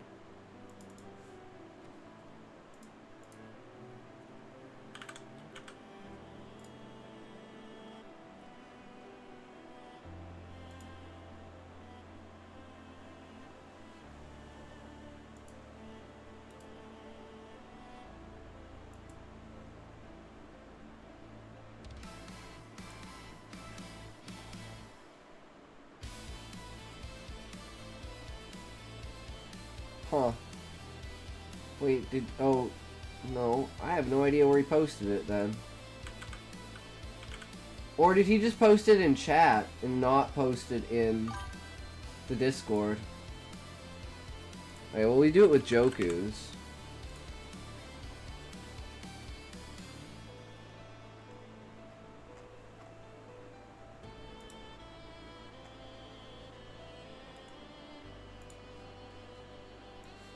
Because Joku's is in, oh, apparently I don't have access to that one. Well, that's odd. Look at this one.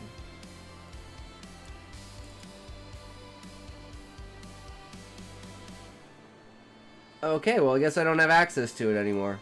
That's weird. Okay. Well, never mind then. What do you think of this video? Wait. Tox, can you try to hypnotize... Can I try to hypnotize you?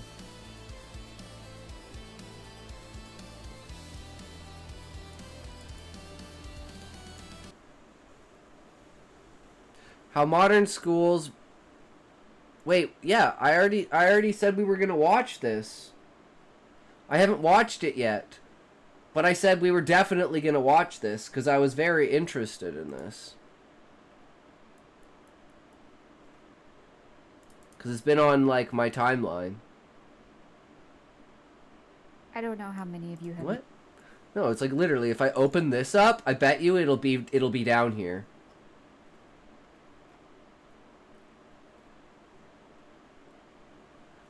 Oh, it's because I'm on a different... I'm on my other account. If I just randomly switch to this, and I just go home...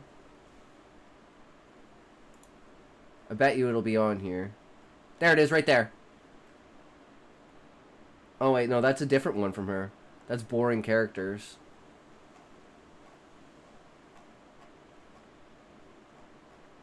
I mean, that's how I found it, because I had no idea, but yeah. It's probably just there because now I actually subscribed to her. So, refreshing the page didn't help at all.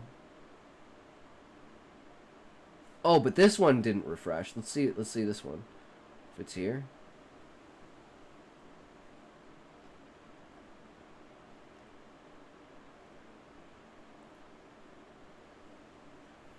There it is. Told you.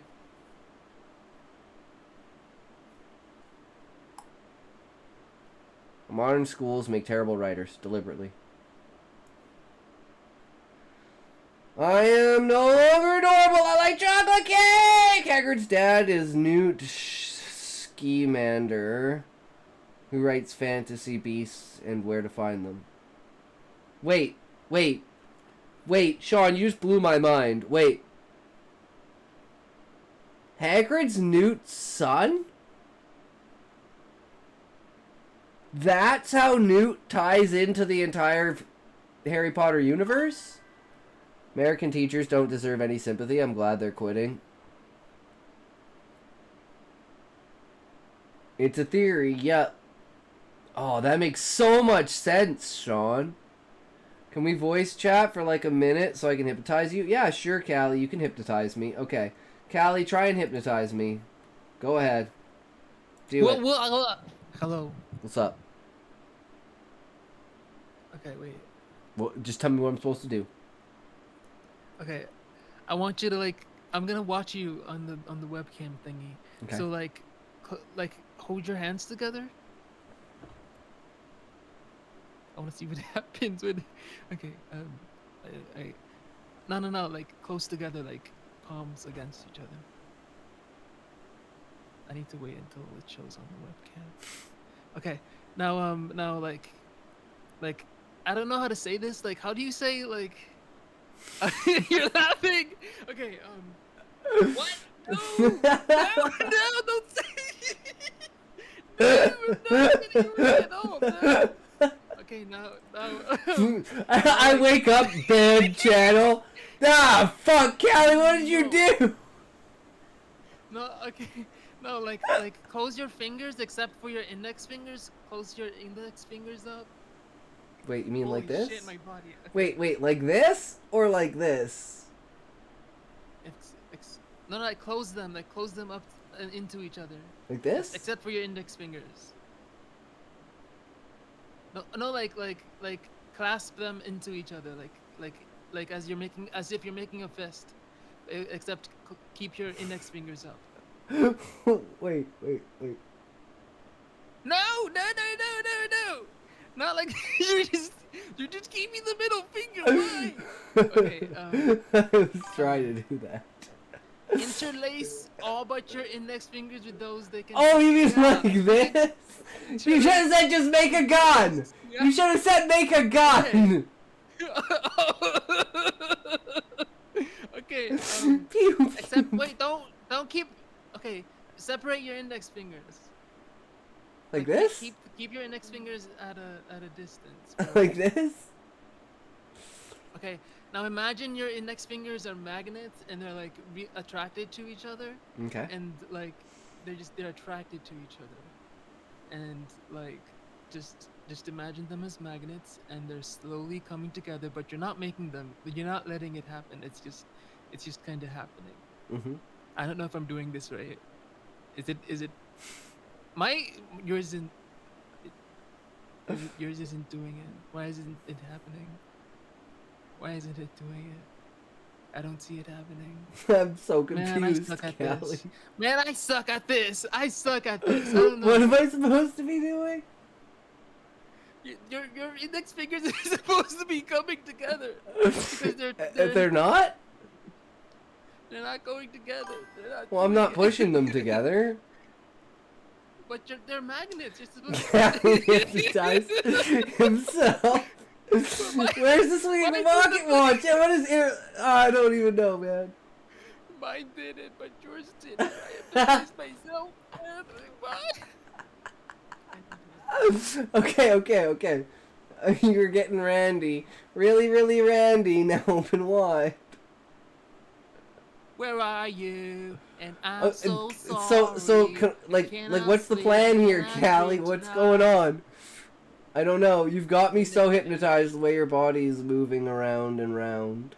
You've got me so hypnotized. Are you feeling it now, Mrs. Krabs? Are your fingers together now?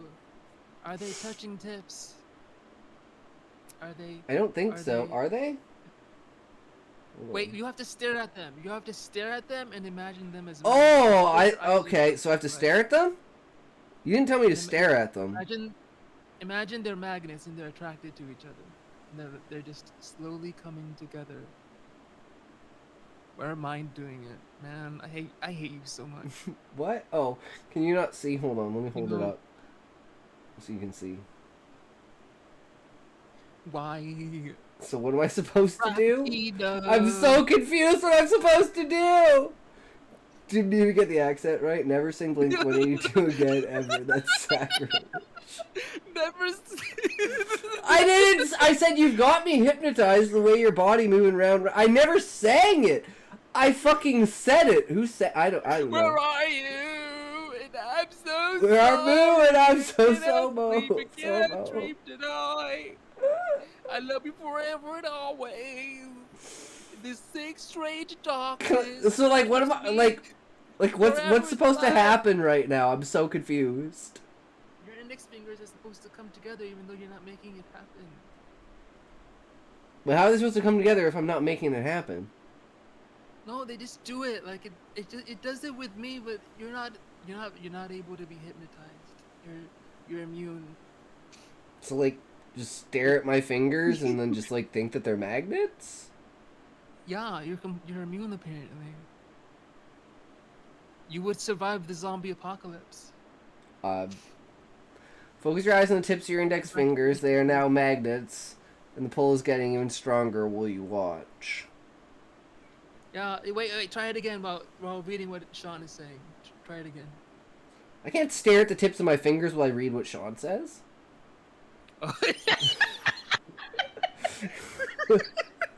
Callie, your instructions make no sense.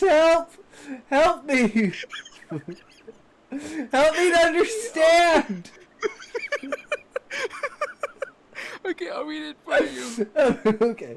Focus your eyes on the tips of your fingers. They are now magnets and the pull is getting ever stronger while you watch. Yeah. Okay, so did it I tried to give it an emo accent, but I can't do emo accent at all. I wrote the instructions for Callie to read in a. Oh, okay. Calm voice, not like a sing. You gotta do it in like the hypnotizing voice. Okay, go. Wait 1 sec. I gotta do the exercise where I like. Oh. Would this be better if like my hands were like not? Is it because I'm holding my arms up? Like, should my arms be like resting? Because it's like. Because I'm holding my arms up, like I'm like. It would work better with my dick in your hands. Okay, I agree. Channel your inner Dumbledore. Okay, let's try this. Focus your eyes on the tips of your index fingers. They are now magnets, and the pull is getting ever stronger while you watch. And now you realize that while you hold them up, you're not forcing it, but they're coming together. Somehow, some way. It's happening. It's happening. It's doing the thing. The thing is happening! I don't know, I can't tell. You tell Fuck me. I hate everything. You tried, Callie. You tried, okay? You tried. The sick, strange darkness. Oh my god. It actually was working until you broke yourself free.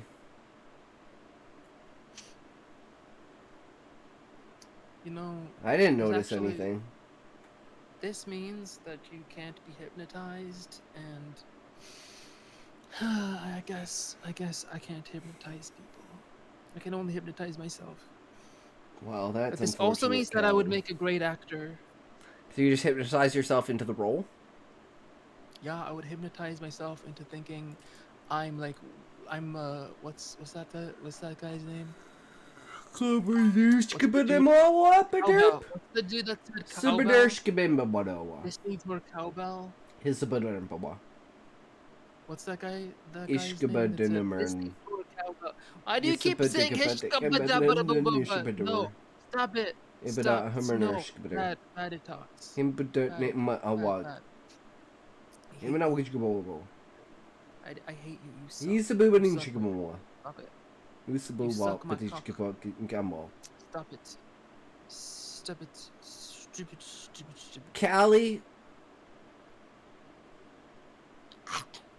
Why? What? Huh? Why? Okay. Est-ce que tu parles français? Est-ce que tu parles français? No, it's a Komodo. Espèce de petite merde. No, I want to see a pussy hypnotist while she uses her womanhood as the focus to hypnotize men, because you know they'll take that permission to focus on her womanhood, and thus the hypnosis will always work. That's genius. That's Sean knows genius. what he's talking about. I was thinking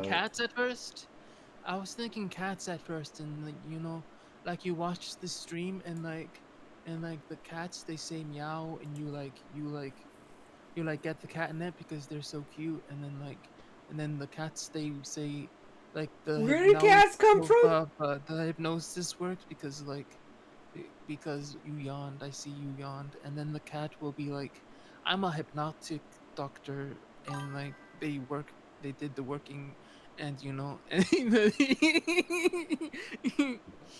why aren't you? You know, I hate you. Why?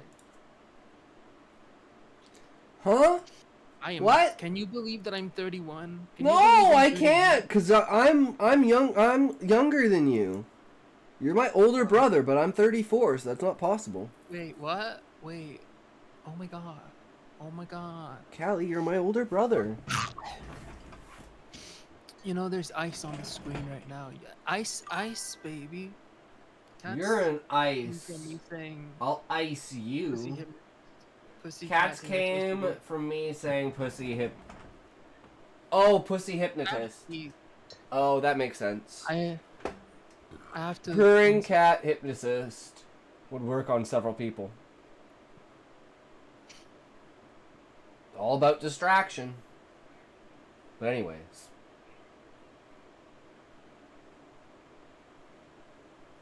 Tis what it is, right? But yeah, thanks for sharing that video, Fish, because that is something I do want to watch, and I do want to go over with, which we were going to watch it after we watch Sanderson. Calming focus with subtle suggestions are whispered into your ear. True. The subtleties of it.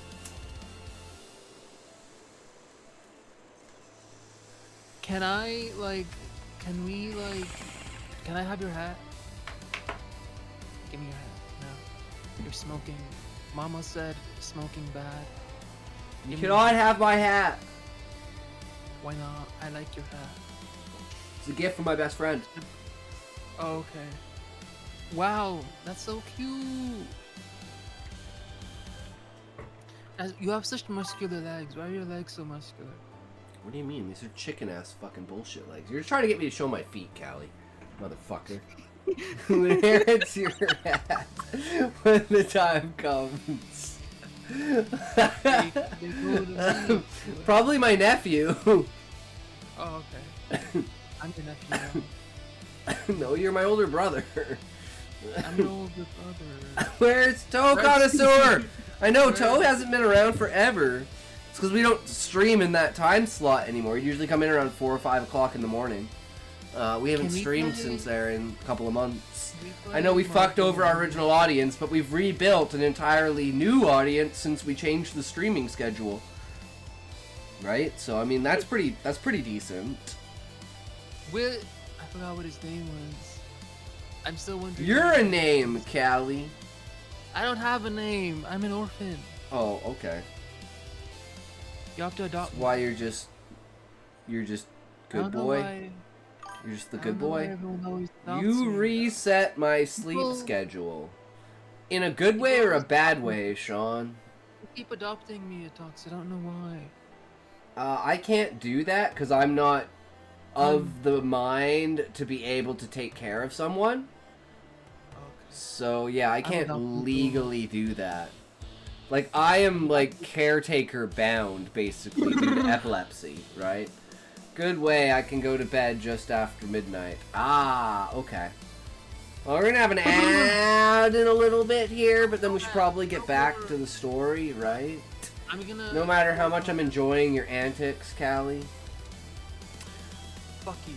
Fuck you. Every day, all day, sir, please. Why? Because it's good. It's good for you. I'm leaving. Goodbye. Wait, I'm not. Transmigrated to the world of ads. No! Don't leave. Don't you leave? I'm gonna. Where everyone is an ad. I'm not in ads. Nope.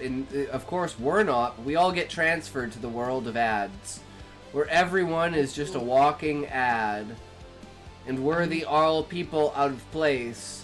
And they realize the way to capitalize on ads is to self-ads. And that's what people do. Ads? No, Those are people like just, you present an ad to someone, and then they retort that ad, and then they go buy the product. It's the simplest way of capitalism. You just put a prompt in their head. G the machine, W stream. Thank you, good sir. We are in ads. Ahmad, we're ready. True. Welcome, good sir. How's it going today? So yeah, probably Callie, when the ads are over, we're gonna hop out of voice chat here. Sorry. Even though I really love your delicious voice. Stop it. No. Stop the thingy. No. I need to finish the story, then we need to read the Wheel of Time. Okay, fine. I'm sorry. And I'm so sorry. I cannot sleep, I cannot dream tonight. I don't know any lyric to any song if the song isn't playing. Strange darkness. That's just the way that I am. Come on, guys, we got 20 seconds till the end of ads. Everyone endure. All we need to do is survive for another 20 seconds. Oh no, all the Zerglings are coming. Oh my fucking god, lurkers too. Guys, if that Ultralist gets to us within 5 seconds, we are doomed. Hold it at bay. 10 seconds to go. Holy shit, no, we're not ready for it. He's coming through the front door. And, oh, for fuck's sakes, we lost. Let me see one more thing. God damn it. Fucking ads. The Adralisk came through and just ate everything. In the last 5 seconds, it was like, we held off the Ultra, and then it was like, bleh! No you didn't, motherfucker, here's another one for ya. Sorry, what, Callie? Darling, I will be loving you till we're 70. When I was a young boy, my father took me into the city to see your marching band.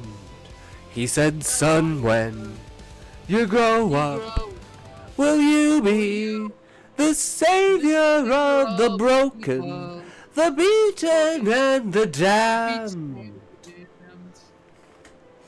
Anyways, we're back. Okay, so back to the story.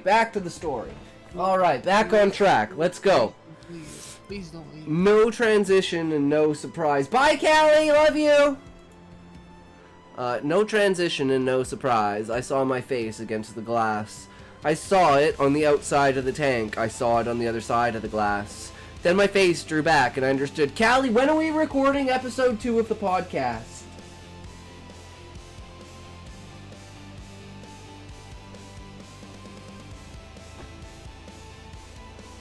That's what I want to know.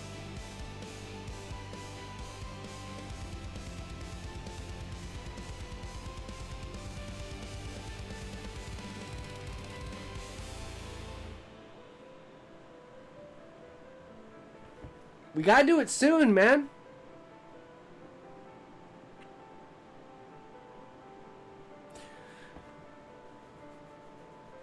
One thing was strange, to go on thinking as usual, to realize that was, for the first moment, like the horror of a man buried alive, awaking to his fate.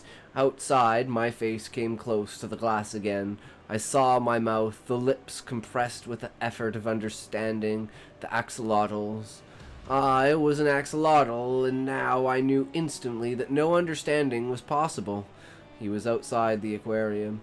His thinking was a thinking outside the tank.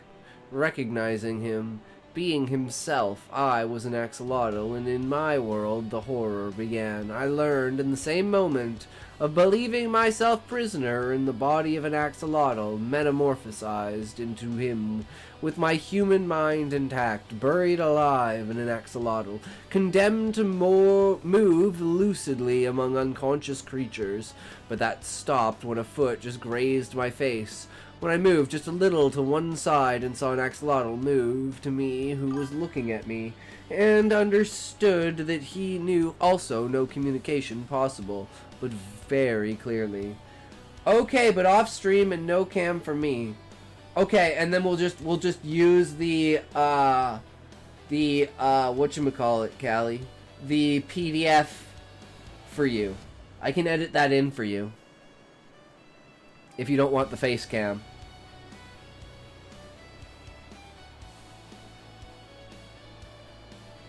So we'll just get your VTuber avatar.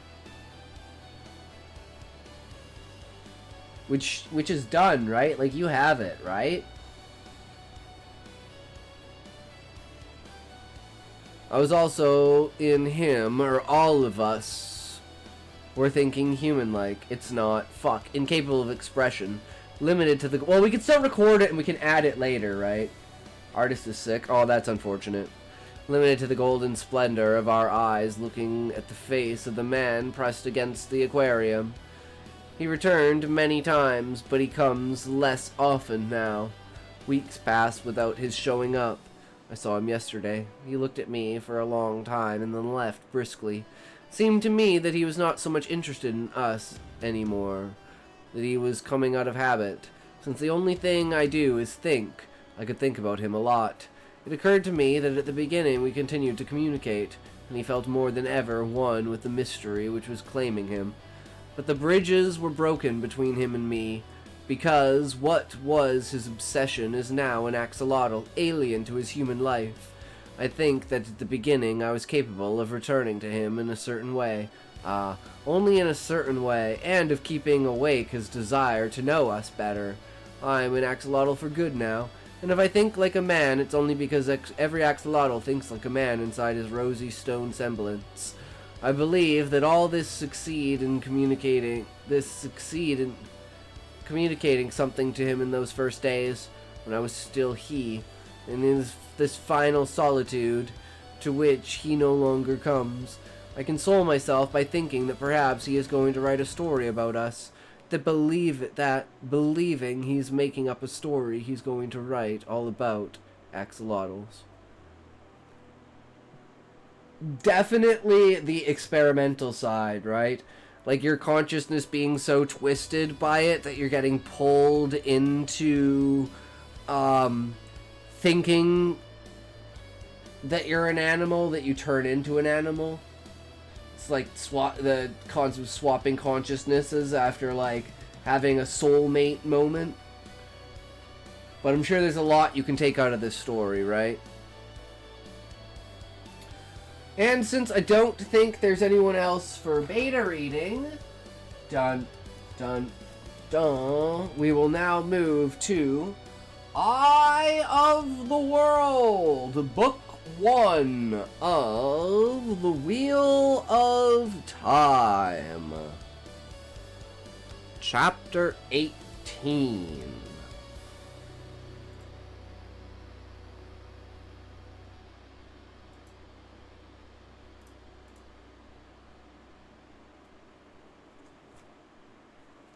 The Camlin Road.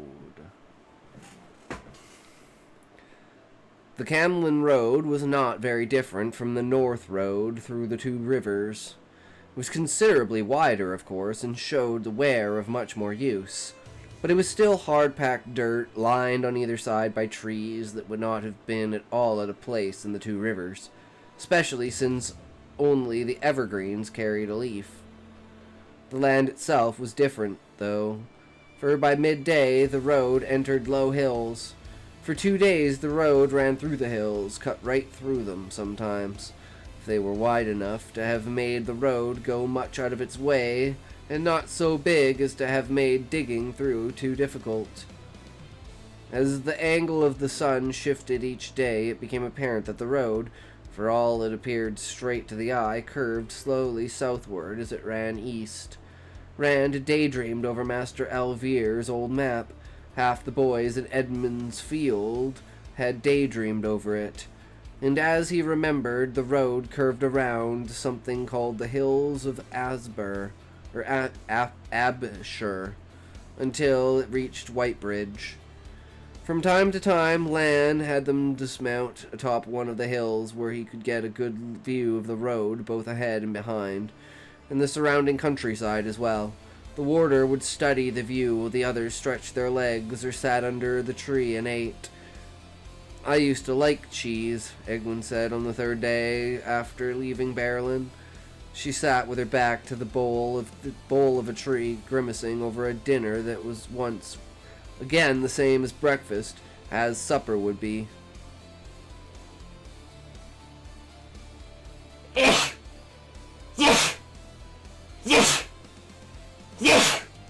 Oh, Jesus, excuse me. Not a chance of tea. Nice hot tea. She pulled her cloak tighter and shifted around the tree in a vain effort to avoid the swirling wind. Flatwort tea and Andalea root, Nynaeve was saying to Moiraine, are best for fatigue. They clear the head and dim the burn in the tired muscles. I'm sure they do, the Aes Sedai murmured, giving Nynaeve a sidelong glance. Nynaeve's jaw tightened, but she continued in the same tone. Now, if you must go without sleep... No tea, Lan said sharply to Egwin. No fire. We can't see them yet, but they are back there, somewhere. A fade or two, and they're Trollocs. And they know we are taking this road. No need to tell them exactly where we are. I wasn't asking, Egwin muttered into her cloak, just regretting. They know we're on the road, Perrin asked. Why don't we go straight across to Whitebridge? Even Lan cannot travel as fast cross-country as by road, Moiraine said, interrupting Nynaeve, especially not through the hills of Abshur. The wisdom gave an exasperated sigh. Rand wondered what she was up to. After ignoring the Aes Sedai completely for the first day, Nynaeve had spent the last 2 trying to talk to her about herbs. Moiraine moved away from the wisdom as she went on. Why do you think the road curves to avoid them? And we would have to come back to this road eventually. We might find them ahead of us instead of following. Rand looked doubtful, and Matt muttered something about the long way round. Have you seen a farm this morning? Lan asked, or even the smoke from a chimney? You haven't, because it's all wilderness from Berlin to Whitebridge, and Whitebridge is where we must cross the Arenal. That is the only bridge spanning the Arenal south of Meridon in Saldia. Thom snorted and blew out his mustache. What is to stop them from having something at Whitebridge already? From the west came a keen wailing of a horn. Lan's head whipped around to stare back down the road behind them. Rand felt a chill. Part of him remained calm enough to think. 10 miles, no more. Nothing stops them, Gleeman, the warder said. We trust the light and luck. But now we know for certain there are Trollocs behind us. Moiraine dusted her hands. It's time for us to move on. The Aes Sedai mounted her white mare. That set off a scramble for the horses, speeded by a second winding of the horn. This time others answered, the thin sounds floating out of the west like a dirge. Rand made ready to put Cloud to a gallop right away, and everyone else settled their reins with the same urgency. Everyone except Lan and Moiraine. The warder and the Aes Sedai exchanged a long look. Keep them moving, Moiraine Sedai, Lan said finally. I will return as soon as I am able. You will know if I fail. Putting a hand on Mandarb's saddle, he vaulted to the back of the black stallion and galloped down the hill, heading west, the horn sounding it again. The light go with you, the last lord of the Seven Towers, Moiraine said almost too softly for Ren to hear. Drawing a deep breath, she turned Aldib to the east. We must go on, she said, and started off at a slow, steady trot. The others followed her in a tight file. Rand twisted once in his saddle to look for Lan, but the warder was already lost to sight among the low hills and leafless trees. Last Lord of the Seven Towers, she had called him. He wondered what that meant. He had not thought anyone besides himself had heard, but Thom was chewing the ends of his mustache as he had a speculative frown on his face. The Gleeman seemed to know a great many things. The horns called and answered once more behind them. Rand shifted in his saddle. They were closer this time. He was sure of it. 8 miles, maybe 7. Matt and Egwin looked over their shoulders. Perrin hunched as if he expected something to hit him in the back. Nynaeve rode up to speak to Moiraine. Can't we go faster? She asked. Those horns are getting closer. The Aes Sedai shook her head. And why do they let us know they are there? Perhaps so we will hurry on without thinking of what might be ahead. They kept on at the same steady pace. At intervals, the horn gave cry behind them.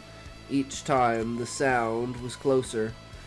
Rand tried to stop thinking of how close, but the thought came unbidden every brazen wail. Words. 5 miles, he was thinking anxiously, when Lan suddenly burst around the hill behind them at a gallop. He came abreast of Moiraine, reining at the stallion. At least 3 fists of Trollocs, each led by a half-man, maybe 5. If you were close enough to see them, Egwin said worriedly, they could have seen you. They could be right on your heels. He was not seen. Nynaeve drew herself up as everyone looked at her. I've followed his trail. Remember? Hush, Moiraine commanded. Lan is telling us there are probably 500 Trollocs behind us. Stunned silence followed. Then Lan spoke again. And they are closing the gap. They will be on us in an hour or less. Half to herself, the Aes Sedai said, if they had that many before, why were they not used at Edmund's Field? If they did not, how did they come here since? They are spread out to drive us before them, Lan said, with scouts quartering ahead of the main parties. Driving us toward what? Moiraine mused, as if to answer her, a horn sounded in the distance to the west. A long moan that was answered this time by others. All ahead of them. Moiraine stopped. Aldib, the others followed her lead. Thom and the Edmund's Field folk looked around fearfully. Horns cried out before them. And behind. Rand thought they had a note of triumph. What do we do now? Nynaeve demanded angrily. Where do we go? All that is left is north or south, Moiraine said, more thinking aloud than answering the wisdom. To the south are the hills of Abshur, barren and dead, and the Tauren, with no way to cross, and no traffic by boat. To the north we can reach the Arenal before nightfall, and there will be a chance of a trader's boat, if the ice is broken at Moradin. There is a place the Trollocs will not go, Lan said, but Moiraine's head whipped round sharply. No! She motioned to the warder, and he put his head close to hers, so their talk could be not overheard. Horns winded, and Rand's horse danced nervously. They're trying to frighten us, Thom growled, attempting to steady his mount. He sounded half angry, and half if the Trollocs were succeeding. They're trying to scare us until we panic and run. They'll have us then. Egwin's head swung with every blast of a horn, staring first ahead of them, then behind. as if looking for the first Trollocs. Rand wanted to do the same thing, but he tried to hide it. He moved Cloud closer to her. "We go north," Moiraine announced.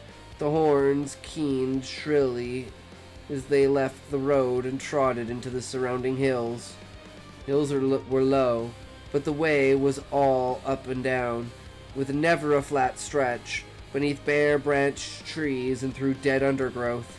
The horses climbed laboriously up one slope only to canter down the other. Lan set a hard pace, faster than they had used on the road.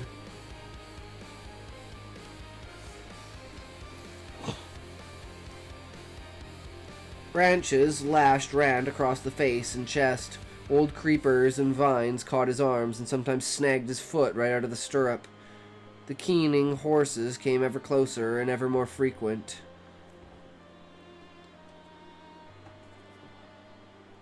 As hard as Lan pushed them, they were not getting farther on very quickly. They traveled 2 feet up or 2 feet for everyone forward. And every foot was a scrambling effort, and the horns were coming near. 2 miles, he thought, maybe less. After a time, Lan began peering. I'm off. Enjoy the read, everyone. Alright, Sean, have a great night, good sir. Take care. Thanks for hanging out, man. Always appreciate it. Have a great night. Yeah, you succeeded on the first try. Congratulations. Fuck yeah. That's what it's all about. How much do I have? I think I have like 500,000. Or did I lose them all? Fuck. I didn't put all. I always put Gambler. Only at 39. I must have lost them last time. Well, there you go. We are equal now, Sean.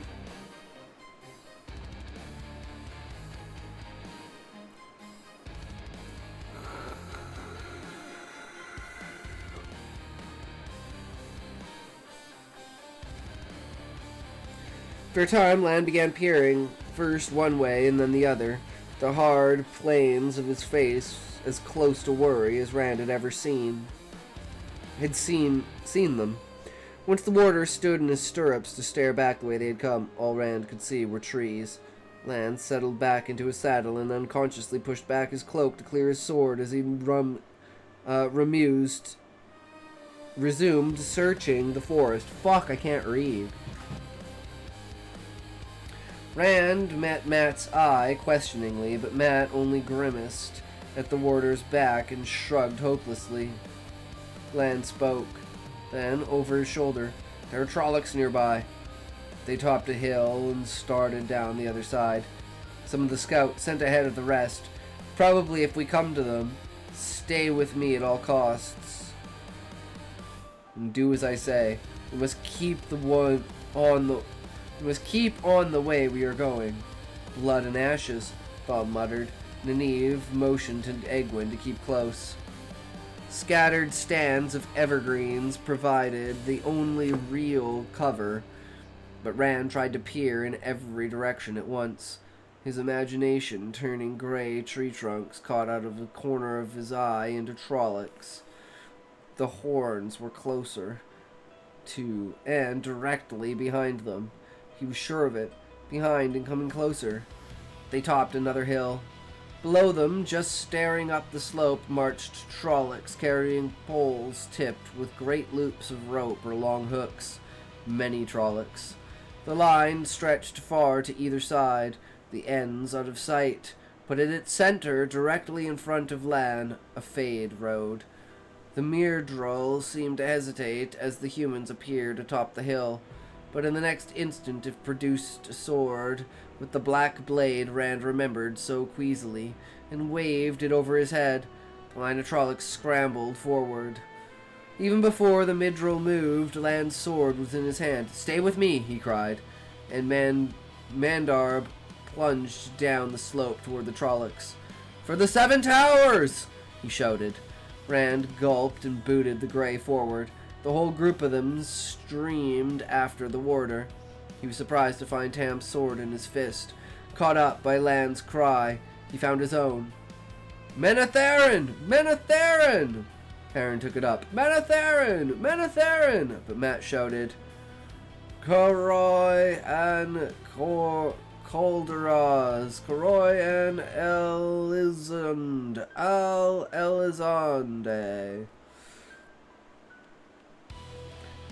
The Fade's head turned from the Trollocs to the riders charging towards them. The black sword froze over its head, and the opening of its cowl swiveled, searching among the oncoming horsemen. Then Lan was on the Myrdral, as the human folk fell on the Trolloc line. Warder and blade met black steel from the forges at Thakandar. With a clang like a great bell, the toll echoed in the hollow, flash of blue light filling the air like sheet lighting. Beast-muzzled, almost men swarmed around each of the humans, catch poles and hooks flailing. Only Land and the Myrdral did they avoid. Those two fought in a clear circle, black horses marching step for step, swords matching stroke for stroke. The air flashed and peeled. Cloud rolled his eyes and screamed, rearing and lashing out with his hooves at the snarling, sharp-toothed faces surrounding him. Heavy bodies crowded shoulder to shoulder around him, digging his heels in ruthlessly. Rand forced the Grey on regardless, swinging his sword with little of the skill Lan had tried to impart, hacking as if hewing wood. Egwene! Desperately, he searched for her as he kicked the Grey onward, slashing a path through the hairy bodies as though chopping undergrowth. Moiraine's white mane dashed and cut at the slightest touch of the Aes Sedai's hand on the reins. Her face was as hard as Lan's as her staff lashed out. Flames enveloped Trollocs, then burst with a roar that left misshapen forms unmoving on the ground. Nynaeve and Egwene rode close to the Aes Sedai with frantic emergency. Teeth bared almost as fiercely as the Trollocs.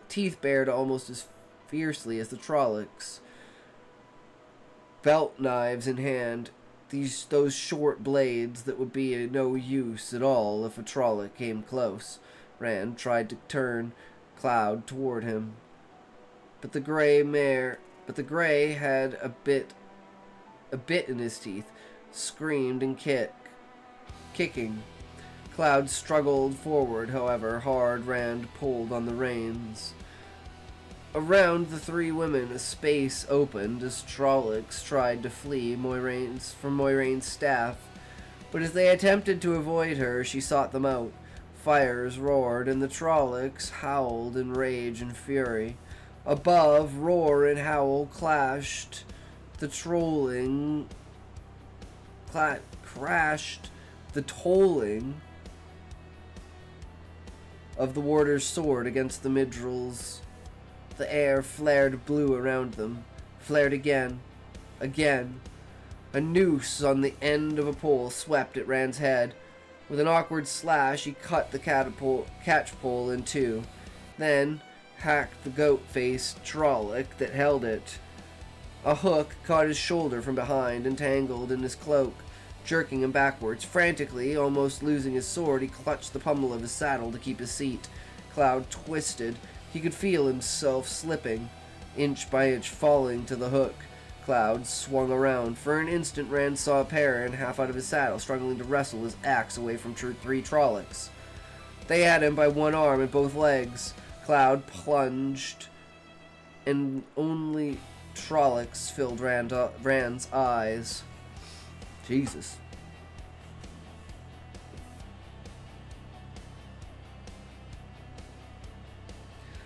Trolloc dashed in and seized Rand's leg, forcing his foot free of the stirrup. Panting, he let go of the saddle to stab it. Instantly, the hook pulled him out of the saddle.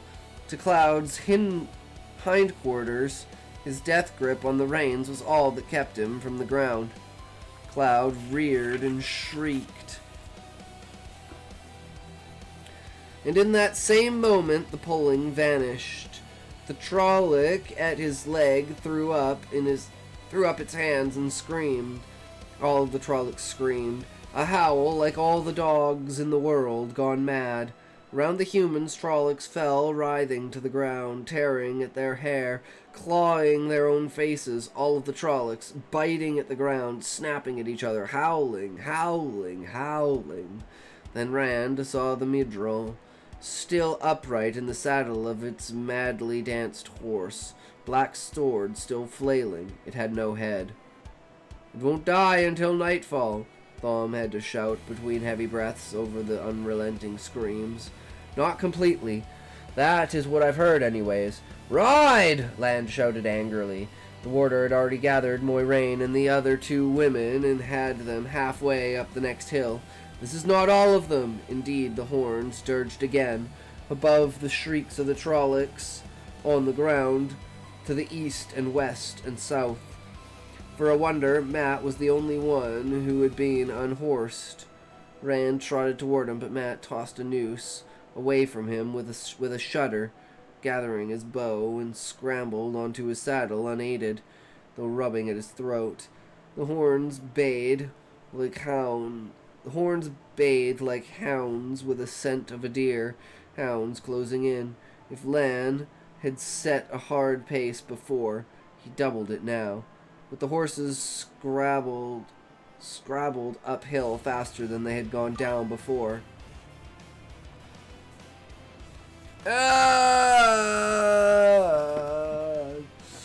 Oh, so ads! So many ads! We've got ads! All you need, all you can eat ads is an all you can eat ad buffet of ads! Don't worry about ads, guys. We got your ads covered. Oh, don't worry about it. If it exists, we have it. Don't you worry about it.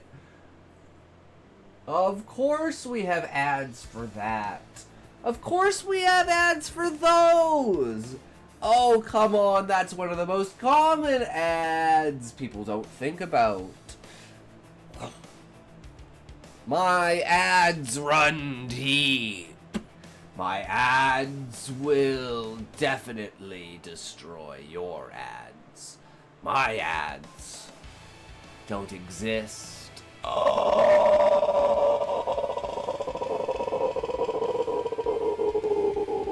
What now, say ye? Not much there can be, but hey, I'm only here to see the simple things that may be. Such is the life that has sought in such a great thought that I could be the one to tell you ads are the future.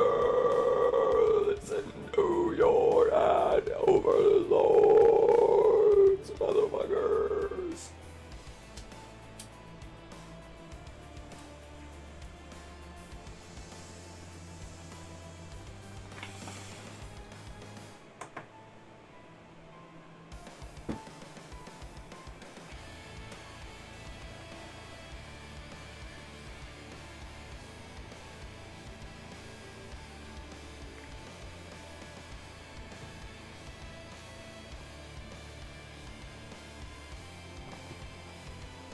Alright, are we back?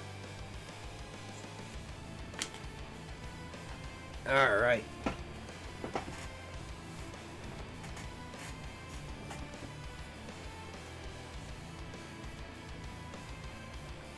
Rand's heart shriveled like an old grape. 3. The Midrol's black swords rose as one. Wait.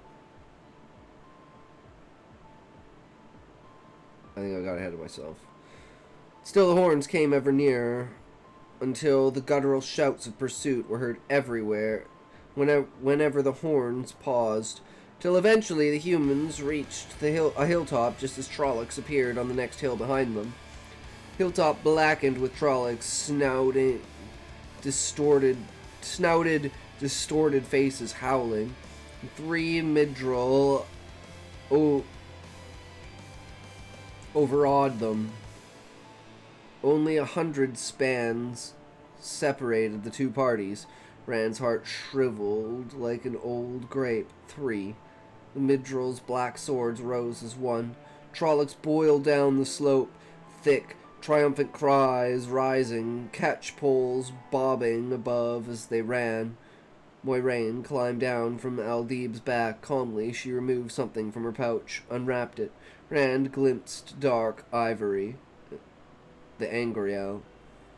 With Angriel in one hand, the staff in the other, the Aes Sedai set her feet, facing the onrushing Trollocs and the Fade's black swords. Raised her staff high and stabbed it down into the earth. The ground rang like an iron kettle struck by a mallet. The hollow clang dwindled, faded away for an instant. Then it was silent. Everything was silent. The wind died. The Trollocs' cries stilled. Even their charge forward slowed and stopped. For a heartbeat, everything waited. Slowly, the dull ringing returned, changing to a low rumble, growing until the earth moaned. The ground trembled beneath Cloud's hooves. This was Aes Sedai work like the stories told about. Rand wished he were 100 miles away. The tremble became a shaking that set the trees around them quivering. The Greys stumbled and nearly fell. Even Mandarb, the riderless Aldib, staggered as if drunk. And those who rode had to cling to reins and manes, to anything to keep their seats. The Aes Sedai still stood as she had begun, holding the Angriel and her upright staff thrust into the hilltop. And neither she nor the staff moved an inch. For all that the ground shook and shivered around her, now the ground rippled, springing out from in front of her staff, lapping toward the Trollocs like ripples on a pond. Ripples that grew as they ran, toppling old bushes, flinging dead leaves into the air, growing, becoming waves of earth, rolling towards the Trollocs. Trees in the hollow lashed like switches in the hands of small boys. On the far slope, Trollocs fell in heaps, tumbled over and over by the raging earth. Yet, as if the ground were not rearing all around them, the Midrill moved forward in a line, their dead black horses never missing a step, only hoof in unison, every hoof in unison. Trollocs rolled on the ground all about the black steeds, howling and grabbing at the hillside, and heaved them up by the Midrills, but the Midrills came slowly on. Moiraine lifted her staff and the earth stilled, but she was not done. She pointed to the hollow between the hills, and flame gouted from the ground, a fountain 20 feet high. She flung her arms wide, and the fire raced to her left and right as far as the eye could see, spreading into a wall separating humans and Trollocs. The heat made Rand put his hands in front of his face.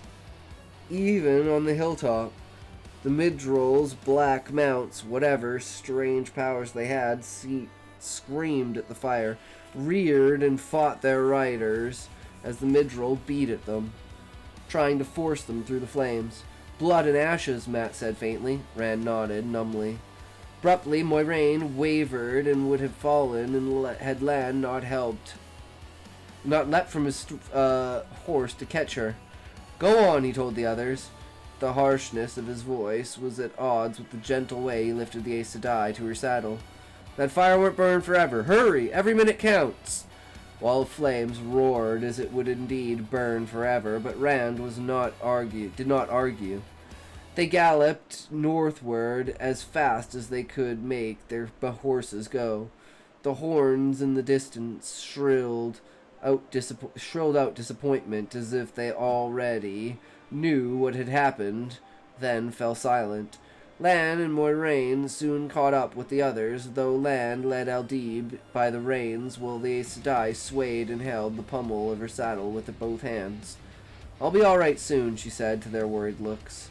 She sounded tired yet confident, and her gaze was as compelling as ever. I am not at my strongest when working with earth and fire, a small thing. The two of them moved into the lead again at a fast walk. Rand did not think Moiraine could stay in the saddle at any faster pace. Nynaeve rode forward beside the Aes Sedai, steadying her with a hand. For a time, as the party went on across the hills, and the two women disappeared. Then the Wisdom delved into her cloak and handed a small packet to Moiraine. Moiraine unfolded it and swallowed the contents. Nynaeve said something more, then fell back with the others, ignoring her questioning looks. Despite their circumstances, Rand thought she had a slight look of satisfaction. He did not really care what the Wisdom was up to. He rubbed the hilt of his sword continually, and whenever he realized he was doing it, he stared down at it in wonder. So that's what a battle is like. He could not remember much of it. At any particular point, everything ran together in his head. A melted mass of hairy faces and fear and heat. It had seemed as hot as a midsummer noon while it was going on. He could not understand that. The icy wind was trying to freeze beads of perspiration all over his face and body. He glanced up at his two friends. Matt was scrubbing sweat off his face with the edge of his cloak. Perrin staring at something in the distance and not liking what he was seeing. Appeared unaware of the beads glistening on his forehead.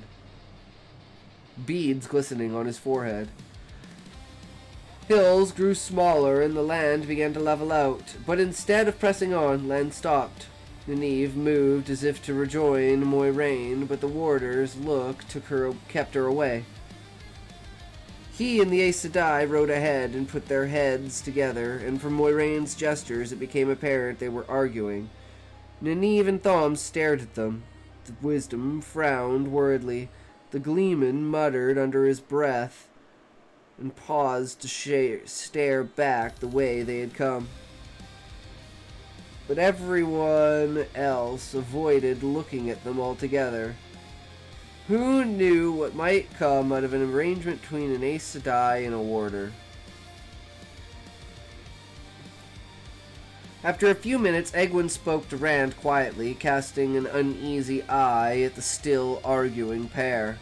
Those things you were shouting at the Trollocs. She stopped as if unsure to proceed. What about them? Rand asked. He felt a little awkward. War cries were all right for warders. Two Rivers folk did not do things like that, whatever Moiraine said. But if she made fun of him over it, Matt must have repeated that story 10 times. And badly, Thom put in. Matt grunted in protest. However he did it, Rand said, we've all heard it any number of times. Besides, we had to shout something. I mean, that's what you do at a time like that. You heard Lan. And we have a right, Perrin added thoughtfully. Moiraine says, we're all descended from the Mantheran people. They fought the Dark One, and we're fighting the Dark One. That gives us a right. Egwene sniffed as if to show what she thought of that. I wasn't talking about that. What was it you were shouting, Matt? Matt shrugged uncomfortably. I don't remember. Stared at them defensively. Well, I don't. It's all foggy. I don't know what it was, or where it came from, or what it means. That's what I thought. I was like, what the fuck? This is so weird. Gave a self-deprecating laugh. I don't suppose it means anything. I think it does, Egwene said. When you shouted, I thought, just for a minute, I thought I understood. Understood you, but it's all gone now. She sighed and shook her head. Perhaps you're right. Strange what you can imagine at a time like that, isn't it? Karai and Kardazar, Moiraine said. They all twisted to stare at her. Karai and Elisande. Elisande.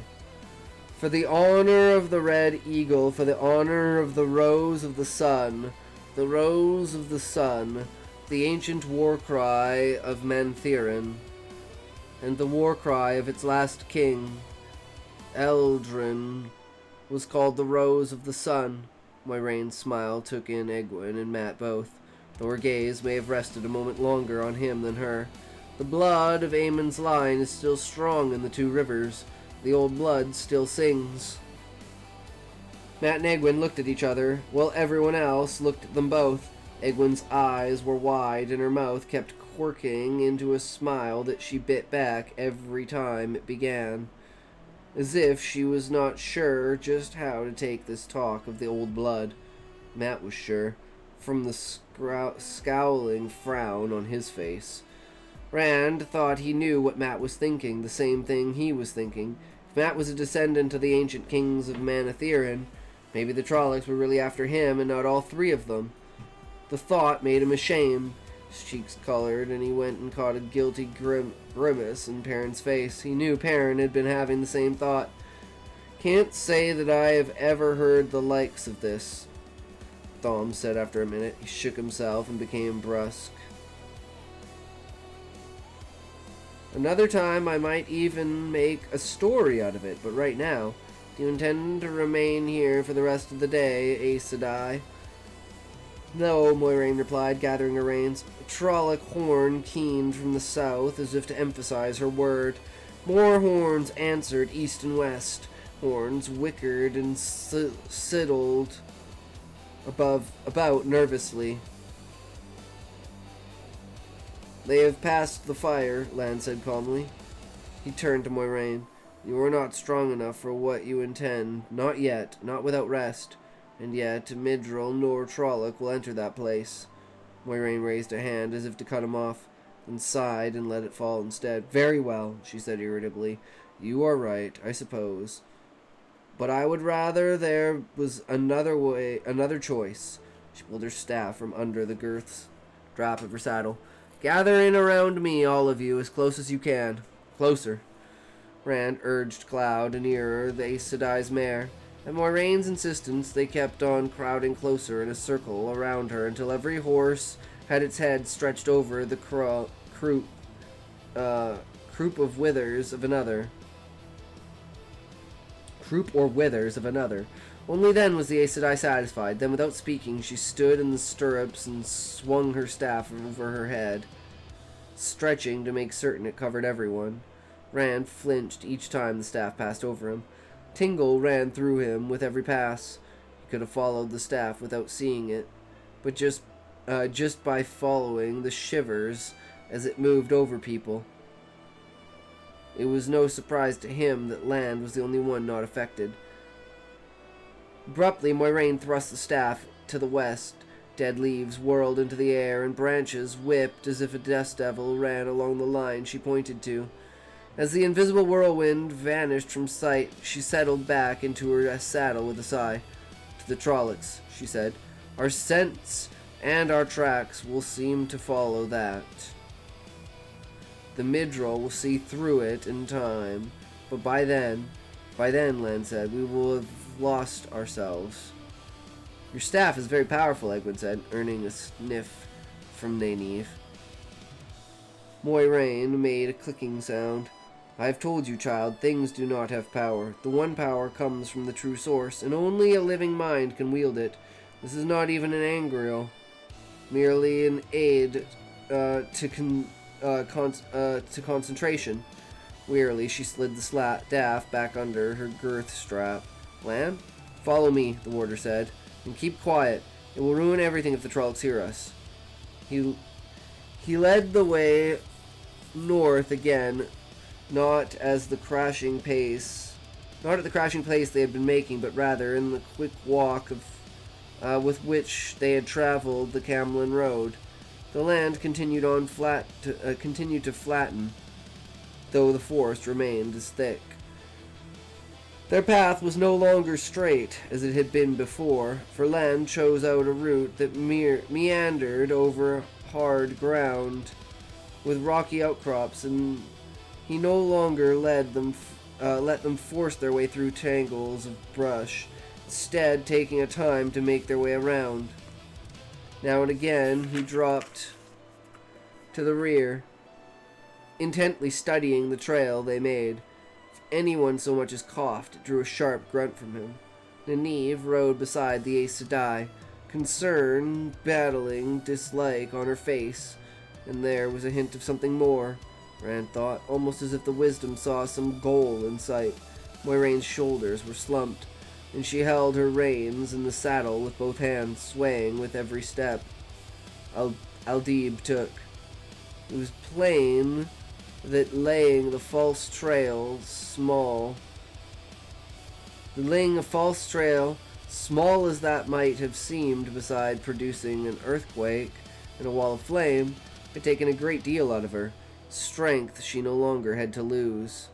Rand always wished the horns would start again. At least there was a way of telling how far back the Trollocs were, and the Fades. Kept looking behind them, and so was not the first to see the way ahead. When he did, he stared, perplexed. A great irregular mass stretched off to either side, out of sight, in most places as high as the trees that grew right up to it, with even smaller spires here and there. Leafless vines and creepers covered it in all thick layers. A cliff. The vines will make climbing easy, but will never get the horses up. Suddenly, as they rode a little closer, he saw a tower. It's clearly a tower, not some kind of rock formation, with an odd pointed dome at the top. A city, he said, and a city wall. And the spires were guard towers on the wall. His jaw dropped. It had been 10 times as big as Berlin, 50 times as big. Had to be 10 times as big as Berlin, 50 times as big. Matt nodded. A city, he agreed. What's a city doing in the middle of a forest like this? Not any people, Perrin said. When they looked at him, he pointed to the wall. Would people let vines grow over everything like that? You know how creepers can tear down a wall. Look how it's fallen. What Rand saw adjusted itself in his mind again. It was as Perrin said. Under almost every low place in the wall was a brush-covered hill, rubble from the collapsed wall above. No two of the guard towers were the same height. I wonder what city it was, Egwene mused. I wonder what happened to it. I don't remember anything from Papa's map. It was called Eridol, Moiraine said. In the days of the Trolloc Wars, it was an ally of Manetheren. Staring at the massive walls, she seemed almost unaware of the others, even of Nynaeve, who supported her in the saddle with a hand on her arm. Later, Eridol died, and this place was called by another name. What name? Matt asked. Here, Lan said. He stopped Mandarb in front of what had once been a gate wide enough for 50 men to march through abreast. Only the broken vine-encrusted watchtowers remained. Of the gates there was no sign. We enter here. Trolloc horns shrieked in the distance. Lan peered in the direction of the sound, then looked at the sun, halfway down toward the treetops in the west. They've discovered it's a false trail. Come, we must find shelter before dark. What name? Matt asked again. Moiraine answered as they rode into the city. Shadar Lagoth, she said. It's called Shadar Lagoth. Ooh, that name probably has meaning. Shadows waiting. Alright. Another chapter down. Ooh, yeah. Oh, yeah. Okay. So. Sanderson time.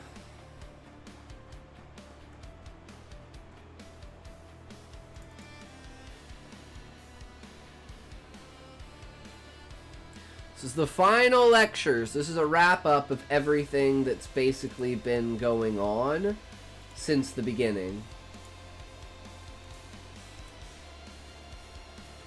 So, let's get into it.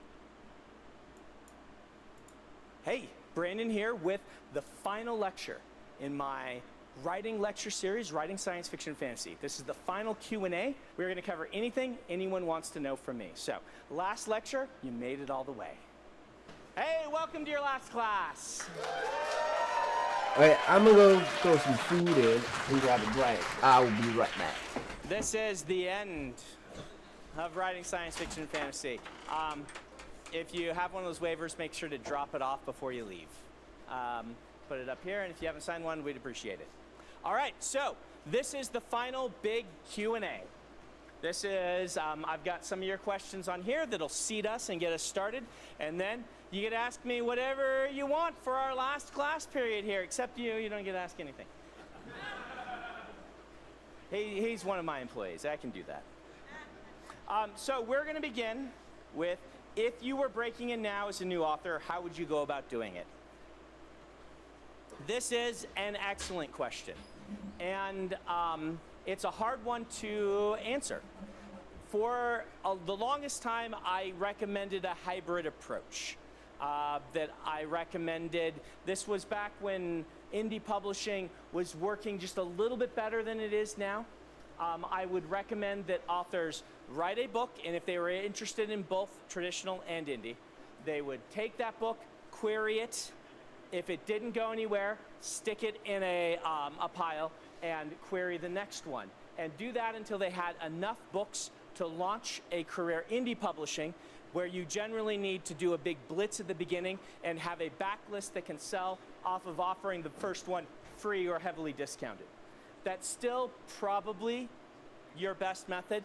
That said, indie publishing is not as lucrative as it once was. As a general body, it still is. In fact, more people are buying books across the board than they ever have. More people are making a living at writing fiction than they ever have in the past.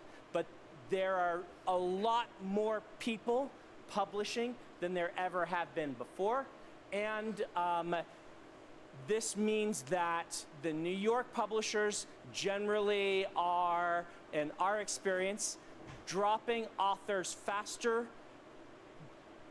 even with decent sales, because the New York publishers are focused so much more on bestsellers than they used to be. Bestsellers were always important, but now, as I keep saying, with indie publishing taking a bunch of the mid-list, a lot of the publishers can't make a living or make the money they need on the mid-list.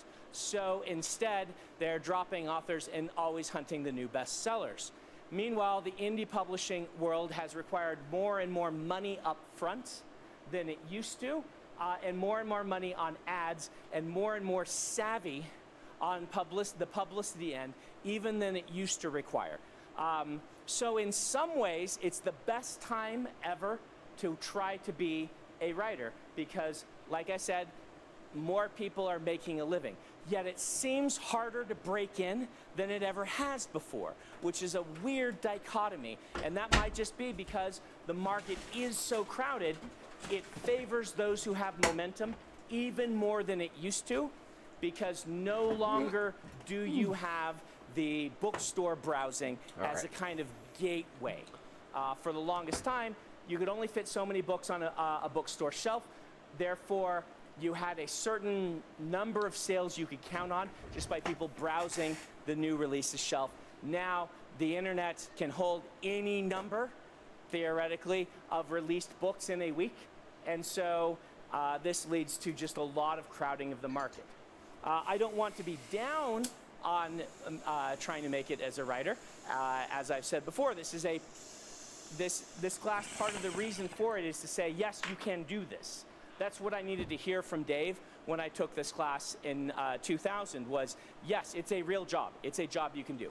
But breaking in has never felt as hard as it does now because the market is so crowded. So what would I do? I would probably still try a hybrid approach.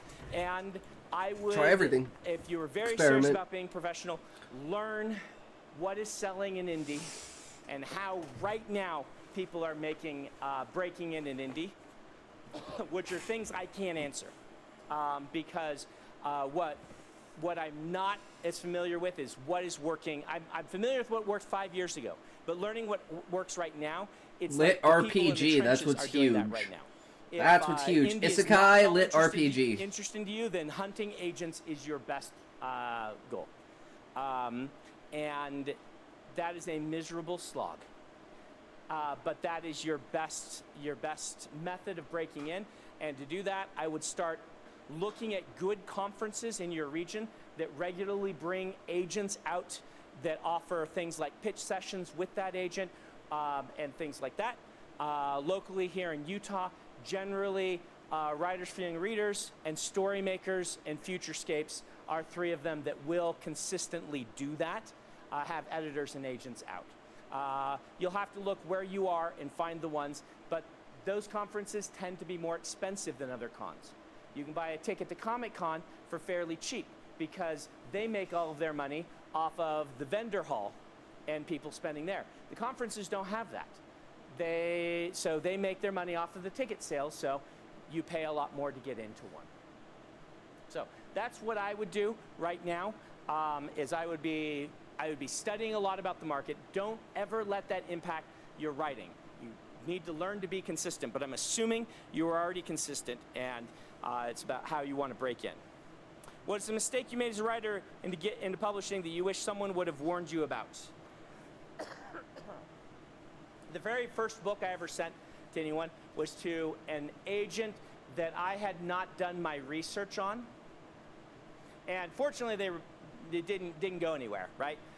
But it was an agent that didn't live in New York. And not all the best agents live in New York, but most of them do. Because as we talked about last week, generally agents need to be keeping their finger very closely on the pulse of publishing. So an agent living in, I'm not going to say where they lived, I don't want someone to track them down, but in a medium to small sized town in the region where I am, could not sell my book to anyone. And I won't go so far as to call them a scam. I will go so far as to call them a well-meaning individual who thought maybe they could help people get published, but realistically was just a waste of time. So scammer ads! That was a mistake I made. One of the other things that I think slowed me down was not learning to revise. Being kind of a classic architect writer, I would finish a book and be like, oh, I can just write the next book better than this one, and would start the next book. And the fact that I realized eventually the best writers I knew were actually the best revisers. They're the people who can take a good book and make it excellent. Made me really sit down and teach myself revision, which is still my least favorite part of the process. Yeah. But it wasn't until I learned revision, learned to take a good book and make it great, that I got published. Mm-hmm. So there's a couple of those. Why don't we do a couple here? If you guys have questions, yeah, go ahead. Best way to learn revision. So this is partially, unfortunately, like everything else, trial and error. So you learn revision by looking at feedback you get on a story, trying out some of that feedback, and seeing if it makes your story better. And if it does, say, okay, why did that work? What was good about this feedback? And then trying it a lot of times with different kinds of feedback and seeing what makes your book better and what doesn't. The trick about this is generally you're not going to be able to do this after you've written only one novel, because you won't have the instincts yet for what makes a good book or what works for you. Mm-hmm. And so in part, I don't know if I could have learned it much earlier. You need to be building instincts in yourself as a writer, that what makes you write good stories, and then you need to have enough experience so that when you do a revision, you know if it's better or not. Soliciting more feedback could be helpful on that, but again, beta readers and this sort of feedback is not best for everyone. It works very well for me, so I emphasize it. Some authors hate it. In this case, you find just a couple of very good alpha readers, you trust their instinct, you try revising, and see if you think the book is better, if that makes sense. And so it's just, it's a yeah, I feel like I'm more like an alpha reader than a makes beta a book reader. Better for me. What different strategies? Try different strategies of revision, such as try the 10% cut. Is your book better if you go line by line and try to cut 10% using a spreadsheet out of every chapter? Is it not? If you're a short story writer, that probably won't make your book better. A short story writer that jumped to writing novels. For a lot of novelists, that can force you to look at your language and say, am I repeating myself? Where's my passive voice? Am I using too many verbs that don't mean anything? And that sort of stuff. Go ahead. Yeah, kind of along in that vein, I know that you shared like higher versions of your books before, like yeah. King's Crime. Yep. Is there any resources other than that? You know, like, is it worth spending the time to like read a first draft of an author who's going to share that That's an interesting question. Is it worthwhile to read an author's first draft and last draft? I'm not 100% sure, but I thought it might be. So when we did Shadows Beneath, a collection that we did, we included every version of the story, including a redlined version that showed what we changed. If this is valuable to you, you might want to try picking up a copy of that. I don't know if you can find. You'd want to get the print. That's version why I have of like all four of our four stories. different stories for the same story to show all of the different edits and where I went. And usually then I pick and choose between them, conglomerate a fourth one. So you could see that. And I know mine has the track changes, like strike-throughs and things like that. I hope that that's useful. I think it might be hard to find consistently ways to do that and ways to study that. I think doing it yourself is always going to be better than reading someone else's, but maybe that'll be helpful. So there is a resource that we have there. Go ahead. When you're writing your stories, like say the Stormlight novels, do you write it in a linear fashion, or do you write one story arc and then another and then splice them? Right. Do I write in a linear fashion, or do I write by story arc and splice them? Stormlight, I always write by story arc and splice them. This is more work.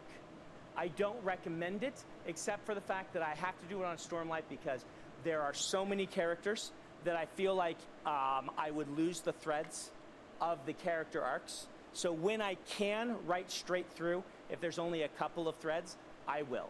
Or I'll write like one chunk and then jump. I have found that the amount of revision I have to do goes up if I write by story arc. This is because there is a natural sort of feeling of pacing you want to have in a book. And once you're splicing together a bunch of viewpoints, what you will find is one viewpoint has a nice pacing unto itself, and then you mix it with another one, and it just messes up the pacing in ways that take a lot of work to fix. So, yeah. You mentioned that when you sign on with agent, Yes. that they have first rights to Yes, when you sign up with an agent, you are signing up as a person with an agent, not for a specific book. My question is, how did you handle that with your secret projects? How did I handle that with my secret projects? They were not published. I didn't look for contracts with New York. So the agenting is, and these were kind of a special case. I don't know how all agents respond, but I didn't go, when I sold the rights to New York, so with the secret projects, you'll see there are editions and bookstores. I went through my agent. And when I self-publish them, usually agents, and you can be very upfront with agents, most of them, their contract won't include anything you're indie publishing. You're just completely blanket, and what they want is if you're going to go handle negotiations, if you're going to use an agent, you're going to use them. It's kind of what the contract is saying. My secret projects affect my relationship? No. Joshua was well aware I do lots of indie publishing. And Joshua, oh, look who it is. Sorry, I shouldn't highlight you. This is nobody important except the most beautiful woman in the world. Yay, Emily. Guessing that's his wife? So no, but I did inform him early. Joshua was well aware of our strong independent publishing thing, and he had been along for the whole journey. Joshua is also a bit of a strange duck. And I say that with the most affection possible. Everybody who knows him is nodding. Joshua's a bit of a strange duck, and he basically lives to be an agent. He has like no life other than being an agent. I mean, he does have his board game night, but I think he canceled that even during COVID, right? Like, he lives, drinks, breathes, everything. What can I do for my clients? And it is always about what can I do for them. He is very service-oriented. And Joshua, you know, if there's a place that there's not a service he can perform, then he is totally fine with that. And he's been very clear with me. He doesn't want to stand in the way of any of that. But he also knows that I'll use him when I need to. When we are having really complicated contract negotiations with Spotify, because, you know, the whole Audible thing, he handled those for us, right? And any contract he negotiates, then he gets his cut of. And there are authors for whom Joshua is only there for an agent. He doesn't handle any of their US because they are strongly independent published. Like the Sullivans, I believe, use him for foreign agents and things like that. I can't get quoted on that 100%, but I think Michael J. Sullivan, that's what he does. And Joshua, where he can be of service, he is of service. And he knows he earns his money, so he's not, he doesn't feel insecure. But, you know, I think that the relationship with the publisher is more what someone would want to worry about in that instance.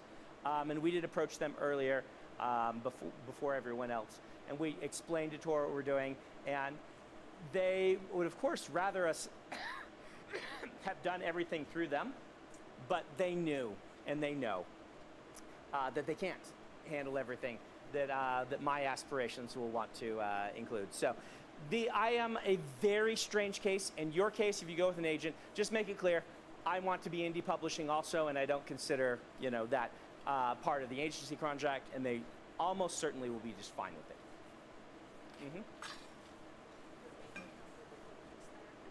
Did my agent help with the Kickstarter? No. We did all of that ourselves. If he had helped, I would have expected him to take a percentage. But at the same time, he doesn't know Kickstarters. That's not a thing that agents really do. That's an indie publishing thing. And so I wouldn't be surprised if more agents are learning about it because of what we did. You grab my but food, when I'll we be did back. it, Kickstarter, there are definitely people who were doing it before us, and years and years and years before us. But we did change the market pretty dramatically when we did it. So I wouldn't be surprised if more are paying attention now. But back then, an agent would have had no idea what to do with Kickstarter. Good question. How were we so successful with Kickstarter? Okay, big question. Let me break it down for you. The first and most important thing to be successful at Kickstarter is to already have an audience. Kickstarter generally is bad, at least in the arts, for people who don't already have a way of reaching an audience. And so that's the most important. With some fields, you can have a Kickstarter where you don't have an audience already, but if you look at the top Kickstarters in the creative fields, they're all people who had audiences. The things that go high that aren't are some sort of big tech device, and in those cases, the number 2 thing that makes a Kickstarter successful is managing to get press coverage. Press coverage is really important for a crowdfunding campaign like that. We didn't need it as much because we had the built-in audience. But if you don't, then you have to be appearing in all the major media and getting all of this attention and things like that in order to do very well on Kickstarter or other crowdfunding campaigns. So there is that. My video that I did at the start was very good at going viral. More so even than I anticipated.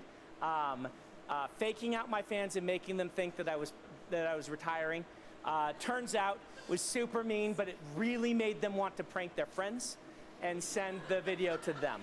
And so having a really big viral video was a super help. But number 3 that makes a successful crowdfunding is having the infrastructure in place already to build the thing and fulfill. When Kickstarters go wrong, it's because they overestimate, or I should say they underestimate how much work it will take and overestimate how much they can do. And because of that, they don't factor in the actual cost of the thing. They don't factor in shipping costs correctly. They don't factor in all of this stuff that sinks Kickstarters.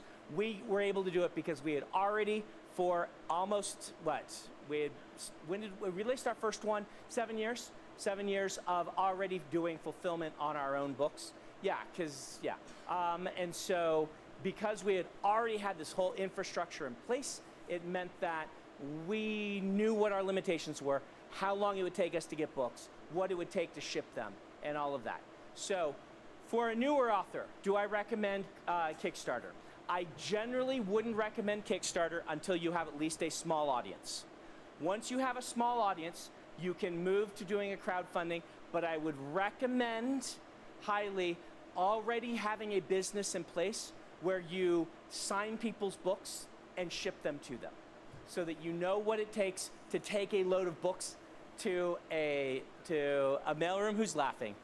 Yeah. Somebody is laughing. I'm looking over here at some of my fulfillment team. Like, going to the post office with a giant crate of books sometimes is, you need to make those contacts and things like that and be doing that consistently. So, if you have a small business as a writer and you're selling ebooks, 10,000 copies a year, it's where, you know, it's kind of your threshold for really going pro. Is it 9,999, not and professional, you say, I want to do 10,000 a Kickstarter professional? For a print That's the edition, line. you're thinking that. I would recommend first getting some printed for one of your books and saying, I have these, let's start selling them on my website, signed, to get you copies, and get used to doing that before you do the Kickstarter, and then you're kind of in this big position where you need to fulfill on a deadline. When you do Kickstarter, don't overpromise on your rewards for the Kickstarter. That's another thing we were very careful on, building in money for, like, when people do a Kickstarter, often it's like, hey, I don't want just the thing, I want to get extra cool stuff.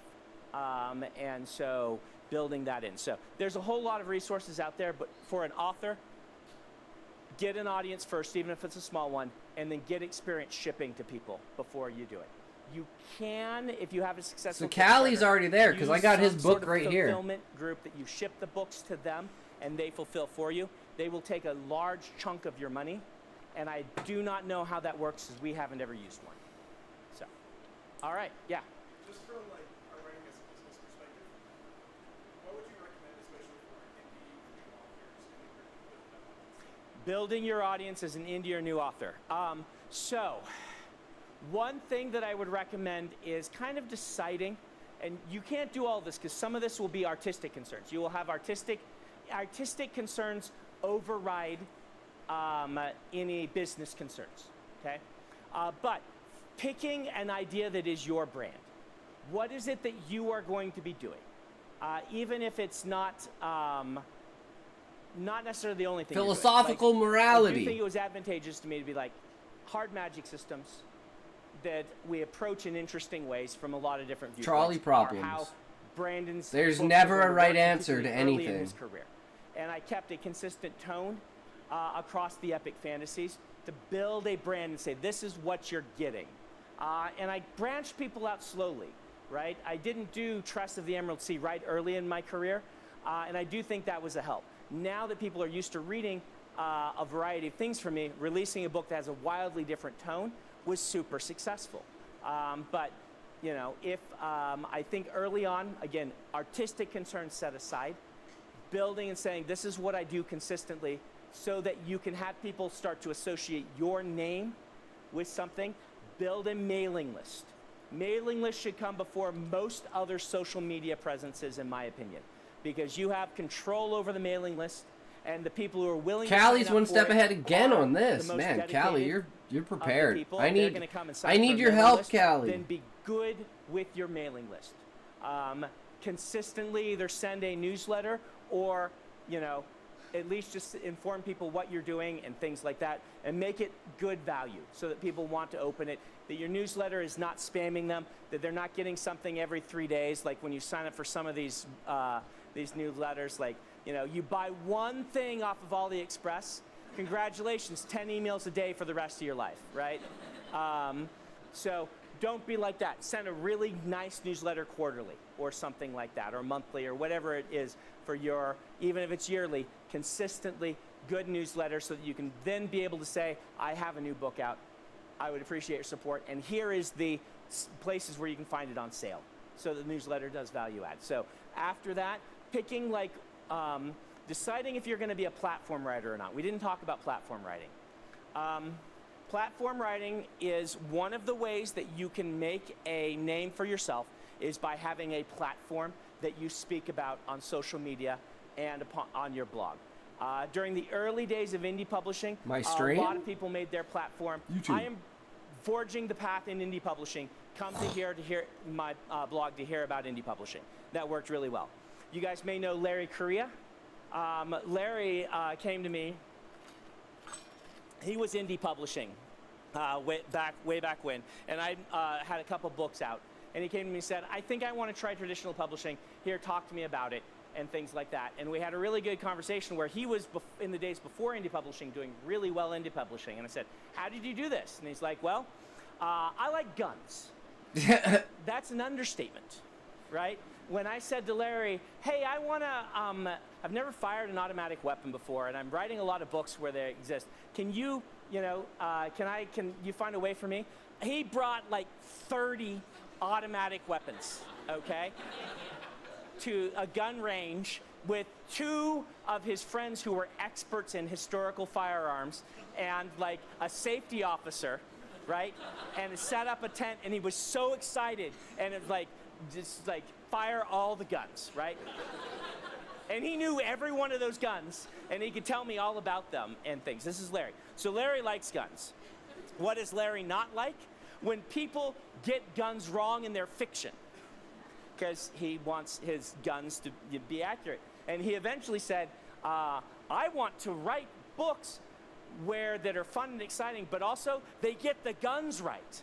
And so he went to the gun nut forums that he was part of and was like, hey, would you guys read a book if I did this? And they're all like, yes, people's use of guns drive us up the wall too. Write a book where people, shoot monsters and use guns accurately. And so he did, and then he went back to them and said, hey, I wrote the book, it's this. And a ton of them bought it. And suddenly he blogged a lot. And these days, Larry's platform is gun nuts and yelling at people on the internet. He's very good at that too. Sounds about right. Scar, did you read Monster Hunter before it was a Bane book? I went to a gun show to get it physically. Scar went to a gun show physically to get it signed. Yeah. Larry's a great writer too, but he also has this platform, right? By the way, if you are of a certain inclination politically that maybe doesn't overlap with the people who love guns, you may not like his blog. So you may just want to read his books and stay away from the blog. I'll just tell you that. But he is a good example of what we call a platform writer. Another great example of this is Cory Doctorow.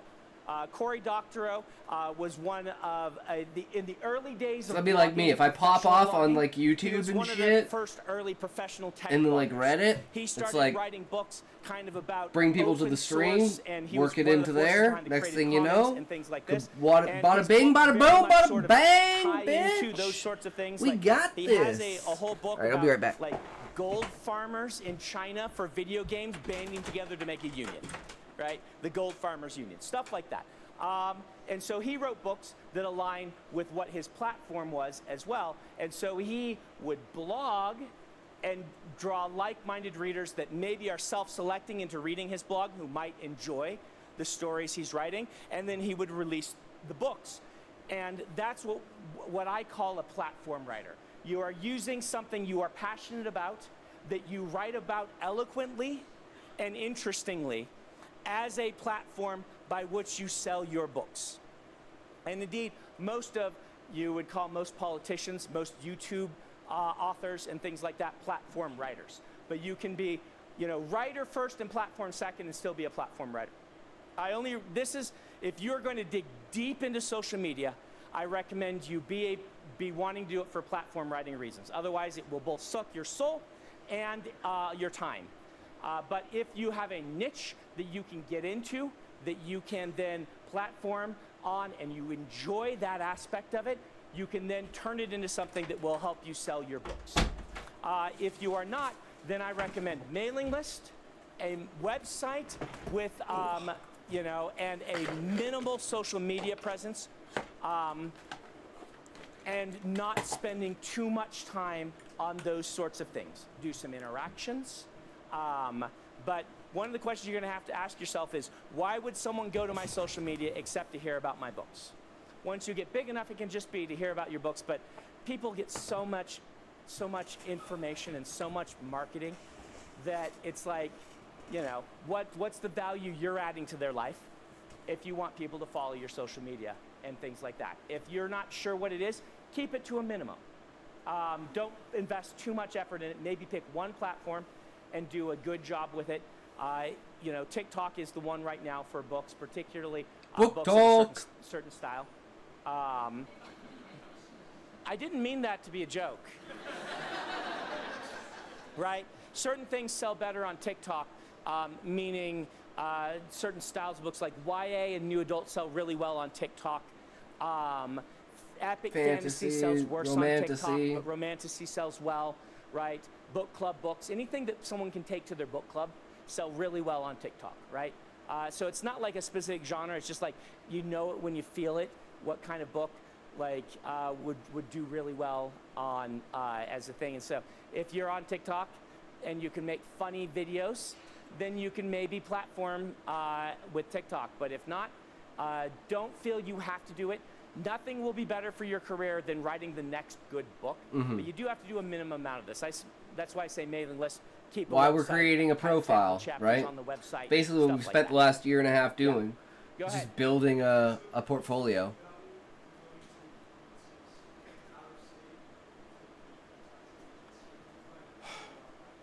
Do I find it any value in going out of state to talk to agents at conferences?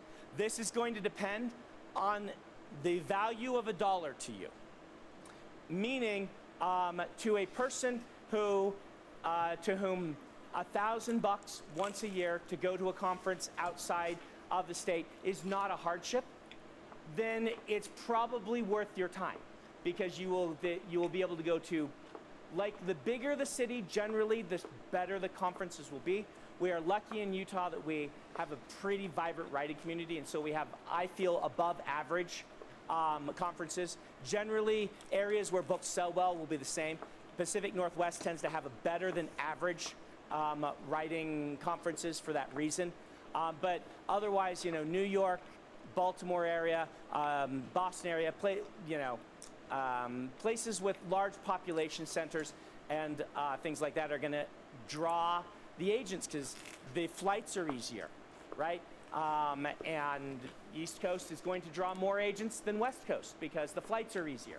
They can hop on a train and they can, you know, they can head up to Boston and do a conference up there. And so, watching for and learning. This is one of the things I would say. If someone said, I want to break in, learn the names of the agents, learn the names of the agencies, do what I said last week, and have your little black book that has a list of all the agencies that are selling books right now by new authors you can find in bookstores, and the agents who work there, and keep track of conferences that are consistently getting these people.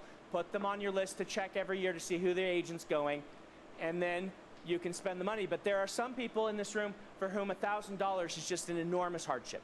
In that case, staying locally, if you live here, if you live in one of these other places I mentioned, and going to those, they will try to get different agents every year, and your bang for your buck is probably better at the local ones. But you know, if you can spend the money, this is an industry that will take as much of your money as you're willing to spend. So be careful, right? But I do find value in it. Conferences I elevate above cons right now for professional development. I am going to WorldCon this year. I'm going to scope out how I feel it is for new authors just by kind of watching and seeing, and hopefully you'll be there too, because you can tell me the new agents that I don't know. And be watching and see who's there, because it's in Seattle, which is a big enough city that we might draw a decent number of agents and editors. And then I'll know better for next year in the pre-COVID era what percentage are going to WorldCon. Used to be WorldCon was one of the better places to go, and it might still be. But that's only if you know how to network, where at the other ones you don't have to actively network. You can buy a slot in a pitch session rather than find your way to a party and see if you can find someone to talk to who can actually help you with your career. And that's hard, and that's really stressful. One of the most stressful parts of my life was going to these conventions and being like, I can barely afford this. I need to walk out of this having met editors and be able to send my books to them. And that was just like a giant boulder upon my back at every one of the conventions. Yeah.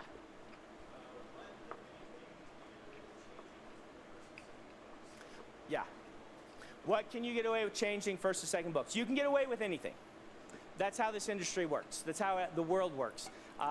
You can get away, but what are the consequences, right? There are pros and there are advantages and disadvantages. There are pros and cons to each method. So What are the pros to swapping? Training your audience earlier and or having not all your eggs in one basket are both very viable reasons to have your second book be different. I would recommend your third book, not your second, generally. If you really want to write YA or middle grade and your other is going to be adult, I would do 2 in a row and then branch out. But if you really want to branch out, this doesn't put all your eggs in one basket. There was a point in my life where I thought I was going to turn into a middle grade author because Mistborn was not selling. And the Alcatraz versus the Evil Librarians contract had been for 40 grand per book, which is basically, that's getting to where I could live on that money, right? So I'm like, well, I guess I'm a middle grade author now. But then, you know, I lost my editor at Scholastic. She moved to another thing, and the new editor, and I didn't click very well. And the first Alcatraz book just sold tons. The second Alcatraz book barely sold anything, which is why I eventually bought the series back and gave it to Tor. So, yeah, what are the cons? Well, the cons are what I mentioned a little earlier, which is if you're starting to build a fan base, giving them something to latch onto to remember who you are can be really valuable. Having them say, wow, I like this book, and I like this book, and I like this book, means that they'll start to look for your books and things like that. They will accept if they see a middle grade, a lot of them just won't buy it, and then look for your next adult one. As long as you got one coming, you can be fine. It's not super dangerous, but those are your pros and your cons, right? Another one I haven't talked about that is valuable to think about is in the days before you publish. This might be even more valuable to you. Let's say you're set on traditional publishing. Do you want to write all your books in one series or not? Right? I get this question now and then. It's worth thinking about. And let me give you 2 case studies about this. I, early on, thought, well, if I write a sequel to Elantris, I can't send it to the editors who rejected Elantris. But if I write a different book and they like Elantris or whatever, or even though they reject it, I can send them this other book that's not a sequel. So my philosophy was write a whole bunch of first books that have sequel potential. That just gave me more books to be submitting out to the world. Naomi Novik did not do that. Naomi, who was breaking in around the same time as me, wrote Temeraire. If you haven't read them, they're very good books. They are Patrick O'Brien, you know, naval master commander, except with a Dragon Air Force. It's about the Dragon Air Force. What's that? Yeah, they are very, very good. Yeah, everything's better with dragons. She's a very good writer. She can write very widely in a lot of different things. But when she was trying to break in, she wrote Temeraire. And again, I'm going off of like third-hand accounts. I can't remember if I've even asked Naomi about this. But she, as I understand, then just wrote the sequel and just wrote the third one. And then sent them in, and the publisher, she had all her eggs in one basket. The publisher wanted the first one. She said, I have 2 more. And the publisher was like, wow, these are all great. We have 3 books. We can launch you big. And they did the indie publishing thing back before indie publishing was a thing. They launched like her first book like 1 month, and their second book was like 2 months later, or even the next month. And her third book was like 2 months after that. They launched them all in paperback and just flooded every market with them. They didn't do the traditional, here's a big prestige hardcover. It's like paperback, paperback, paperback.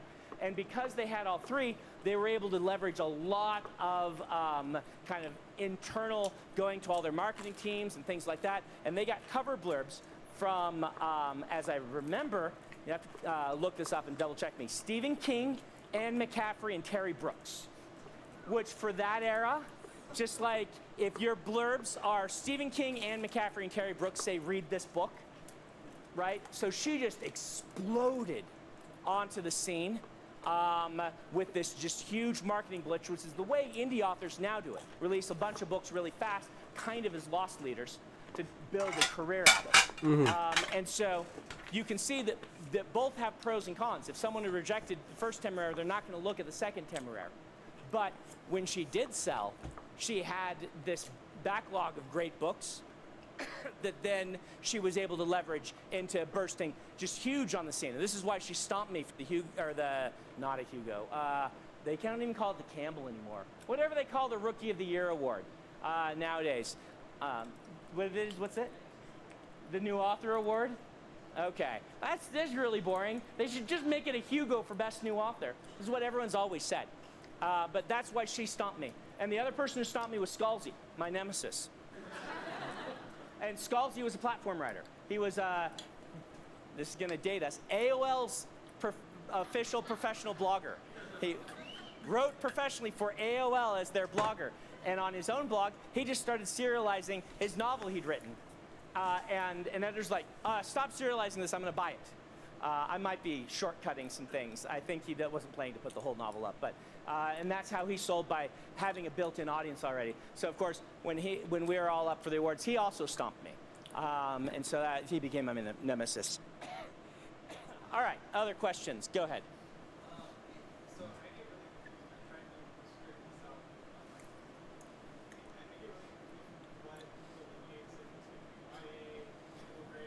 Right. Okay. Let me talk you through. The middle grade YA one is much easier to delineate. Okay. Middle grade are books that kids are reading that are given to them generally by adults that they know. Okay. The age at which, so the line between YA and middle grade is that line where the kid doesn't want to get a book from a teacher anymore and wants to go read the book that they're not given. Okay. And so middle grade is generally, it is a bit fuzzy, but you can see it generally covers maybe 5th grade, definitely 6th and 7th grade, maybe 8th grade. Right? It can go as low as 4th grade. So Harry Potter 1 is middle grade. But by Harry Potter 4, it's actually YA. Because it's an aging progression. -2 or 3 or sometimes 1 is about your age group. Kids like to read about kids older than them as a rule of thumb. And all of this gets broken. I think Lyra from Dark Materials is like 8. Yeah, right? Lyra. Ender is like what? 8? Yeah, Ender's like 11. Starts at 6. When's he go to battle school though? 8 or 9, and that's. And then he's 11 when he fights YA. the war. Okay, and so really it's books targeted at a certain age group. And so once kids stop reading what are handed them by adults and want to find them on their own or get them from friends, that's the big YA tradition. Another couple transition. Another couple of things is middle grade puppy love, yes. Dating, no. Generally, this is the age group where kids are like starting to be interested, but they aren't. They don't want stories about that. Is this a kissing book? That's middle grade, right? Right? Where by the end they're probably okay with a kiss, right? YA is full-on romance.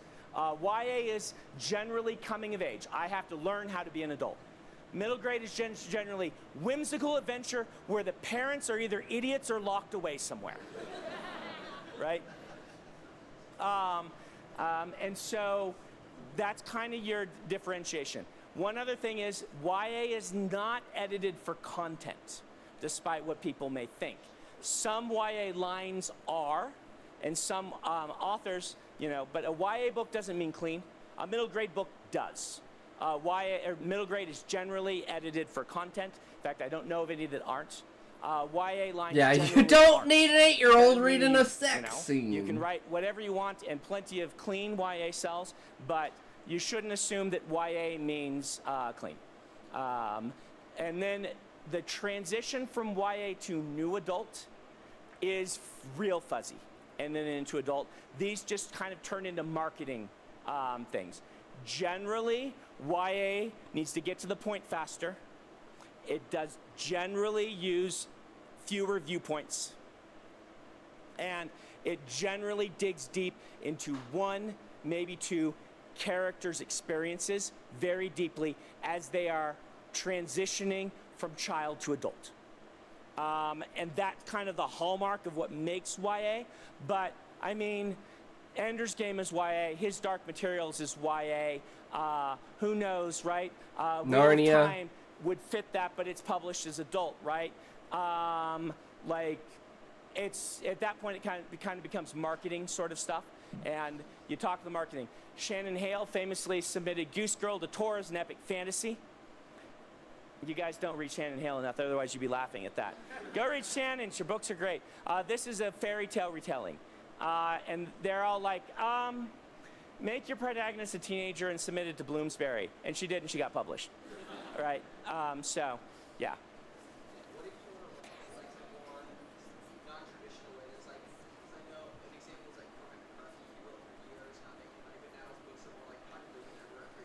Yeah. Is that style now profitable? Cormac McCarthy. So, I mean, Cormac McCarthy is one of the greats, right? And yeah, that's that's reaching for the another galaxy, not just the moon. Right? No quotes, right? Just breaking all the rules and things like this, but it works. Is that style more marketable now than it used to be? I don't know. I can't speak to literary fiction, what's marketable or not. I know that Nora, N.K. Jemisin, has done a very good job selling very well in science fiction fantasy as literary. So if there's a line which is a fake line that doesn't exist, but it kind of separates literary science fiction fantasy from science fiction fantasy that has some literary prose, she's definitely on the literary side. Whereas someone like Pat Rothfuss is on the commercial side with literary prose. And she sells very well. She writes very good books. I would say that in sci-fi fantasy, N.K. Jemisin is selling as well as she does, has helped make a market for literary fantasy. But you could make the argument that Ursula Le Guin was doing that for years and years and years, and Octavia Butler and some of these, and Gene Wolfe, and that there's always been a market. It's just, why do some things take off and some things don't, is really hard to figure out. Why did it take people so long to figure out? It is what it is, right? Sometimes you can't fucking predict it. I haven't studied that market, but I can tell you there's a whole lot. Just do what you know. Jane Austen started off writing for her family, and only right before she died did she start to get popular, right? And that unfortunately happens a ton to artists. So, what's that? Oh, you should just die faster. Okay, let's not take that as this. We'll go here and then over here. Right. Okay. Let's talk about small presses. So there's actually several ranks of presses, and I would call Shadow Mountain, for those who are watching on the videos who don't know, this is a regional press, headquartered in Salt Lake, but they cover more of a range than a small press generally does, and they generally have hardcover paperback contracts with New York publishers. So basically they'll handle the hardcover distribution, and then they'll use the channels of the big publisher. So there are a bunch of kind of mid-sized presses that do this. For the longest time, DAW was one of the big forces in sci-fi fantasy. They published Pat Rothfuss, they published Tad Williams, and things like this. And they were an indie that was not one of the big five or big six, but had a distribution partnership of some manner, I don't know all the details, with Random House, Penguin Random House. And so they could release their books out wide as if they were one of the big five, but they were not. And so there are some like this that are not one of the big five that can do things like that. I do locally, particularly if you're writing middle grade or YA, recommend Shadow Mountain. I've known enough people that have been there, that have been pleased with their experience, and I've seen enough people go fully pro from Shadow Mountain to say that Shadow Mountain is a good place to publish. Watch out for your contracts. When you get a contract, make sure you have an agent. They aren't always the most up-to-date on what current contracts should look like. I'll say that. Their advances generally tend to be smaller, and they do generally use a lot more school visits and sort of grassroots marketing, but I do recommend them. I don't know of a lot of other regional presses that work. DAW's had financial troubles lately, but they're still a very good publisher. Bain, that I mentioned before, functions like this. Generally, if it's smaller than those, I don't recommend them except for specialty books. This is because, for the most part, and your mileage may vary, there are some very good small presses out there. And sometimes you can be the name that helps launch a small press to a mid press. This happened with Joe Abercrombie and Pyre.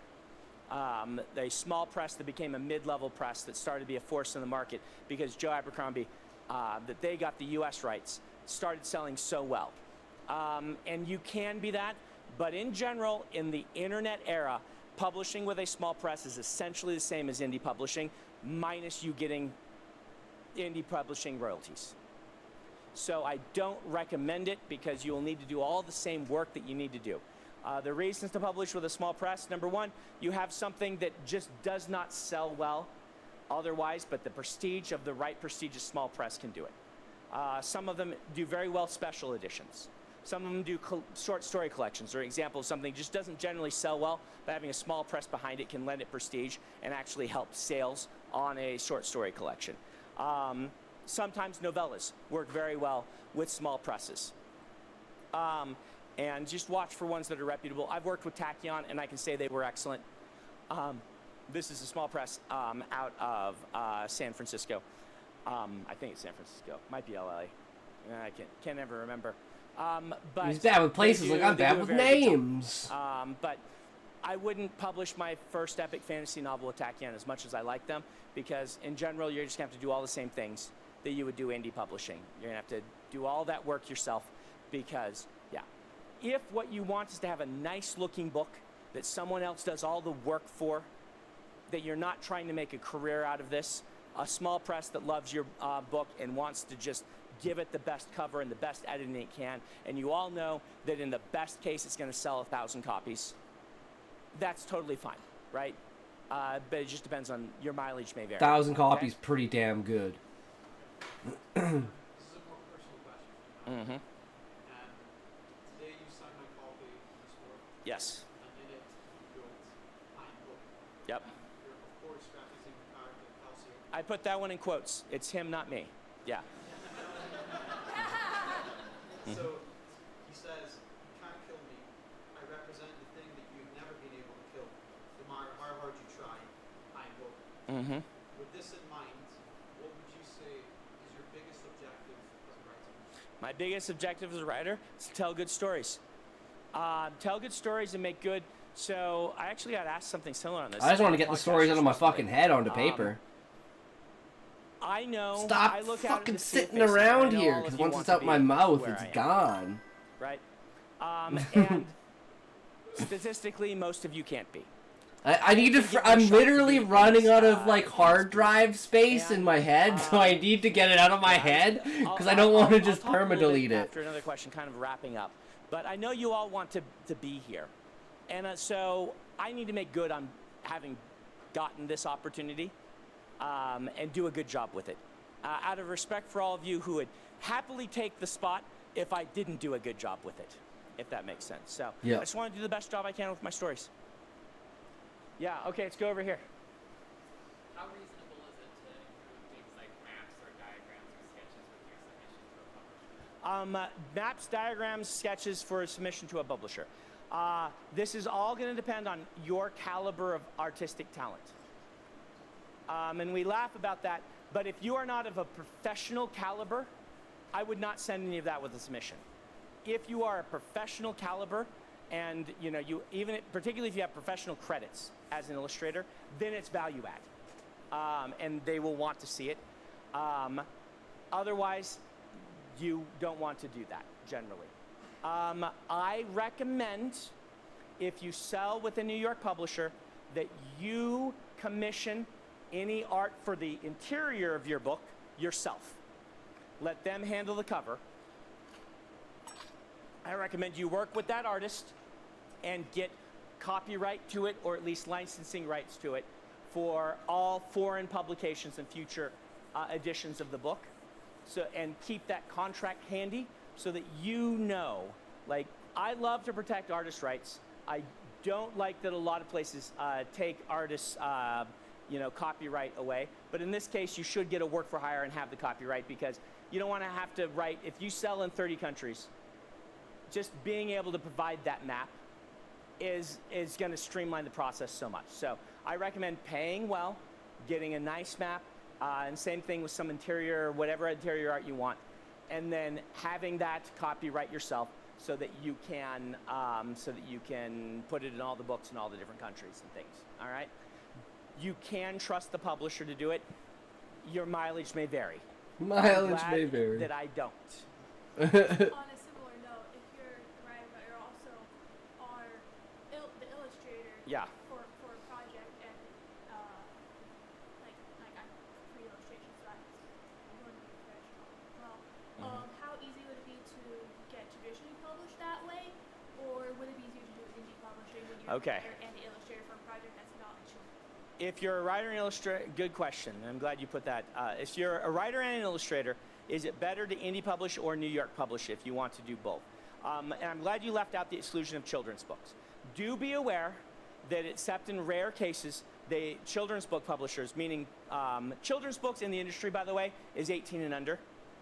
So just be aware that's how the vernacular goes, children's publishing. So picture books, in picture books, they do not want art with the text. They want one or the other, unless you've really proven yourself. They're more okay with it nowadays than they used to be, but they used to just really hate it. Now they only mildly hate it. If you're publishing in adult science fiction and fantasy, and your sketches are of a professional caliber, no one's going to complain. They might not let you do the cover, because a cover, I don't think I've talked about this yet, the cover is not an illustration of your book. Write that down and underline it. The cover is a movie poster for your book. Just like Luke Skywalker never stands holding a lightsaber like this in Star Wars, your book cover is not an illustration. That's actually a really great point, because, like, the cover of my book just kind of shows the characters, right? Like, you've got the main character with his stance like this, with a greatsword. You've got the basilisk wrapped around him with the beak poking down over his head, kind of like a helmet, like shadowing him. Then you have the insectoid with like his arms around them, like pole arms in each hand, basically. And then you have the eclipse in the background of the planet. And then up in the corners you have like two mysterious kind of shadowed figures with like marionette strings attached to the characters. It is a marketing piece, and its job is to capture the right mood. It's your first tone promise for an audience. You can, if you want, argue that your character's left-handed, not right-handed. They got it wrong on the cover. But when you do finicky things like that, you're maybe misunderstanding, okay?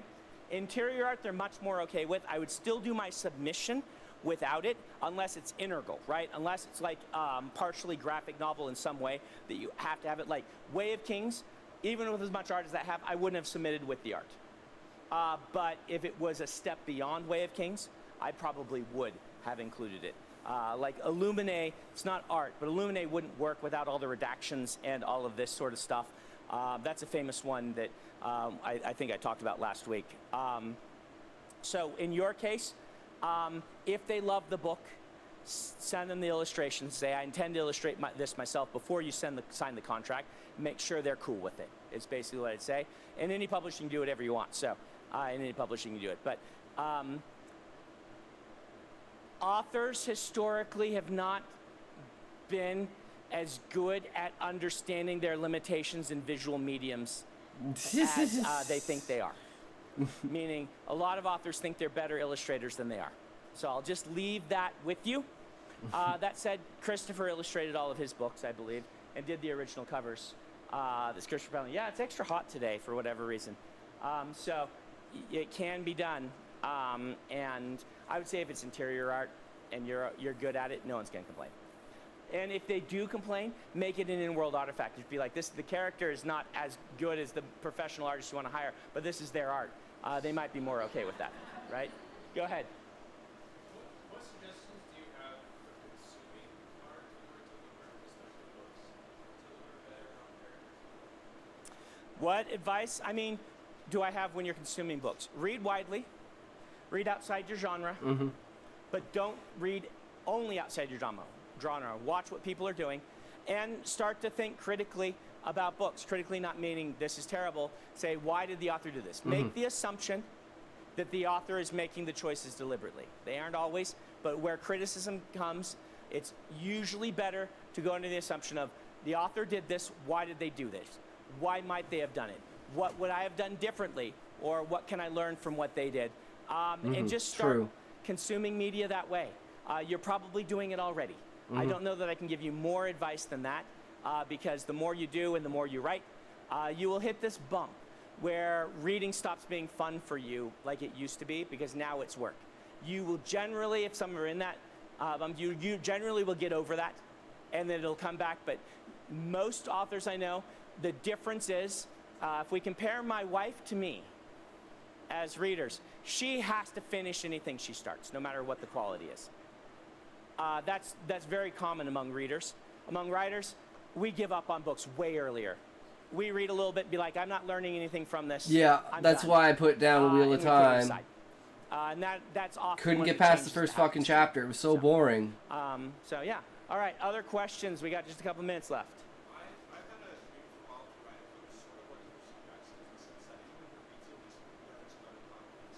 Okay.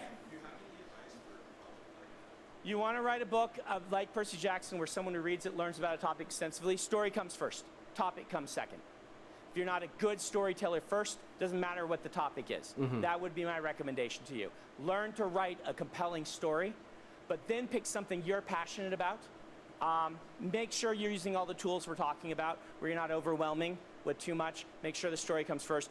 It'll probably be a value add if you do it that direction. So, yeah. How do you prevent being scammed by publisher companies? Don't give them any money. Don't use publisher companies. Just don't. As my blanket recommendation. Find reputable editors who have worked on projects with reputable indie authors that charge a standard fee. Generally, it's by word or by page. I can't remember. Oh, it's by word. By word. Give them a sample. Pay them to do the sample, or see if they do one for free. Usually, you just pay them to do a sample. They get back, and then hire that. Okay, pay money for that. And then like a proofread copy edit, if you do that separately. Again, people who have worked, who have good, good pedigree. Buy artwork from a reputable artist. Oftentimes you can get it cheaper by buying something that's not an exclusive license, right? Finding people who are working, like sometimes, back in the day, it was DeviantArt. Now it's, what's that other place? ArtStation. ArtStation's the good one. DeviantArt's terrible now. DeviantArt's just for porn. Used to be good, but now Furry it's art, terrible. furry porn. Sometimes you will be able to find people on ArtStation. They're like, this is concept art I did for myself. You can go be like, hey, what's non-exclusive license to use this for cover art cost? And sometimes, like, we would do this, and they come back and be like, it's $50.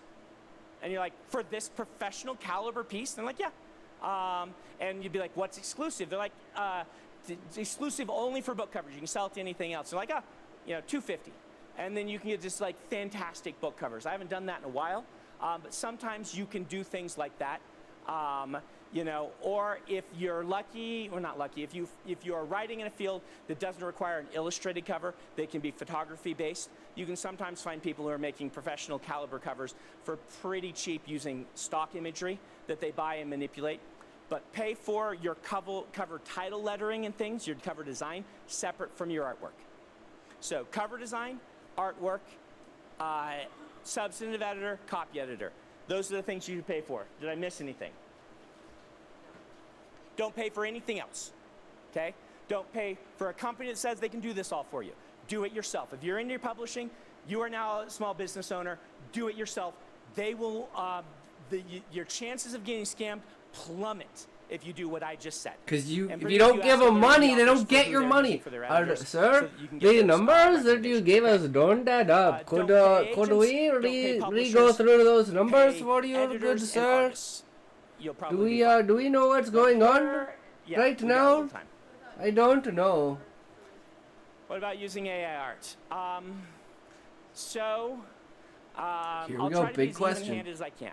Right now, you cannot own a copyright for an AI-created image, and that's being contested in the courts. AI art is generally been trained on the work of artists who object to that training, and for that reason is highly unethical, if not illegal. My problem with this, like, you could say that it's, like, not the same, but my problem with, like, is if you see a piece of art from someone and you go, man, I really like that style, like Ghibli, for instance, and you're like, man, I wanna imitate that style. Is that illegal? No.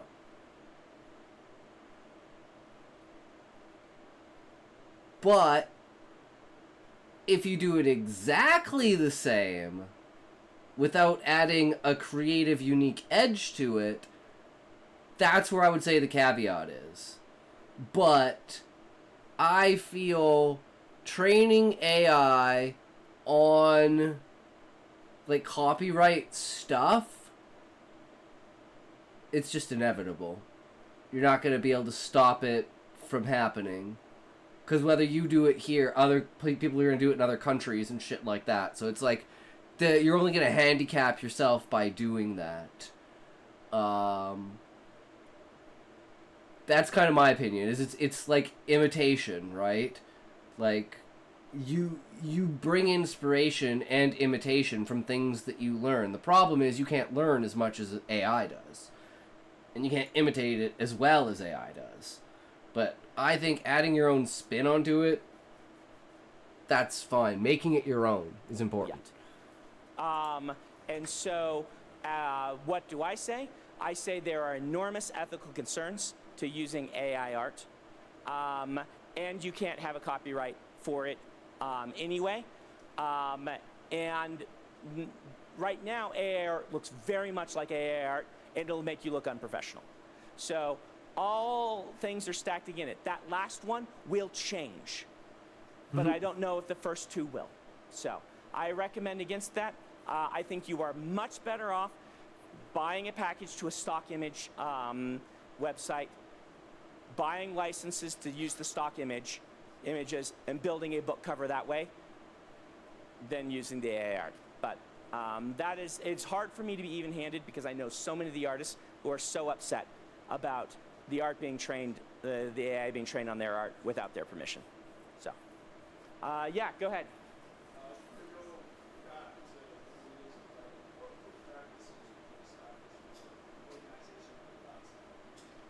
Organization of my thoughts and ideas. I think this is going to be too individual to the individual. I don't know what I would do. Like back then, I just used a Word file. I found a wiki more helpful for me after I moved to that, but I would say more important than organizing your thoughts is like what makes you productive, right? And so try the different programs, try a Word document, try the Post-it note method, you know, the cue card or the index cards method. Not usually Post-it notes. People have index cards that they use. Try a bunch of these things, see what makes you productive, see what doesn't distract you from the writing, and do that. All right? All right. We're going to stop the Q&A there, and I'm just going to talk at you for 5 minutes, okay? How did we begin? We began with me telling you that as we enter this class, we are going to pretend that you are a professional for the course of this class. You're allowed to let that go now and go back to like whatever your actual goals are. Yeah, your aspirations for writing. You have hopefully this information. These lectures are online. You can rewatch them. I say this because I want to both inspire you and be a realist. Mm-hmm. Making a living is not necessarily possible, but just because you can't make a living off of it, statistically, doesn't mean you shouldn't write. That said, going pro doesn't necessarily even mean making a living. Mm-hmm. A lot of people sell a bunch of books and then have a professional credit, but still have a day job. And I got a comment on one of these YouTube videos recently that someone's like, so wait a minute, you're telling me, I think they just watched the first one. I need to work for 10 years to learn how to be a writer. Work for years and years, maybe another decade to sell a book. And then I'll finally have that book come out. And I might not even make a living. I'll make like 5 to 10 grand. Yep. And then the next ones, and that one might flop, and I won't even have a career after doing that. What kind of maniac would do this? Somebody who's right? and passion for it. Right. That's what it's all about. I cannot be here and sell you a dream if that dream is being a professional author. There are thousands of people outside that door that will try to sell you this dream. There are all the people that want you to give them money in order to learn the secrets of publishing. There aren't any. Okay? Yeah. The secrets of publishing are work hard, be diligent over a long period of time, then get lucky. Okay? And even now, I cannot tell you what percentage of me getting published was diligent effort mixed with skill and what part was the luck. It could be 90-10 on either side. Either side. Pretend I didn't go. It could be 90-10 on either direction, right? I think I worked hard. I think I have natural talent. I can't tell you what percent that was behind my success. And so, when you leave today, you're going to have to, at some point, either you've done it or you're going to need to do it in the future. You're going to have to make that decision that I did back when I was just finishing book 12. Do you guys remember the story? Where I realized, oh man, 12 books and not published? What am I doing, right? Should I have learned my lesson by now? And I did. I learned the lesson of, I am writing because it is good for me. I'm writing because this is what I've built my self-identity around, a talent I have and an interest I have. I think it is legitimately good for me to do, and I am passionate about it. And I made that decision that I was going to keep writing for the rest of my life, even if I never sold a book. And if you are writing to sell a book, that's not enough. Certainly you can want. I desperately wanted to. And you know, most of you in want this versus expectation. desperately want to. Hope versus expectation. Very right? much so want to. Expect one thing, that's hope not for another. Enough. You have to, in this business, be writing. If someone came to you today and said, you are never going to publish, but your friends and family will enjoy the books that you write, I'd be like, fuck yeah. Are you still willing to? 100%. You have to be somebody who's willing to say yes to that. Because hell, I just want to read it. Statistically, a couple of you will make it. That's 2 out of what, 200? And those 2 are going to fight, likely, for 10 years to even see if they can make it as a pro. Talk to Rachel Lynn sometime about what it's like to sit there in those trenches and fight, even after you feel like you've made it. And it's excruciating. I went through that with Mistborn, and I came out the other end as, again, one of the lucky ones. So, that's the sad part, right? I am also here to inspire. True reality. This can be done. I was in one of those chairs in 2000. I didn't know what I was doing. Dave gave me the information, and I took it, and I sold. I would not have done so if he hadn't told me. It worked. It can be done, and it is not a 1 in a million shot. It's more like 1 in 100 of very serious professionals. You can do it, and if you can't control the market, which none of us can, what you can control is the satisfaction you get from writing, getting better with every story, building good habits, and being proud of the things that you create. I would bet there are millions of people in the world who want to write a book. And I would bet less than 1% of them do. If you finish a novel, you are among the elite, and you are my colleague. So make that your goal, and we'll see where it goes from there. Thank you for taking the class. Good luck in your writing journey. Some good points. Definitely good stuff on there. So now the question is, do we watch this? I think we just save this for tomorrow, and we just put this on the watch later.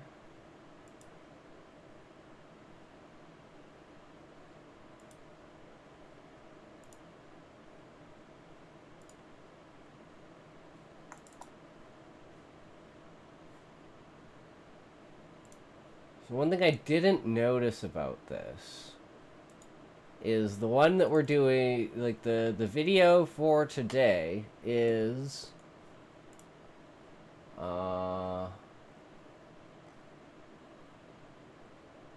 graphite. But I don't have graphite. Why is it not letting me fucking pause? Jesus Christ, the lag is real. So I think we're just gonna watch the video, and I don't know. I think I gotta go shopping tomorrow. Only problem is, I'm pretty sure it just started snowing. So I'm like, fuck. But I gotta go shopping, and I gotta buy like the grayish style, like the sketch style paper that's like a lot easier. Like you can see a lot easier on this, right?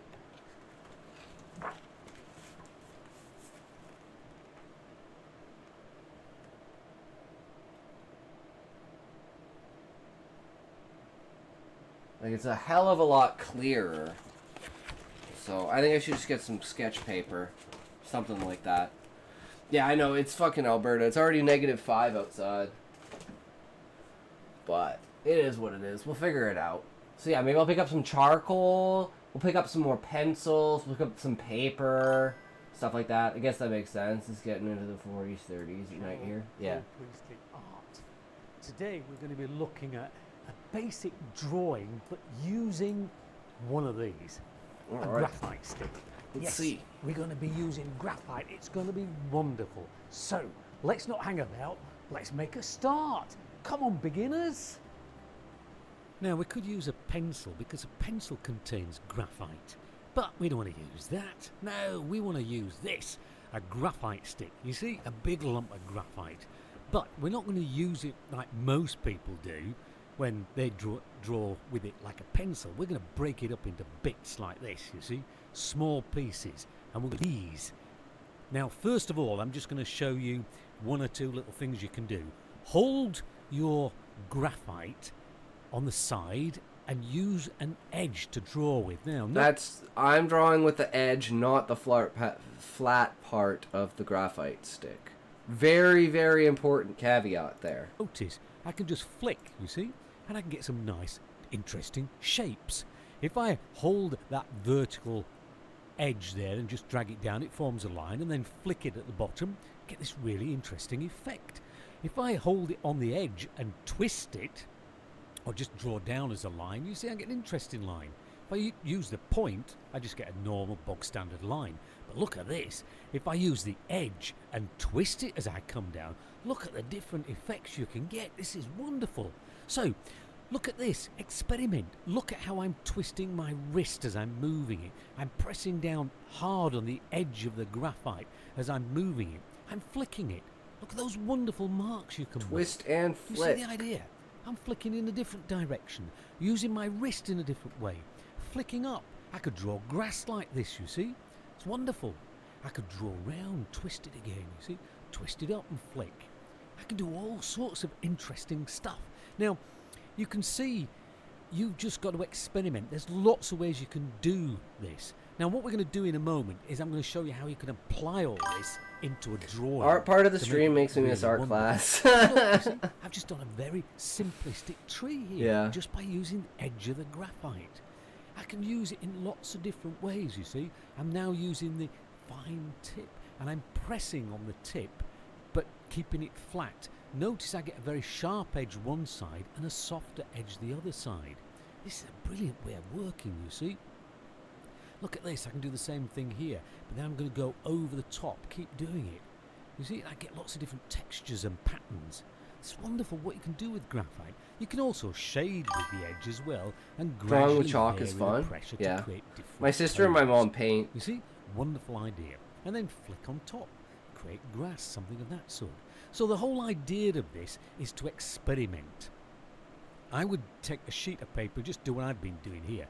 Flick your hand around, see what sort of marks you can make with it. And then we'll see about applying it onto a piece of work. Now, all right. New sheet of paper, using the graphite, I'm using the edge again. I'm going to draw with that. We're just going to draw a simple landscape, a few trees, and maybe a fence, something like that. So I'm pressing on very lightly because I'm doing the background. You see, I'm just suggesting hills in the background, pressing on very, very faintly with that edge there, you see. And you notice I can get some very smooth, soft, subtle effects, which is what we want, you see. All I'm doing now is just flicking round with my graphite. Do you see these little shapes on the top of hills in the distance? They look like trees, you see. They're just squiggles, but they look like trees, you see, because of the context they're in. This is the important thing. We can The make power this of the hill now look mind! a little stronger because it's a little bit further forward. We do that quite simply by pressing. Yes, and don't rest your hand on the few paper, or you trees get in black here, on so your you just hand, flick and up then with the put edge of random my graphite, marks and you everywhere. notice, Yeah. unlike a pencil, I'm getting lots of different Yup. lines. I already twisting do now, that. and I'm producing the top of my trees. I'm just twisting the pencil round. You see, at the graphite, you see how it makes things look so much more interesting. I can get all sorts of different lines and shapes and patterns and tones just by varying the pressure with the edge of the graphite. It's wonderful stuff to use. You could do a similar sort of thing with a block of charcoal, you see. Basic idea. Right, underneath here, I've got a bit of shadow there, you see. I'm now going to do a tree in the foreground. Now this time, I'm pressing on the front edge of the graphite and not on the back edge of the graphite, twisting it up, and I'm going to create one of the sides of the tree here, you see. And because I'm pressing on hard, the tone is darker, so it looks as though it's in front of the trees that are already behind. Clever stuff, you see. So I'm pressing on again, twisting my hand as I go up. Notice how this makes the bark look really gnarled and interesting. And I'm just flicking up here and creating the branches, you see. It's wonderful stuff. You see, you find this really difficult to do with a pencil. So the graphite again, just twisting it down very lightly now down the far edge. We'll put a few more branches in. As I'm doing this, I'm working on the edge of that piece of graphite. It's fucking crazy. I can't believe it. You see, it produces this wonderful gnarled sort of effect. It's brilliant to draw with graphite. I just love the stuff. You see, there we go. Look at that. That's wonderful. There we go. And you just keep doing this. Keep adding more to it. Going over, pressing on very, very lightly. And you'll notice all I am doing is using the edge of the graphite and twisting the graphite as I go. It's very, very easy to do. It's all about confidence. You've just got to have the confidence to do it. So grab your graphite and do it. Now, I'm going to put a little shadow down here. Now you'll notice as this is going to be a dark area, this side of the tree. Now you notice I've created an edge against the tree. Have you noticed the tree now stands out?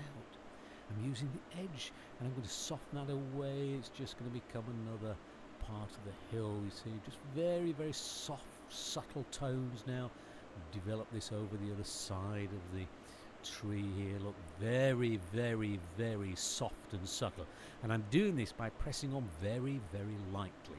Now, I'm using the edge. I'm going to create an old fence. So I'm just going up, flicking round, very much like we did right at the beginning. You see, flicking up, flicking round, flicking up and dragging down. And then just dragging the edge across, rolling my hand at the same time. You get this very nice effect, you see. It gives this nice sort of broken effect. Much better than you can ever get with a pencil. Now I'm using the front end, the point almost of the graphite, and just flicking upwards to create the effect of grass. My problem is not having a steady hand. So like I need the muscle memory. So it's literally just I just need to practice getting my hand to make the correct motions with the smoothness, right? A few more little bushes in the middle ground here. Now these we want slightly darker than the trees in the background, but not quite so dark as the ones in the foreground, you see. Now, these are all drawn very, very simply, these trees and bushes, you know, just like little almost little blobs, but you can see in the context and the patterns and the textures that you can get with the graphite just makes it look so much more wonderful. Now, I'll just put an example of foliage on the tree, and all I'm doing is lightly pressing with my graphite, twisting it in my hand, you see. That's all I'm doing. And you could go over this and press a little bit harder and get some texture and depth to your drawing. Do you see the idea? So you've just got to develop it, but try using graphite because it's wonderful stuff to work with. If you can't get hold of it, you know, you can even get a big chunky pencil and break it open, get some of the graphite from that. Or you could use a big chunk of charcoal. It's a similar sort of idea. So all I'm doing now is working on top of this, putting some grass down here that might be in the shadows. I'm just flicking up with my pencil. Right, we're coming to the end. I hope you've enjoyed this. Good luck with your drawing. Thank you for watching. yeah. I hope you've learnt a lot about how... I definitely need to get better paper and the correct tools. But tomorrow we should have that, so we'll go hard with that because, well, we were supposed to be done with the writing videos, but now we gotta watch that other video about how schools make shitty writers. It's like, god damn it! Because I was like, oh, well, tomorrow we'll have a lot of time to do it, right? But for now, I think we're just going to call it here. And we'll just have a big day tomorrow. I think that's probably the best way to do it. Because then I can get up and I can actually fucking go shopping. Because it's going to be like a little bit of a bitch. Figuring everything out.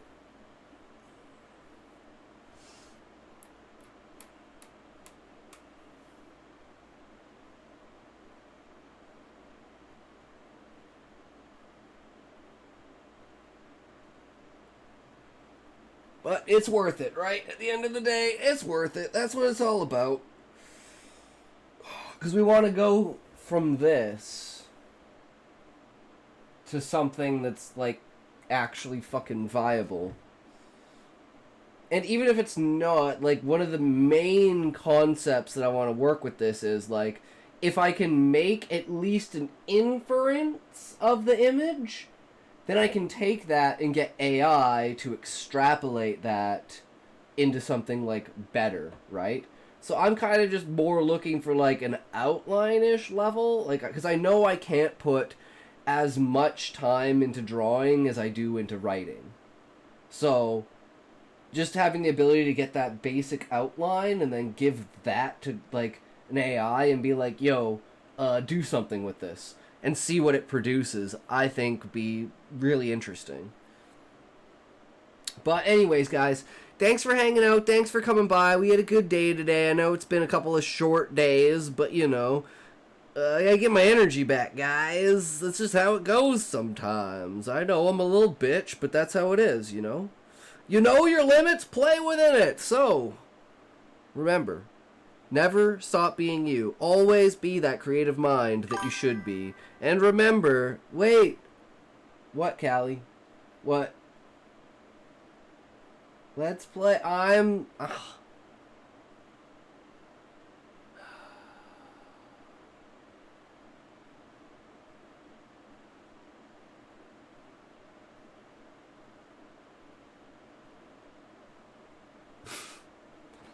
God damn it.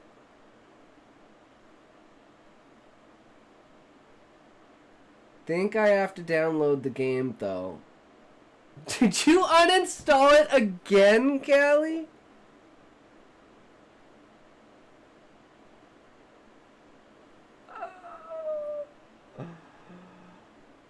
Oh my god, okay. Well, you know, it is what it is, right? I just don't think I have the energy for it, Callie. Maybe if Fish isn't here tomorrow, later, and we don't watch the video, and, like...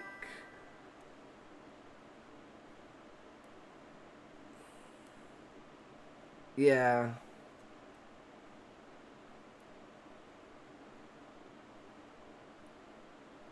Well, it's also because, like, well, it's... I never mentioned it, but it's movie night tomorrow night. So that means this basically, like, it might as well be starting the stream 2.5 hours early, right? So, yeah. That gives me even less time. So I gotta get up, like, earlier. So I took that into consideration. But yeah, tomorrow, depending upon who shows up, because I know Queen wanted to watch 13 Ghosts. Theon, or Thino wanted to watch Speed Racer. I was thinking The Prestige or Fracture. I think Fracture would actually be... Well, no, you know, either one could be fine. What would you want to watch, Callie?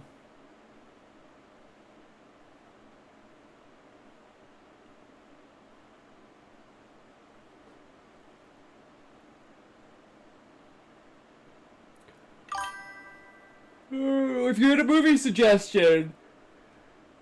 I eat your pancreas. Okay, Callie.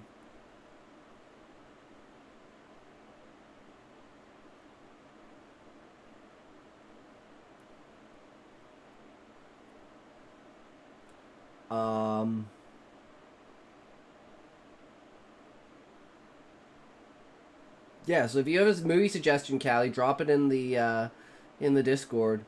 Because I'll just download a bunch of movies, so I just have them all ready. So whichever one we pick, we can just watch. And then we can cycle through them, right?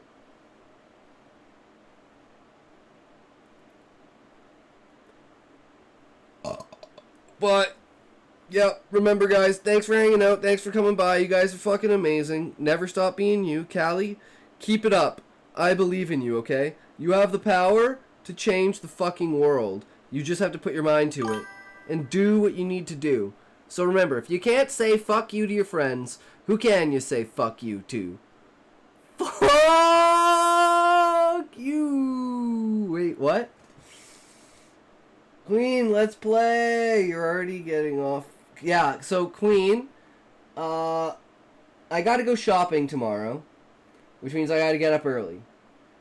It's movie night tomorrow, so I gotta, like, get everything done, like, extra early. So I figure going to bed early is probably the best way to ensure that I don't fuck myself over tomorrow. But are you interested in the movie night tomorrow, Queen? Because I know you wanted to watch 13 Ghosts. I think, if I remember correctly. I figured horror would be perfect for Halloween.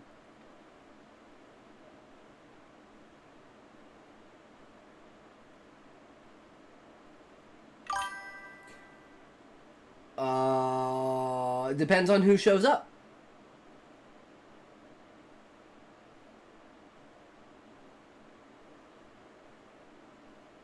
No one showed up last time, except like halfway through. Callie was there for a bit. But he's never seen Princess Mononoke before. So if you're there, Queen, we'll watch 13 Ghosts. I don't want to promise anything because I know I'm going to town tomorrow. Yeah, no worries, Queen. That's all good. I'm just stating that, like, you know, that is what it is tomorrow. So if you do want to hop in and hang out, we'll be in the Discord watching a movie at 4 p.m. Which will be 2.5 hours before the stream starts. That gives plenty of time for us to finish up the movie, unless it's like a really long movie. Because usually they're short, right? An hour and a half, 2 hours. And that gives time to, like, set up the stream and everything. But that's the plan. So, let's find who we're rating today, guys. And Callie, I can't answer that question. Is that scary? I'm guessing 13 Ghosts is kind of scary. It's a movie about ghosts, I'm guessing. But anyways, you guys want to get your wheels ready.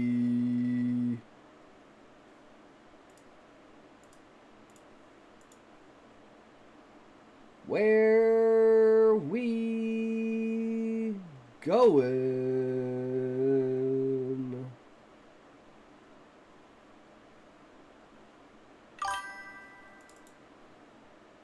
Marvel Rivals, and get on. He said he had to download it because apparently he uninstalled it again.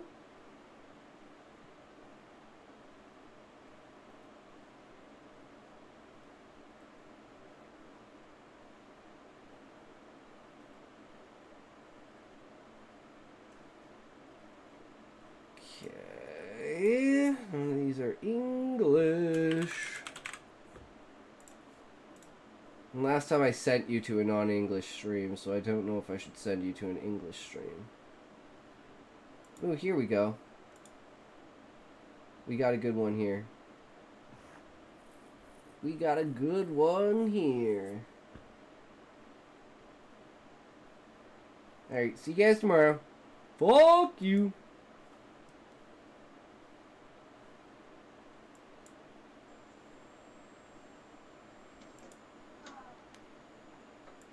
Okay, that's